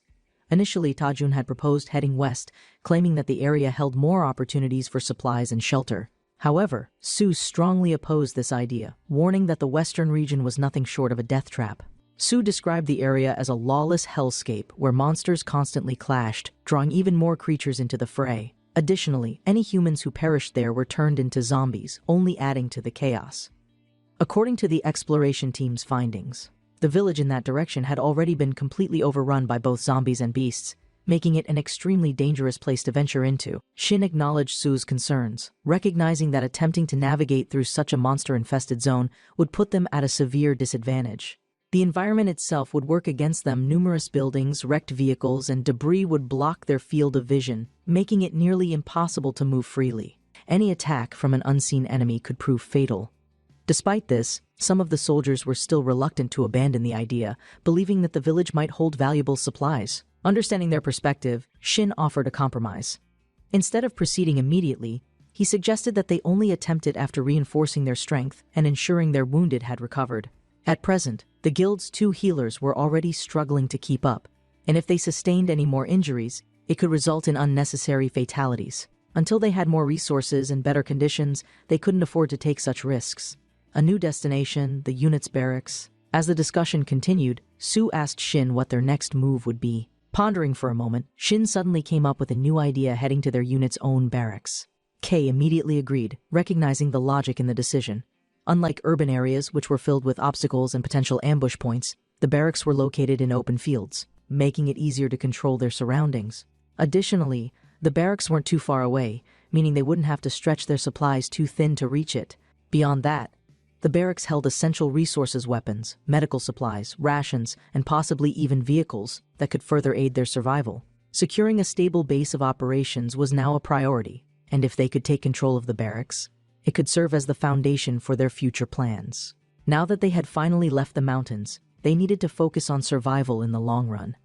Establishing a reliable stronghold would be the key to ensuring their continued success. With the decision made, Shin ordered the unit to prepare for departure. Their next goal was clear: they were heading for the barracks. As the group settled into their temporary base, Shin suggested that they devise a detailed plan before sunset, gathering all high-ranking members to discuss their next course of action. After deliberating, they decided against moving all troops at once, opting instead to split into 3 squads, each under the command of a designated captain. Given that firearms couldn't be used, a marksman was assigned to remain at the cabin to provide security. Ammunition was running low, and conserving what little they had left was a priority. Heck agreed with this decision, understanding that reckless usage of bullets could leave them vulnerable later. Meanwhile, Lee was appointed as one of the squad leaders. Though she initially expressed doubts about her leadership abilities, Shin saw this as an excellent opportunity for her to grow. Having survived in the city, her knowledge of urban areas was invaluable, making her a crucial asset to their operation. While some of the soldiers disagreed with certain parts of the plan, Shin made the call to include Awaken survivors in each squad. These individuals had already been conditioned to follow orders without hesitation, their only demand being a snack in return for their service. Though this arrangement made many uneasy, Shin hoped that nothing would go wrong while they were away. Setting out in the morning. At dawn, Shin gathered the troops and announced the final details of their strategy. To avoid drawing unnecessary attention, the 3 groups would split up and take different routes to their destination before regrouping. Everyone followed orders without question, preparing themselves for the dangerous journey ahead. As they set out, the civilians at the farmhouse wished them luck, watching as the unit disappeared into the wilderness. The march was long and arduous, but Shin took the opportunity to converse with Lee, hoping to gain insight into the survivors' experiences in the city. The reality of urban survival. Curious about why most survivors were found in cities, Shin asked Lee for her thoughts. She explained that for many, there was simply no other choice. Food was scarce anywhere else.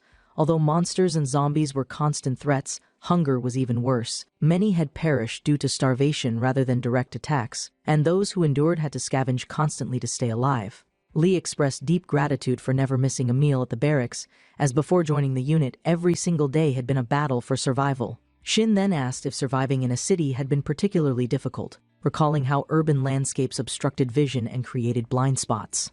Surprisingly, Lee revealed that this supposed disadvantage was actually an advantage for survivors. They had become adept at hiding and moving between buildings, using the environment to evade danger. In contrast, open fields were far more dangerous. There was no cover, no escape route, and if spotted, survivors would almost certainly be caught. Shin realized how different perspectives shaped survival strategies. What the military saw as a logistical nightmare, civilians had learned to navigate efficiently. Are there more survivors in the city? Changing the topic, Shin asked if she believed there were still survivors in the city. Lee responded without hesitation, there definitely were. The thought made sense. It was unlikely that the military were the only ones to endure. However, this realization left Shin uneasy. If they were to expand their forces, they needed to start searching for more survivors. The first group had integrated well into the unit, but if they started accepting survivors without any vetting process, there was a risk of criminals and untrustworthy individuals infiltrating their ranks. The mere thought gave Shin a massive headache. Building a stronger force was necessary, but they had to ensure it didn't come at the cost of internal stability. A dangerous discovery. As they continued their journey, Lee suddenly stopped, her expression shifting to one of concern. She raised a hand, signaling for the group to halt. Shin immediately asked what was wrong, and she whispered that she could hear faint breathing nearby. Given the situation, it was likely coming from zombies. The soldiers quickly scanned the surroundings. Upon closer inspection, they confirmed multiple zombies lurking nearby. Fortunately, the creatures hadn't noticed them yet. Shin shuddered to think what would have happened had Lee not detected them in time. The unit would have walked straight into a trap.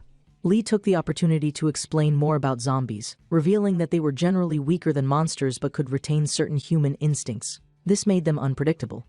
As an example, she pointed out a zombie moving within the sewer system, explaining that it was lying in wait, ready to ambush anyone who passed by. This wasn't mere mindless wandering, it was a calculated trap. Detecting zombies in advance. Shin, disturbed by this revelation, asked if there was a way to detect zombies before they got too close. Lee explained that awakened individuals with heightened senses could recognize breathing patterns, but only if they focused hard enough. Realizing that hearing was the only reliable method, Shin began formulating a strategy. He called the unit together, sharing everything he had just learned. He urged everyone to stay vigilant and prioritize large swords as their primary weapons. Given the tight quarters they would soon be entering, firearms weren't an option. To minimize risks, only the captains and a small vanguard group would move ahead, while the rest of the unit focused on securing the barracks. With the preparations finalized, Shin gave the order to move out.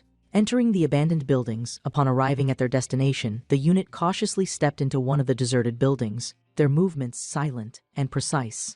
They split into two teams, each taking separate paths deeper into the structure. The moment they crossed the threshold, a chilling sound filled the air, the unmistakable noise of zombie breathing. But this time, it came from all directions. A sinking feeling settled over the group. H, slightly alarmed, noted that there were far too many zombies nearby, so many that pinpointing their exact locations was nearly impossible. Lee, her voice tense, admitted that she had never seen this many zombies gathered in a single place before. The soldiers gripped their weapons tightly. Something was very wrong. Shin and his unit find themselves in a precarious situation as they navigate through a zombie-infested environment. The mission is already fraught with danger, but the discovery that some of the monstrous creatures were once their former superiors only exacerbates the difficulty. The realization that they might have to fight people they once respected and followed weighs heavily on the soldiers. Seeing the risks involved, Shin quickly decides that retreating is the most reasonable course of action. H agrees with this plan, but just as Shin prepares to give the command for Kwang to lead the way, a zombie suddenly launches itself toward the officer. The attack is swift and nearly fatal, but before the creature can strike its target, a knife pierces through its neck. The group is left in shock, not only by the sudden assault, but also by the remarkable reflexes of the hero himself. Shin had instinctively reacted in time to save Kwang's life. Realizing that there is no time to waste, Shin shouts for everyone to move as quickly as possible, since more zombies are closing in rapidly. Chaos ensues as the undead swarm toward them, forcing the soldiers to flee at full speed. Shin warns them not to slow down under any circumstances, knowing that hesitation could mean certain death. Eventually, the group successfully escapes from the base, but the encounter leaves them rattled, especially when they recognize that the zombie they had just fought was none other than Surgeon Park, a distinguished officer from their battalion. The shock of seeing a familiar face among the undead deeply unsettles the soldiers. Shin, however, remains composed, as he explains that even though the infected undergo monstrous transformations, it is still possible to identify them. Kay points out that despite everything, these zombies were once their commanding officers, making it psychologically distressing for the troops to engage them in battle. The emotional toll of having to fight those they once obeyed and respected could significantly destabilize the soldiers' morale. Reflecting on the situation, Shin realizes that it has been a long time since he last prepared a comforting meal for his comrades. Ever since the unit encountered Jamin and Sul on their journey, the soldiers' fear of zombies has only grown stronger. Understanding their distress, Shin contemplates the possibility of searching for alternative solutions, but he ultimately concludes that they must investigate the barracks. His decision is not only rooted in strategic necessity, but also in the importance of maintaining the soldiers' mental well-being. While this initially confuses some of his companions, Shin clarifies that their battles with the zombies are temporary, yet there may still be survivors in need of rescue. Lee supports this notion, arguing that a rescue mission would not only serve a greater purpose, but also bolster the soldiers' morale and courage. Kum, however, remains skeptical, voicing concerns about the dangers of the plan. In response, Shin emphasizes that unlike random expeditions, this mission has a clear and meaningful objective, saving potential survivors. After an intense discussion, the officers decide to listen to Shin's strategy and begin devising a plan to handle the creatures in the barracks. Given that these buildings function like dungeons, Shin knows that the mission will be anything but easy. Kong suggests deploying all the mages in their unit to unleash maximum firepower and eliminate the zombies en masse. Surprisingly, Shin does not dismiss the idea entirely, but instead considers it a backup plan. He insists on first presenting his primary strategy, but only after everyone has eaten. As the team gathers for a meal, Shin contemplates the challenges ahead. While their combat skills are formidable, facing the zombies requires more than just physical strength. A simple increase in their stats will not be sufficient for the mission's success, so Shin decides to prepare a special dish infused with magical properties. The meal he prepares contains ingredients known to enhance hearing abilities, allowing the soldiers to better perceive the presence of predators and prey. This will be particularly useful in detecting the movements of zombies before they attack. Additionally, the dish is imbued with calming effects to help soothe their nerves. Since magical ingredients amplify these effects, the meal serves both as sustenance and as a tactical advantage. Once the soldiers finish eating, they express their delight at the food's flavor, noting that it resembles pork neck. Almost immediately, they experience a boost in all their stats by 5 points, and the magic-enhanced hearing takes effect. One of the soldiers excitedly points out a peculiar change in his status window, though his loud reaction irritates some of his comrades. However, they soon realize that no one is actually shouting. Their hearing has become so sensitive that even normal conversations sound much louder than usual. Before any arguments can break out, Shin announces that it is time to move. As they navigate the city, the soldiers' heightened hearing allows them to detect the zombies' movements well before they come into sight. This newfound ability enables them to strike first, launching powerful attacks that leave the creatures with no chance to retaliate. At one point, a soldier warns the others about a zombie hiding inside a wardrobe, while another urges him to lower his voice, worried that they might attract even more creatures. The troops soon realize that they can now pinpoint enemy locations purely through sound, a feat that astonishes even Lee. However, she also notes that the extreme auditory sensitivity is causing them physical discomfort, as their ears ache from the constant influx of noise. Shin speculates that their brains are not fully adjusted to processing such heightened sensory input, but he reassures the team that their current focus is simply on locating the zombies. Since these creatures lack intelligence, the soldiers can still handle them effectively, despite the overwhelming noise. At their current pace, they should be able to complete the mission without too many complications. Suddenly, a zombie appears without warning, managing to get close before anyone can react. Fortunately, Shin is quick to respond and intercepts the attack. With precise movements, he drives a knife straight into the monster's head, instantly neutralizing the threat. However, the situation takes a more troubling turn as some of the zombies begin attacking in complete silence. This unexpected development alarms Shin, as it suggests that the undead are adapting to their tactics. Realizing that they have lingered in the area for too long, he immediately orders the group to move to the officers' building on the next floor. If everything proceeds according to plan, the unit should be able to complete their mission without any further complications. However, the silent attacks from the zombies indicate that new challenges may be on the horizon. Shin remains cautious, knowing that the mission is far from over. His priority is to ensure that his team stays safe while also rescuing any potential survivors. As they proceed to the next stage of their operation, the soldiers steel themselves for whatever dangers await them ahead. Upon reaching the next floor, Shin is taken aback to find that Hong is already there. H, appearing unfazed, remarks that Shin is late, while Kwang reports that most of the monsters have already been dealt with. At this rate, a soldier comments that he almost pities the zombies, noting that they lack any real combat skills. However, despite the progress they have made, one formidable opponent still remains the commander of the unit's battalion, Major Kwak Hun. Shin is visibly shaken at the sight of the highest-ranking officer in their unit, now reduced to such a state. Unlike the hesitant and indecisive Lieutenant Kim, Major Kwak Hun was a true soldier among soldiers. His skill and leadership as commander were widely acknowledged, making it all the more tragic to see him turned into a mindless monster. Aware of the gravity of the situation, Shin steps forward and announces that he wishes to personally bid farewell to the battalion commander. Everyone in the unit agrees, recognizing that as the leader of the Steel Legion Guild, it is Shin's responsibility to take on this task. Despite a moment of hesitation, Shin draws his blade and approaches the monster. The battle begins as the Major launches the first attack. Almost instantly, Shin perceives that the Major's spirit is vastly different from that of the other zombies they have encountered. There is still a sense of discipline and force in his movements, something that sets him apart even in his undead state. However, despite the Major's lingering strength and imposing presence, Shin is able to defeat him with remarkable ease, cutting him down in a single swift move. Even in the midst of this grim situation, Shin vows never to forget the military spirit that the commander once embodied. With deep reverence, he decapitates the monster, ensuring that the Major is finally laid to rest. As he looks down at his fallen superior, he makes a solemn pledge to build the Steel Legion Guild in the commander's legacy. He promises to transform it into a formidable organization and protect it at all costs, ensuring that the values and discipline instilled by their commander will never be forgotten. Later, with all the soldiers gathered, the unit holds a burial ceremony to honor their fallen comrades. The zombie bodies, including those of their former officers and friends, are collected and burned in a massive funeral pyre. The weight of sorrow is palpable, as everyone struggles to come to terms with the fact that those who perished were not just fellow soldiers, but also valued companions and exceptional warriors. As the flames consume the remains, Shin bids farewell to his lost comrades, hoping that they may find peace in the afterlife. Once the funeral is over, Shin shifts his focus to the tasks ahead. He urges everyone to concentrate on the survivors and what must be done to ensure their safety moving forward. With the farewell complete, the unit gets to work in earnest, transforming the officers' quarters into a new temporary base.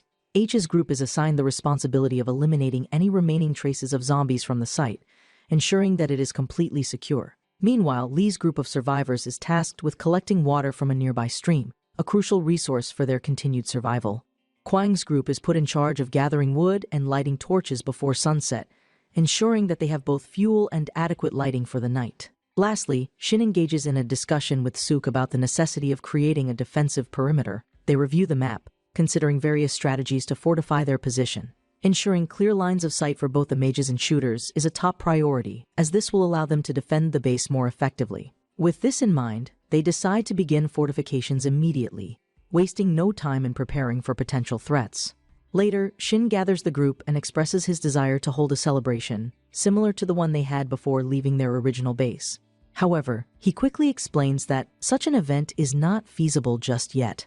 Despite the visible disappointment among the soldiers, he reassures them that he understands the importance of leisure and morale. However, for now, they must focus on more pressing concerns. Their survival depends on it. The most immediate issue at hand is determining the guild's next destination, as they need a long-term plan for sustaining themselves. At this moment, Hong steps forward and places a hand on Shin's shoulder, taking charge of the discussion. He reminds everyone that the battalion originally came to this location to expand. However, given their current circumstances, they are now struggling to meet even their most basic survival needs. To address this, he presents a list detailing the essential supplies the unit requires. One soldier raises an important question regarding the scarcity of food. He points out that they have gathered a considerable amount of meat since their arrival, so why is food still a concern? The observation is valid, but Shin explains that meat alone is not enough to sustain a healthy body. While they have been surviving on it so far, proper nutrition requires a more balanced diet. Additionally, he is uncertain about the long-term effects of the mana present in the bodies of the awakened.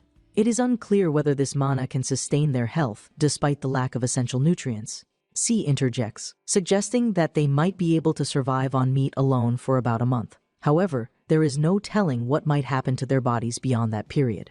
The lack of proper nutrition could lead to unforeseen consequences.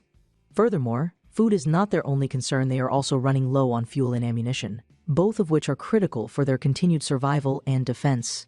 K steps forward, stating that this is the time for everyone to contribute ideas on how to address these pressing issues. The unit needs a sustainable solution to ensure that they can endure in the long run. At this point, Corporal Lee Gangu raises his hand to offer a suggestion. He proposes that they focus on securing more crafting materials. His suggestion initially causes some confusion among the group. Kwang, in particular, asks for further clarification, unsure of how this would help their current predicament. However, Gangu firmly believes that obtaining crafting materials will be beneficial in the long run.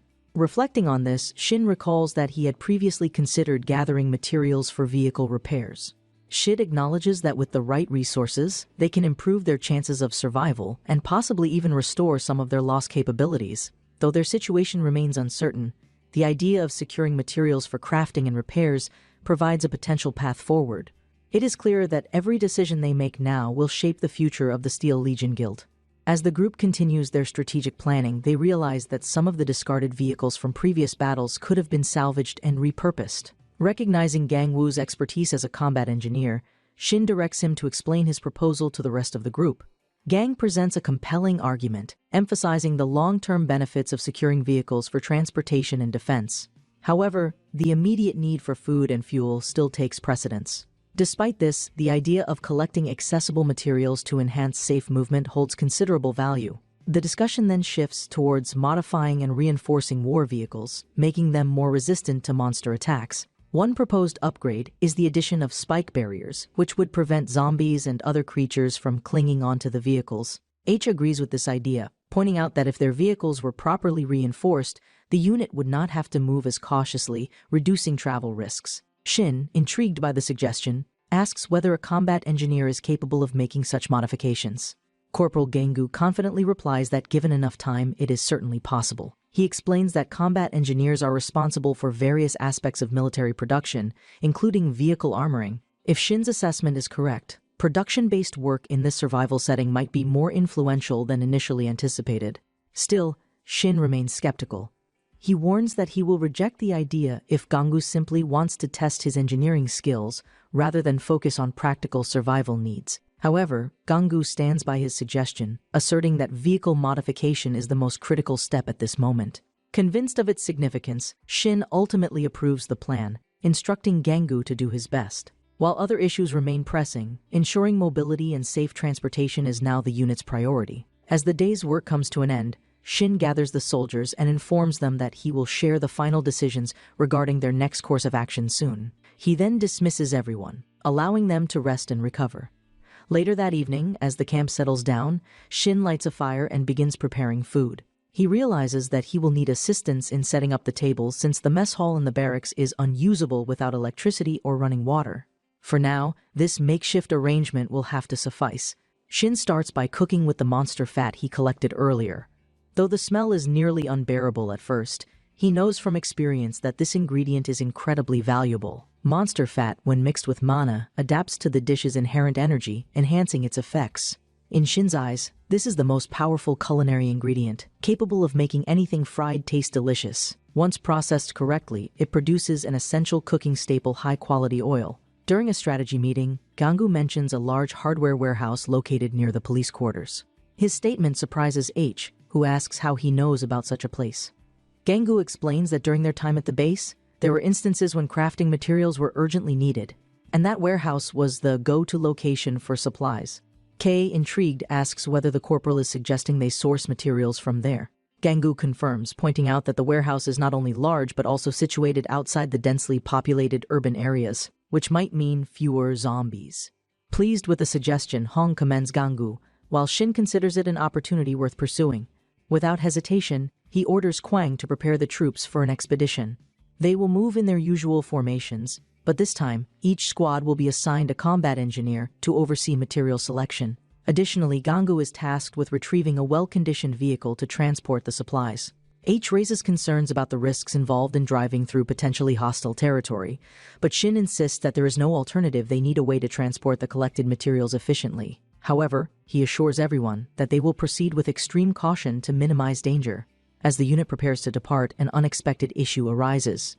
Shin quickly assesses the situation and asks for an injury report. It is confirmed that 3 soldiers have sustained injuries, though none of them are life-threatening. Relieved that the injuries are not severe, Shin immediately orders medical treatment for the wounded and instructs Kwang to secure the path ahead. With everything in place, the soldiers move at top speed, determined to reach their target before encountering further complications. Gangu presses the accelerator, guiding the transport truck through the unstable roads. The guild has done its best to minimize unnecessary combat noise, but certain dangers remain unpredictable. As expected, the roads are hazardous, not just because of the zombies, but also due to territorial monsters that hunt other creatures for food. Unlike zombies, which tend to avoid altered food sources, these monsters pose a significant threat. Maintaining the same formation as before, the warriors take the lead, clearing a safe path for the truck. Upon reaching the warehouse, the soldiers are struck by its sheer size. It is even larger than anticipated. However, despite its vastness, the interior seems eerily empty. Wasting no time, Shin orders Lee's team to guard the entrance, ensuring that they have a secure exit in case of an emergency. Meanwhile, the combat engineers begin instructing the soldiers on which supplies to prioritize. The rest of the unit is assigned to heavy lifting, swiftly loading materials under Shin's direction. The operation proceeds smoothly at first, with the soldiers working efficiently under the hero's rousing orders. However, just as they near the entrance, something unexpected happens. The moment the soldiers step into the warehouse, they are taken aback by the sheer state of disarray. The entire area is in ruins, with metal plates and other materials scattered across the floor. Despite the mess, Shin remains focused and assures the team that their only objective is to collect the necessary materials and leave as quickly as possible. He instructs the soldiers to keep the entrance clear so that they can efficiently transport the supplies to the truck. The unit begins gathering seal plates first, though some require extra care due to their weight and awkward positioning. Just as they start organizing the materials, an eerie noise reverberates through the building. The sound is unnatural, sending chills down their spines. The combat engineers immediately sense something amiss, and the soldiers instinctively grip their weapons. The noise seems to originate from the storage area, prompting Shin to give a firm order: prepare for battle. Weapons are drawn and the soldiers rush to confront the threat.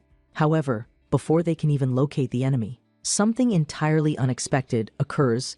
The metal plates scattered throughout the warehouse suddenly begin to shift on their own. Panic spreads through the unit as they watch in horror. A dark energy swirls in the depths of the warehouse, pulling in the metal plates piece by piece. As they fuse together, it becomes evident that this is no ordinary phenomenon. It is the emergence of a massive monster that had been lying in wait. The beast lets out a deafening roar, its sheer force sending shockwaves through the warehouse. The pressure is so intense that it shakes the ground beneath them, making it clear that this creature possesses unimaginable strength. Neither Kwang nor the other soldiers have ever encountered anything like this before. The surge of fear is visible in the expressions of the more experienced fighters, as even the seasoned veterans appear unsettled. Despite the overwhelming terror, Shin remains composed. They have survived worse, and he believes in their ability to overcome this challenge. With unwavering determination, he commands the soldiers to take their battle positions. Just as he issues the order, the creature roars again this time. The sheer magnitude of the sound shatters the warehouse windows. Lee, stationed at the entrance, cannot ignore the situation any longer. Sensing that the battle is far more intense than expected, she rushes toward the commotion.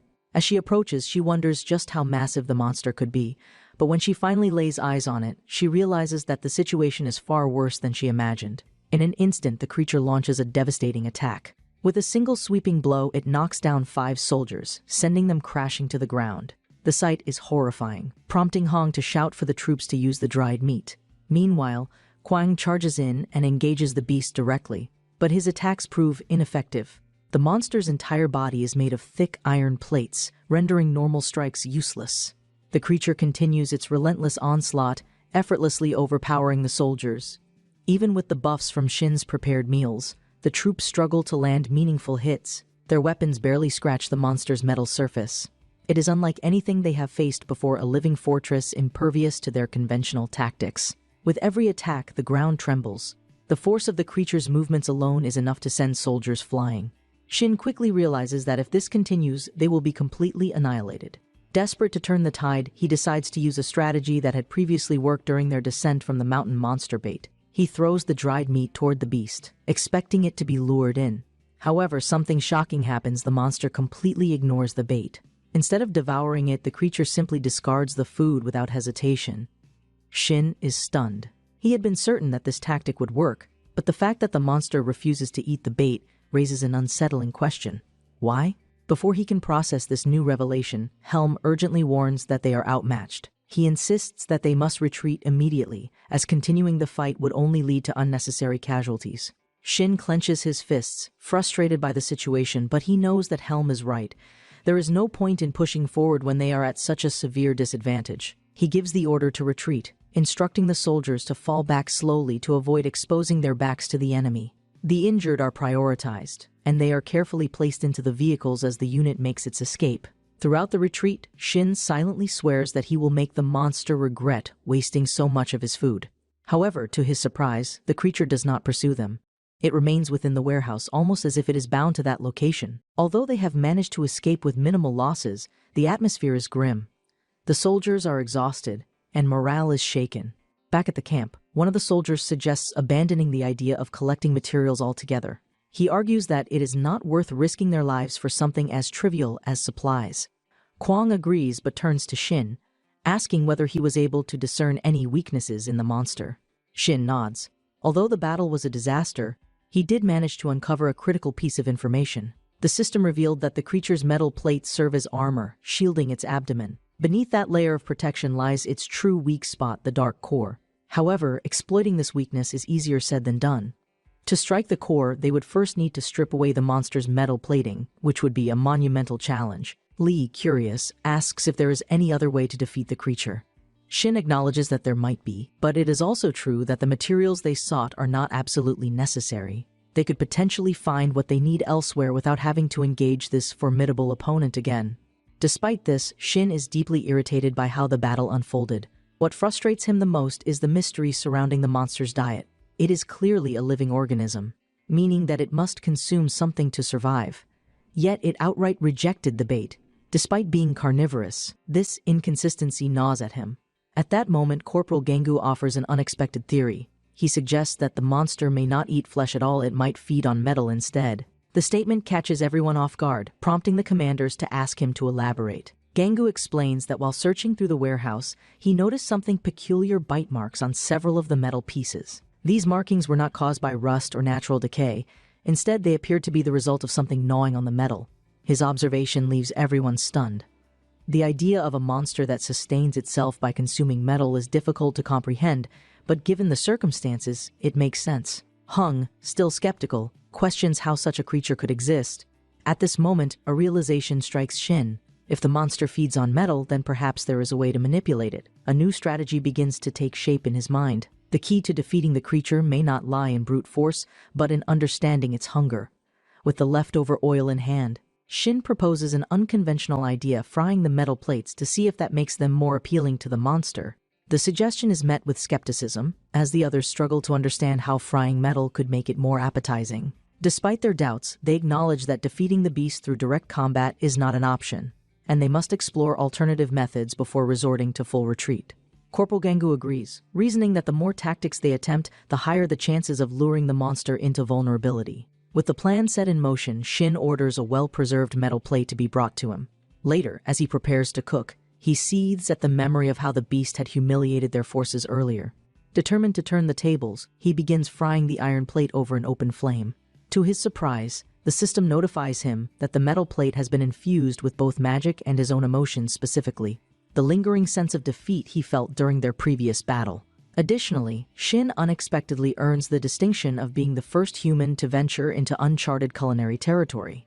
According to the system, even the most accomplished chefs rarely experiment with such bizarre ingredients, and many live their entire lives without pushing the limits of cooking. However, Shin has achieved something unprecedented, earning the Pioneer's Reward a unique title called Ingredient Limit Break. Although intrigued by this unexpected development, Shin remains focused on their immediate goal. Using Gangu's material identification skill, they analyze the fried iron plate.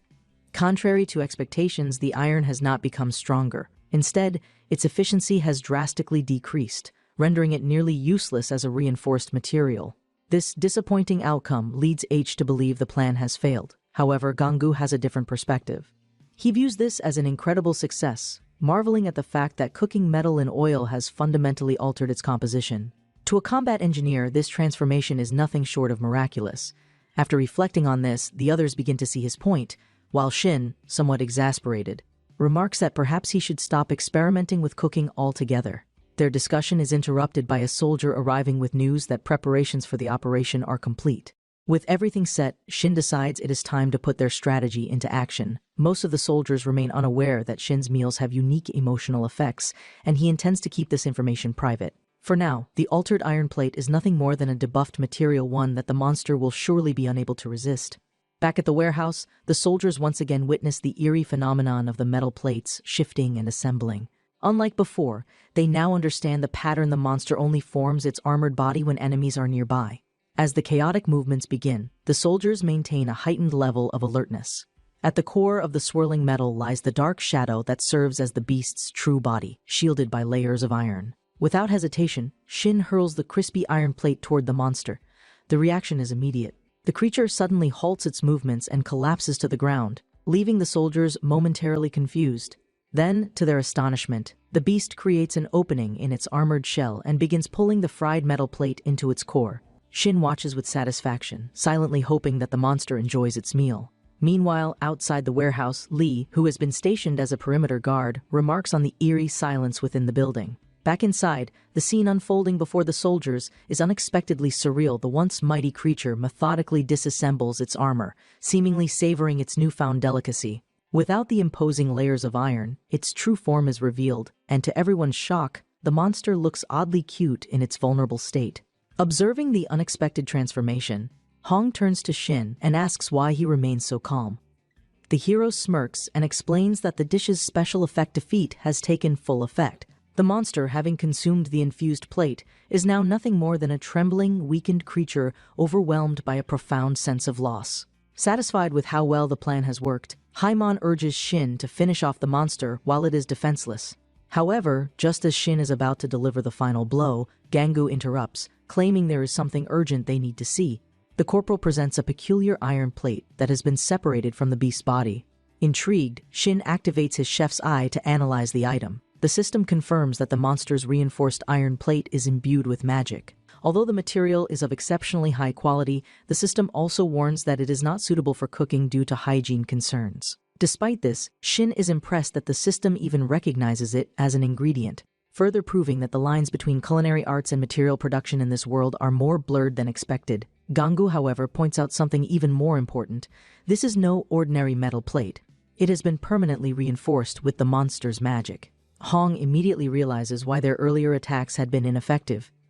The beast's armor was not just physically durable, but also magically enhanced. What's even more fascinating is that the reinforcement effect remains even after the plate has been separated from the monster. This revelation sparks an idea among the commanders. If they could harness this unique material, it could be a game changer for their military. The reinforced iron plates could be repurposed to craft stronger weapons, armor, and even fortifications for their base. At this point, Gangu raises a critical question: is there a way to keep the monster alive?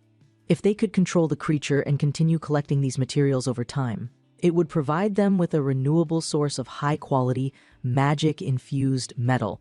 Naturally, the group is divided on the issue. Some argue that the creature is too dangerous to be left alive. While it appears docile now, there is no telling when it might become hostile again. Others see the strategic value of keeping it alive, given the immense benefits it could provide. Shin, caught between both perspectives, understands their concerns. The monster has undeniably posed a significant threat, and allowing it to remain unchecked could be disastrous. However, he cannot ignore the potential advantages of controlling such a powerful resource. For now, the creature remains weakened, trembling in its state of self-inflicted defeat. The question remains, should they destroy the monster now, or attempt to tame it for the future benefit of the Steel Legion Guild? As the debate over the monster's fate continues, Gangu insists that its unique trait, its ability to reinforce metal with magic, could lead to incredible innovations. The potential to create powerful materials is too valuable to ignore. Shin contemplates the risks and rewards of keeping the creature alive. After a moment of deliberation, the corporal suggests securing the monster in a safe location to preserve its resources. Shun turns to Shin, asking if he is really willing to pass up such a rare opportunity. Seeing Gangu's enthusiasm, Shin makes his decision he won't let this chance slip away. Excited by the outcome, the soldiers act quickly, successfully capturing the monster and securing it within a specially built cage in mere seconds. Once trapped, Shin officially announces that Mac, as he now names the creature, will remain there from now on. However, the lack of nearby metal pieces enrages the monster, though it is unable to do anything about it. Sometime later, the engineers analyze the metals obtained from Mac and discover that they are significantly stronger than ordinary materials. Naturally, this revelation excites them, and Shin considers it an excellent outcome. Meanwhile, Gangu expresses his gratitude, thanking the commanders for trusting him and prioritizing material acquisition. With his task now complete, Shin grants him full authority to proceed with his construction plans. During the engineer's work, the system detects several low-level cooking materials, which immediately reignites Shin's excitement. The fact that so many objects can be classified as ingredients fuels his curiosity. If the engineer's identification trait only works on materials, then Shin's chef's eye is clearly superior, it is limitless. He begins to wonder whether combining his ability with the engineer's expertise might allow them to analyze the weaknesses of any monster they encounter. The Steel Beast, vehicle modifications complete. A few days later, the vehicle modifications are finally completed. When Gangu presents the results to the commanders, they are left completely speechless. The once standard military truck has been transformed into a monstrous war machine, heavily armored, reinforced, and adorned with massive spikes and horns. One soldier jokingly compares it to something out of Mad Max, which earns a few chuckles. Although the design is intimidating, the engineer assures them that its performance will be exceptional. Shin, unfazed by the vehicle's aggressive appearance, gets straight to business. Gangu explains the features, emphasizing that it functions as both a transportation vehicle and a combat machine. The side-mounted spikes are designed to shred through monsters, minimizing the need for soldiers to engage in direct combat. However, he acknowledges that it might still struggle against creatures like Mac, whose steel armor is nearly impenetrable. Shin concedes that no single solution can handle every enemy, but having a mobile fortress is still a significant advantage. Another improvement is acoustic insulation, which will help reduce noise, making their movements less detectable. This detail pleases Shin greatly, as it lowers the risk of attracting unnecessary attention while traveling. Shifting topics, Kung asks about Mac's condition, and the corporal reports that the monster is stable. The team is monitoring and feeding him, and he does not seem to transform as long as only a few metal plates are nearby. Furthermore, the iron Mac consumes continues to be reinforced with magic, meaning that each metal plate they give him results in stronger materials for their use. While the reinforcement process is currently slow, the engineers are researching ways to accelerate it, with hopes of eventually using the creature to construct a fortified wall. While Shin remains wary of relying too much on a monster, H finds the idea promising. Mission: the convenience store raid. Later, the commanders locate a convenience store near the border and discuss their next objective. Lee suggests testing the new vehicle by sending it there, but Shin reminds everyone that they also need supplies. They cannot afford to stay idle for long. He proposes an expedition, and Lee is the first to agree, though she is uncertain whether they will find anything useful. Since the store has likely been ransacked or abandoned, there is no guarantee that supplies remain. Despite the uncertainty, Shin considers it worth the effort and gives the order to prepare for departure. When the team arrives at the convenience store, everyone is impressed by how well the modified truck performs. Its first field run is flawless, with the reinforced spikes tearing through most monsters with ease. However, by the time they reach their destination, the truck is covered in blood and flesh, prompting one of the soldiers to groan about the inevitable cleanup. The corporal admits that he didn't think about that problem during the design process, which earns him a few amused glances. Shin reminds them to stay focused and orders the soldiers to eat military ration number 3 before entering the store. The dried meat from the rations has an effect that enhances sensitive hearing, allowing the team to remain highly alert inside the building. A suspicious presence. As the unit splits up, each soldier begins searching the shelves for supplies. Unfortunately, as feared, the store is completely empty. Even so, Shin decides to search a bit longer, unwilling to leave without being certain. At that moment, a soldier calls for the surgeon's attention, reporting the discovery of a zombie corpse nearby. The condition of the wound suggests that it was struck in the head with an axe, indicating that someone else had handled the threat before their arrival. This revelation strongly suggests the presence of another survivor in the area. Suddenly, a strange noise echoes through the store, putting the entire unit on high alert. Shin immediately orders everyone to freeze, focusing his heightened senses on the surroundings. The sound is faint and muffled, as if someone is deliberately trying to remain hidden. The noise originates from the butcher section at the back of the store. Assuming it might be a monster lying in wait, the unit cautiously advances, weapons at the ready. Kwang, using all his strength, kicks down the locked gate, completely destroying it. Shin, standing beside him, activates his chef's eye, hoping to identify any weaknesses in the potential enemy. If it's a monster, knowing its weak spot could allow him to eliminate it swiftly, like slicing a perfect cut of meat or preparing a dish to be cooked. However, as his chef's eye scans the area, the system does not detect a monster. Instead, it identifies the presence of a human. Realizing that there is no other choice, the hidden figure cautiously emerges from the shadows, a young girl, no older than her early teens, nervously stepping forward. Clutching her hand tightly is her younger brother, who stares at them with fearful eyes. The tension in the air shifts. In the past, this girl and her brother had likely been part of a larger group of survivors. But something must have happened. Perhaps their group was wiped out, or they had been forced into hiding. Whatever the case, they had somehow managed to survive on their own until now. For the first time in a while, the mission was no longer just about supplies or monsters. It was about people. The siblings sat quietly eating hot food. "This is delicious, sis," he said. She replied, "Eat slowly, it's still hot." Two people stood nearby watching them eat. "How's the atmosphere with those kids?" she asked. He answered, "There's a misunderstanding here. They told me survivors might be monsters," she said. He looked surprised. "Monsters?" he asked. "Do we seriously look that scary?" He added, "Some monsters look like people, right? There are those who steal appearances." A silent, horrifying figure flashed through memory. "We didn't speak, just approached them silently," he said. "That's why they feared us." The kids paused. She finally understood. They're still cautious, but it's better now, he said. She nodded slightly. Good job, he added with a small smile. He looked back and noticed her smile. Her expression has brightened, he thought. The children's comfort seemed to lift everyone's spirits. They sat together quietly, the food wrappers scattered. That special sauce of comfort, he thought, must have helped settle their nerves. A moment passed. Then she asked gently, "What's your name?" The silence broke as the spoons rested on empty plates.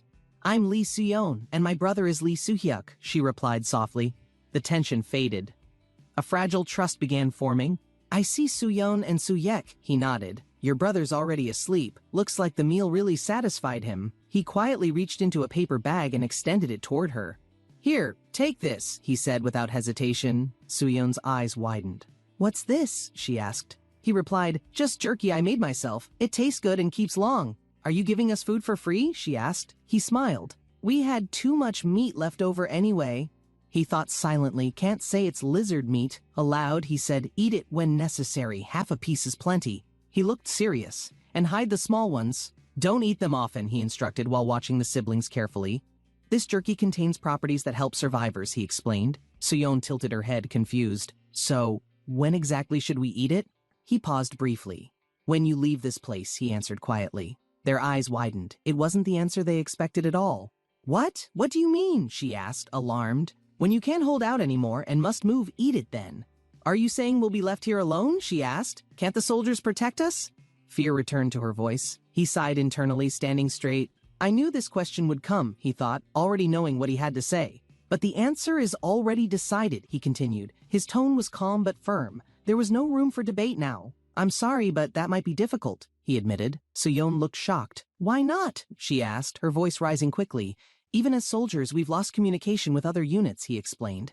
"We're isolated too. Protection isn't guaranteed anymore, unfortunately. Our ground base is unstable," he added. "We can't risk more unknowns. That includes people we just met yesterday. I'm sorry. Try to hold out with that food," he said. "We'll return once our situation stabilizes, I promise." Suyeon watched them walk away in silence. Her eyes stayed fixed. She didn't speak, only held her brother tighter. "I see," she finally said softly. "Everyone must be in a similar situation." Her voice trembled but remained steady. She looked down, gently brushing Soo-hyuk's hair. The boy slept peacefully. She couldn't cry now. She had to be strong. The other girl stepped closer. "Suyeon," she said quietly, sensing the weight in her silence and the strength behind it. A single tear slipped from Suyeon's eye. She quickly wiped it away, not wanting anyone else to see it. The soldier noticed her struggle. His expression softened, understanding more from her silence than anything words could have possibly conveyed.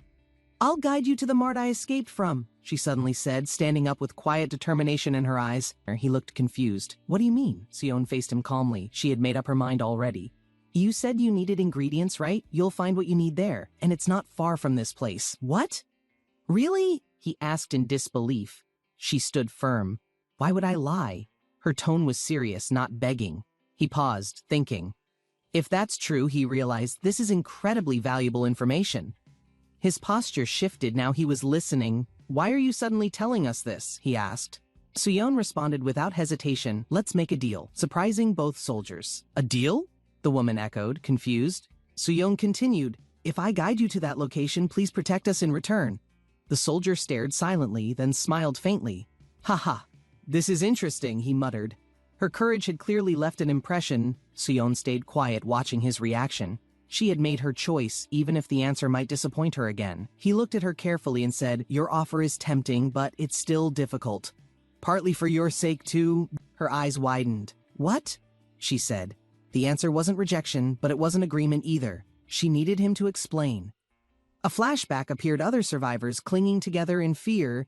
Families, children, the wounded, all huddled in hiding, waiting for protection. "Our group operates differently," he explained. "We don't just hide and survive. We take risks and move where others can't. Our goal is to gradually expand our influence," he explained. Their mission wasn't just survival, it was about territory and control. "Influence?" she asked. He nodded. "Expand influence, conquer territory," he said. "That's the rule now, and we must follow it. Following the system means we'll fight often," he added. "Zombies, monsters. They'll be part of every step we take." Images flashed, bloodthirsty monsters charging, twisted zombies snarling in the rain. Each step forward would mean facing unimaginable danger. "That's why," he said gravely, "having more people isn't always a good thing." It brings risk we can't always manage. It also means we're easier targets, he continued. Expanding influence brings danger. We attract enemies with every step forward, so staying hidden here might actually be safer, he added. The warehouse's silence only made the choice harder to bear. Suyeon's eyes narrowed. She glanced away briefly, struggling to hold her emotions. The soldier's logic was clear, but it hurt. "I don't care!" she suddenly shouted. "Hiding in here is terrible!" Her voice trembled, clutching Soo-hyuk tighter, full of frustration. Tears welled in her eyes again. Living in fear, silence, and darkness wasn't safety. It was slow, quiet suffering instead. He stayed silent, expression tight. The girl's words echoed in his mind, stirring something he hadn't felt in years. What should I do? He thought. I understand how this child feels, but that didn't make the decision easier. We could make a deal, he began, but the place you mentioned was likely already raided. It's not valuable anymore. No, Suyeon yelled. The goods there are still intact. Her voice cracked, but her eyes were filled with certainty. The soldier looked surprised. How do you know that? He asked, now unsure. Her confidence wasn't just desperation, it meant something. Tears streamed down Suyeon's face. Because I saw it, she said, voice trembling. I saw everything clearly and completely. She remembered the scene, blood everywhere, bodies unmoving, even the adults dying. The horror was burned deep into her memory. A soldier watching muttered, "This story's longer than I expected." Her experience wasn't just emotional, it carried real, brutal weight.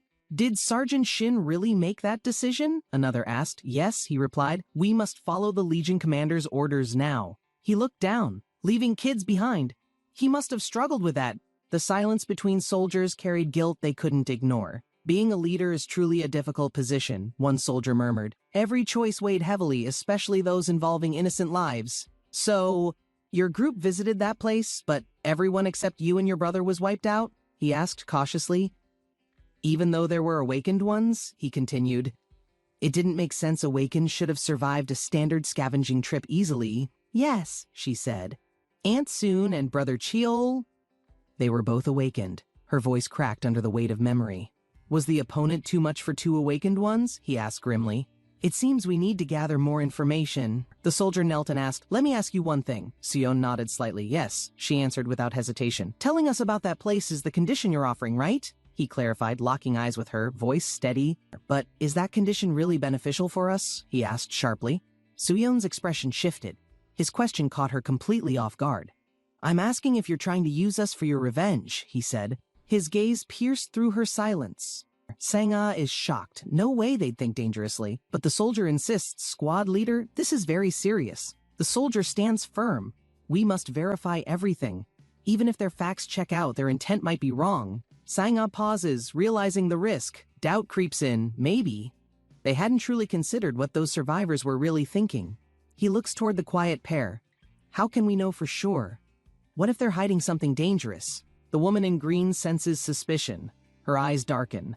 Beneath calm faces, uncertain motives begin to stir once more. She admits quietly, to be honest, I've thought about revenge.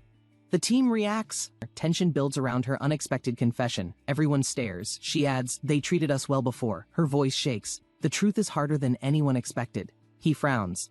As I thought, their motives were unclear. Trusting them could risk everything the team had built together. She cuts in. I don't want revenge now. That feeling's gone. Her voice is calm but filled with weight. Her eyes steady. Sung-Jun and I survived. No anger, just fact. That was her reason, simple and final. She speaks firmly. If we die chasing revenge, the ones who saved us, won't their sacrifices be wasted? A memory flashes someone shielding her with their life. Blood spilled. Pain endured. They protected her without hesitation or regret. They died to protect us, she continues. We owe them more than this. We can't throw our lives away. The soldier nods slowly, eyes softening. He thinks, this child, she's thinking far beyond her age. That's rare now. My only goal is survival, she states. That talk of revenge was just a condition. Nothing more. Her face hardens. She steps forward. Commander. Her voice is calm, no longer defensive. She's ready to clear the air between them. He listens closely. She bows her head slightly. I apologize. We misjudged her intentions. The girl only wanted safety. The commander speaks clearly.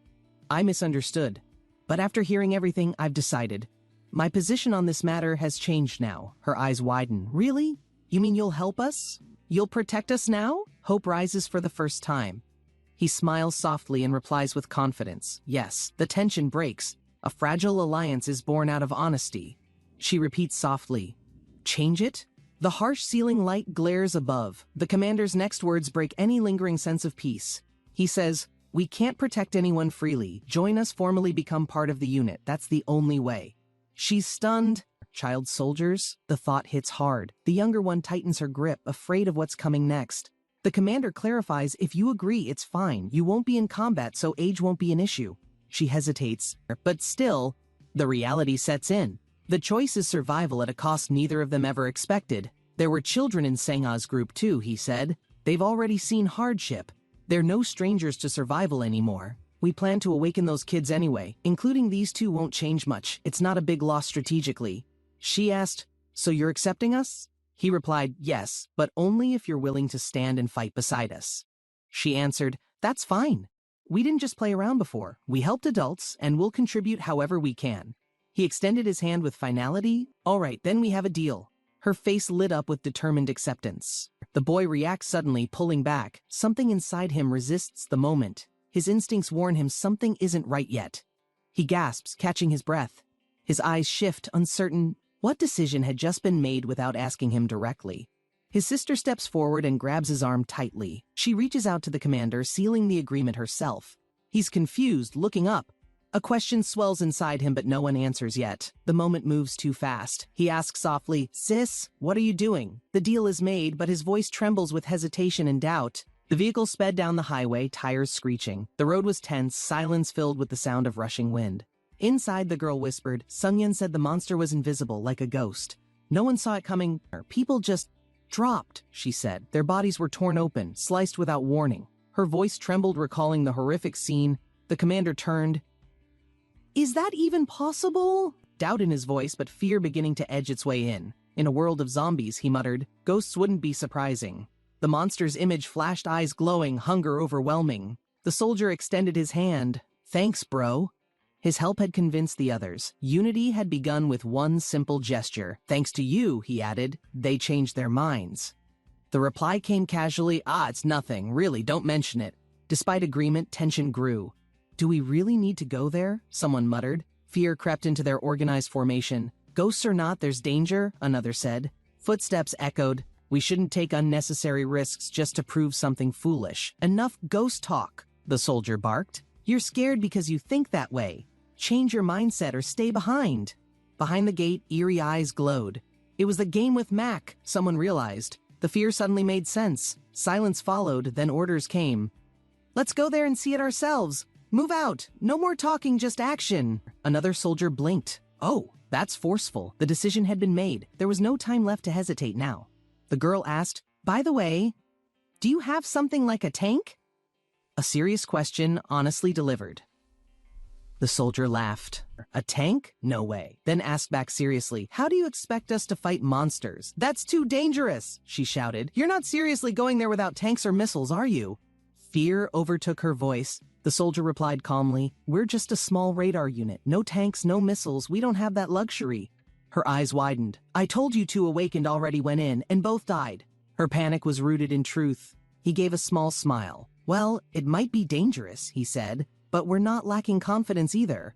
Really? She muttered, watching the vehicle speed toward uncertainty. The road ahead was deadly, but turning back wasn't an option. The building looked untouched. It's too intact, one said. What could be inside that caused no visible damage? Could it really be ghosts? Another whispered. How can we fight something we can't see? Uncertainty filled the group. He shouted angrily, oh, you cowards! As panic crept in. Fear was spreading faster than any monster possibly could. The commander grunted. This won't work without the jerky. He knew what they needed. Food buffs made survival possible here. He tossed the ration. Everyone eat number 7 now! The soldiers froze, then obeyed, trusting food more than their instincts. The boy looked confused. Why the jerky all of a sudden? Something was happening, but no one explained it yet. The jerky took effect fast. Soldiers clenched fists, energy rising. A strange rush of strength began pulsing through their bodies. A notification flashed, courage level buff activated, shouts erupted. Time to fight ghosts! Morale skyrocketed with the new wave of confidence. The women watched. They were just scared seconds ago. But now the squad charged like fearless hunters full of madness. Sangha warned, you two, stay close. Don't get pulled in. Buffed or not, this mission's still dangerous and unpredictable. The command rang out, "All right, let's go!" Soldiers surged forward, weapons ready, as the mission officially entered the danger zone. Behind them, the children and Senga stayed close. The mart loomed ahead, silent, unbroken, and hiding whatever still lurked inside. From above, the floor was littered with bodies and blood.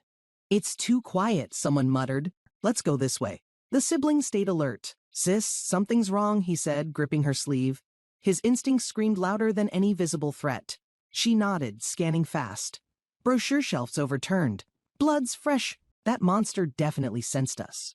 Her eyes locked forward, tense. She stared at the spilled cans. "You're right. The environment wasn't normal. Something or someone had moved recently, and fast." A chill ran through her. Then, nearby, her voice trailed off as realization dawned. The danger wasn't gone, it was close. Suddenly, movement. The soldiers turned sharply. A strange sound cut through the silence. Tension snapped into full readiness instantly. A soldier's eyes widened. They'd seen something or felt it. Something moved beyond their vision. The air changed sharply. The commander shouted, "What's wrong?" But before the reply came, something unseen lashed out and chaos erupted without warning. "Are you okay?" one soldier shouted, catching his partner. Panic rose fast. Something had attacked them, but nothing was visible yet. "Sergeant Shin, there's something here!" the soldier yelled. He scanned the area, fists clenched. Whatever it was, it moved fast. Shin looked around. Nothing. "What is it? I can't see anything." The silence returned, but now it felt hostile. Electric sparks erupted from the wall. A soldier turned sharply, sensing danger, heart racing as unknown energy surged through the base. 3 glowing orbs formed mid-air, crackling with energy. Their patterns shifted, pointing toward the armory. Tension grew with every pulse. Shouts echoed, "What the hell is that?" Panic set in. "Prepare for battle!" Soldiers readied weapons, scanning for enemy movement. A commander rushed in, face tight with urgency. "Youngjun!" he shouted. The chef turned, eyes narrowing, sensing the threat behind. Lightning struck. Youngjun tackled a stunned comrade, pushing him aside as energy burst past. "Stay down!" he shouted, shielding him. Electric current grazed Shin's arm as he lunged forward.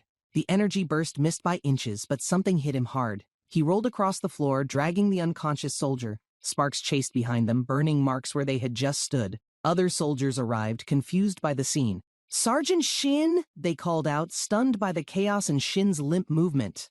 "Medic!" Youngjun shouted, cradling Shin's head. "Treat him quickly!" He scanned the room, watching for more attacks, hands trembling slightly. The medic rushed over. "Yes, sir," he replied. Youngjun stepped back, still alert. "We can't stay here. Something's targeting us." A glowing green orb formed in the medic's hand. He moved fast, placing it directly onto Shin's chest. Healing light spread over Shin's body. Muscles relaxed, breathing steadied. Relief swept over the group, but tension still held strong. "Hold your positions, be ready for an attack," the squad leader ordered. They turned, weapons raised, watching the entry point. "You heard him, lower your stance," someone barked. Movement flickered in the corner. "Damn monster bastard," another shouted, rage building. "Shield team, form a wall," the captain yelled. "Everyone else behind them, move fast." Footsteps thundered. The defense line tightened instantly. "Yes, sir," the soldiers responded, moving quickly. Civilians were escorted towards safety, guarded tightly as tensions filled the hallway air. 2 kids followed closely behind their older sister. One looked around nervously. "Sis, it's just like back then," he said. The older girl froze, memories flashing, but she quickly smiled and reassured, "Don't worry, kids. The soldier uncles will protect us." She pointed toward the hallway. "Let's go over there," she said, leading the children forward as soldiers spread into position. "Okay," the younger girl replied, gripping her sibling's hand tightly. Her eyes trembled, but she walked forward without hesitation this time. "Is it really an invisible monster?" one asked.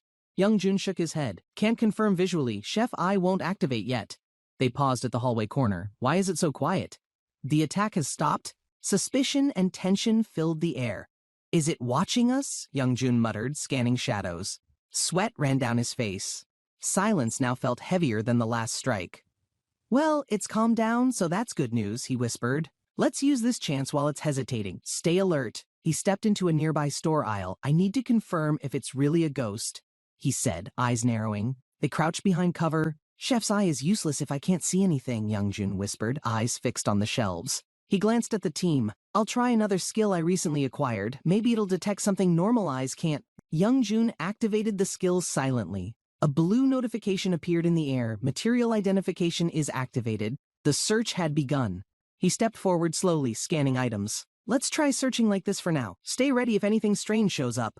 A cold breeze passed through the aisle. The snack packs rustled lightly. There, he muttered. Something's definitely hiding behind them. Youngjun's vision filtered through materials. Text floated in his sight. Aluminum, polyamide, polyethylene terephthalate. Snack packaging was everywhere. He examined the readings. Everything so far is normal packaging. Plastics, metals, no abnormal signals yet. Keep checking the shelf. Another scan revealed more food packaging. Most of these are snack bag ingredients, he muttered, growing impatient. Still no monster. A sudden ping. Aluminum. Then movement. Shelves blurred briefly, as if something passed. Youngjun locked his eyes toward the shifting corner. Blue water droplet, the system read. Unusual? Not part of any packaging. Youngjun's eyes narrowed. Found you, he whispered, stepping forward. The scan showed polyamide again. Youngjun narrowed his eyes. Something didn't match the usual patterns. He watched the shelf closely. He ducked behind the barrier. Wait, there was something strange, he whispered. Something had briefly flickered between scanned snack items. Focused and alert, Youngjun leaned out. One more time. He activated the skill again, locking onto the suspicious energy signal. Boxes and packs outlined clearly except one. The strange distortion reappeared near the second shelf. The scanner locked onto its location. Blue water droplet, quality high, the system displayed. Youngjun's eyes widened. This isn't normal material, he muttered. We've definitely found something. Youngjun narrowed his eyes. Blue water droplet? What is that? He muttered. It didn't fit with normal materials here. He glanced around again. Anyway, it's definitely not a ghost, he said. His suspicions were growing with every passing second. It's a monster disguised as a snack, Youngjun concluded. His scan locked onto the fake item nestled among real products. The droplet pulsed, shifting slightly. It blended into the packaging, but now he knew. You can't hide anymore, he whispered. Did you find it? A soldier asked. I've figured out its location for now, Youngjun replied. Get ready to strike. Youngjun gave the order. I'll take the lead, you cover me. His tone was sharp, focused on movement. Shield team, advance with me, he commanded. Soldiers moved quickly behind him, readying their positions. Yes, sir, came the unified reply. Sis, they say they found it? The boy asked nervously. The older girl looked confused. There was nothing there before. She stared toward the snack aisle. Just who is that person? She whispered, unsettled by what Youngjun could actually detect. From behind cover, the strike team leapt into action. Blades drawn, they charged with precision toward the target's hidden position. Youngjun pointed to the shelf. It's there, he said. Everyone tensed. He gave the signal, open the shields. With practice motion, the soldiers raised their arms. The protective shields unfolded quickly. Everyone locked eyes on the target zone. They rushed forward, covering each other. Youngjun sprinted ahead with precision, blade drawn, eyes tracking every flicker near the shelf. He leapt mid-air, weapon ready. The target shimmered faintly. Timing mattered. One clean strike was their only chance to succeed. His knife plunged through the illusion. The packaging split. The shelf burst apart. The real form had just been struck. Youngjun's blade struck the bag. The packaging shattered. A burst of energy flared as something moved violently within. A blue liquid form exploded outward. The real monster emerged, no longer hiding, its camouflage completely torn apart. It twisted wildly through the air, lashing out with glowing tendrils. The soldiers raised their weapons, bracing for contact. The creature slammed against the shelves, knocking products aside. Its full body flickered, unstable but now fully visible. Sparks flew as its limbs hit the ground. The monster hissed, then launched upward, aiming directly for the ceiling above. There it is! Youngjun shouted, charging toward the monster. It's finally shown itself! The team moved to support his lead. Youngjun's eyes glowed as he activated his skill. The interface appeared instantly. Chef's eye is activated. His vision sharpened. The monster shimmered blue. A new message appeared. You've acquired the butchering method for blue water droplet. Text followed. Blue water droplet consists of a liquid body and a core at the center where magical power concentrates. Armed with knowledge, Youngjun dashed forward. His target wasn't the whole creature but the glowing core within its swirling form. Youngjun dodged low and rolled forward. His eyes locked on the monster. This isn't a ghost, it's a mimic. He steadied his stance. Ghost, my foot. It's a monster, he muttered, gripping his blade tighter with both hands. His thoughts echoed. The key to butchering is the core at the center. He adjusted his approach, preparing the strike. The monster expanded, limbs writhing. Blades of water whipped around it, slicing through the air in all directions. Youngjun didn't hesitate. He yelled, charged forward with everything he had, aiming directly for the swirling blue core's center. A soldier discovers strange blue jelly sprawled across the floor. His voice shakes. Sergeant Shin, what is this thing? The team stares at the shifting slime. One mutters, that's a monster. It looked like jelly. Another adds, it moved. Shin steps forward. It was hiding. It mimicked its surroundings. That's why it was invisible. It waited for someone careless. He clenches his fist. It used mimicry to ambush. There could be more. We must not let our guard down. Shin points to the bloody aisle. The missing worker fell victim. More could be hiding in the mart. We investigate now. The survivors stood silently. One child trembled behind her mother. Fear lingered after learning the monster could mimic ordinary surroundings. Shin faced the soldiers. It's weak. That's why it hides. It blends in so it can strike safely. He pointed to the blue puddle. The weakness is clear. There's a core. Hit it directly, don't waste time on the rest. Zooming in, Shin explained. Look for the dark jelly center. That's its life. Pierce that and the threat is eliminated. A soldier hesitated. But how do we spot ones hidden in snacks? Shin narrowed his eyes. We'll adapt. Scan everything. No exceptions. A soldier shouted with conviction. Got it. He gripped his weapon tightly, locking eyes on the moving jelly creatures ahead. The creatures spun and scattered, glowing blue. They shifted their forms quickly, trying to confuse and overwhelm the incoming soldier. He charged forward without hesitation, dodging their movements. His blade lit up, aimed straight at the center of the closest creature. With full force, he struck downward. His body twisted midair as momentum carried him straight through the blue jelly mass. The strike landed clean. The core shattered beneath his blade. The creature splashed apart, lifeless and still across the cold floor. His eyes glowed red with determination. With a fierce cry, he launched himself forward, ready to destroy the jelly monster. He slammed his glowing fist into the monster's core. The black center trembled, beginning to fracture under his focused strike. Screaming with power, he unleashed another blow. Energy surged through his body as the jelly creature began breaking apart violently. Nearby soldiers ducked behind cover, shocked. One shouted, "Is he insane?" The other whispered, "No. He's just that strong now." The soldier cracked a grin. The tide was turning. This wasn't just survival anymore. It was a fight they could win. Blue sparks surged as Youngjun gripped the butcher knife, channeling strange power from the system. His heartbeat pounded. Something awakened. A soldier shouted, "Multiple threats approaching the kitchen zone." Tension rose. Youngjun stepped forward, nodding. "All right, everyone stand back. I'll handle it." Electricity danced across his arms. Sweat dripped. Youngjun clenched his teeth. "Ha! I didn't choose this job, but I'll survive." With a roar, he raised the knife high. Lightning wrapped around him, illuminating his resolve. Energy focused. No time for fear. The blade struck the ground. Power exploded outward, frying enemies instantly. Silence followed. Youngjun exhaled. The chef had cooked. Destruction. The explosion lit the room. Kitchen equipment flew. Sparks rained. The electric blast shredded nearby enemies into blue-tinged ash instantly. Only melted remains were left, barely recognizable. The creatures didn't scream, they vanished. Youngjun scanned quickly. No time to relax yet. "Next, Byungmin," Youngjun shouted. "White microwave above you." He coordinated calmly, issuing precise orders. Every movement was timed. Mistakes meant death. Youngmin raised binoculars, verifying the target. His heart raced. This wasn't training anymore. Real enemies, real consequences. He locked on. The team burst forward. Youngmin flanked right. Another soldier hurled a charge. The last infected screeched as electricity consumed it whole. "Amazing," she whispered, watching the team. Her eyes stayed on Youngjun. "He's just a cook, but moves like a soldier." Suddenly she froze. Her expression changed. A sound echoed. Something unnatural. She looked out the window. Her hands trembled instinctively. Blue glowing creatures surged toward the building. Their forms shifted like fire. She gasped. "What's happening?" Her voice barely reached the others. Soldiers turned to the entrance. "Sir, they're pouring in." Panic set in. Youngjun clenched his jaw. This wasn't over, not yet. A soldier spotted the breach. "More from the back hallway," he shouted. Youngjun narrowed his eyes. They were surrounded again. The creatures began to ripple unnaturally. Their liquid forms quivered violently, then expanded. Energy pulsed. Something strange was about to happen. Shapes twisted midair. One turned into a serpentine figure. A soldier staggered back, gasping. "What the hell is that?" Youngjun reached out, but the form dodged unnaturally fast. His fingers barely missed contact. "They're not just moving, they're evolving. They're changing shape," someone yelled. The new forms had sharper features, stronger, faster, intelligent. The chef's role just got more complicated. A creature's face emerged fully, eyes glowing blue. It smiled not instinctively, but knowingly. This was no longer a mindless enemy.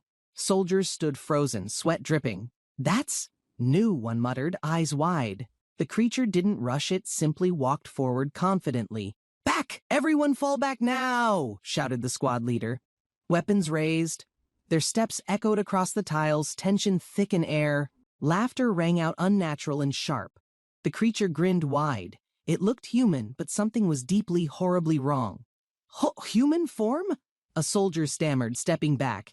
His hands shook, weapon trembling. "No, that thing's just wearing a human face." Behind the front lines, civilians stared in shock. The atmosphere dropped. One whispered. No one finished the sentence. Dread filled the silence. She gasped, eyes wide.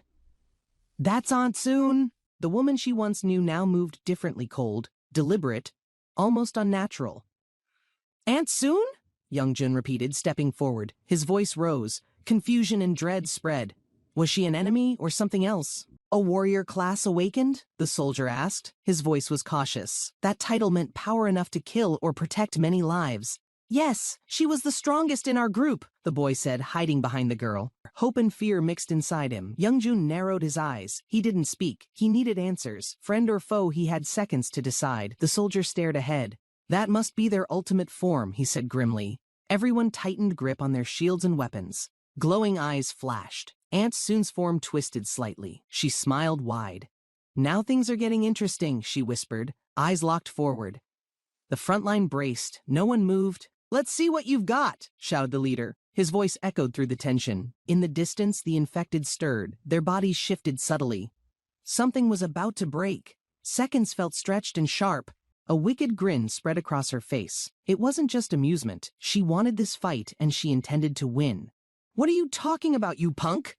the soldier yelled, charging. His eyes burned with rage. There was no hesitation. He slammed his fist forward, energy crackling on impact. Blue light exploded. The target staggered. The strike landed clean and hard. The creature screamed in pain, body distorting. The once calm smile vanished. Her voice cracked. The creature was thrown back by the blow. Young Jun stepped forward, calm but firm. "A shame. Warrior class awakened among the survivors?" His tone was colder than before. In the darkness, monstrous figures emerged. Their eyes glowed red. This fight wasn't over. It was just beginning. "We've leveled up fighting lizards. They're brutal, fast, and deadly. But each kill made us tougher, smarter, and more experienced. 100 awakened warriors trained in real combat. They've survived ambushes, monsters, and chaos. Each battle refined their deadly potential further. We wear lizard leather gear, bulletproof and flexible. Combine that with cooking buffs, and our strength multiplies beyond normal limits. I'm sorry, but you're not ready for this. My people are. We've prepared for war.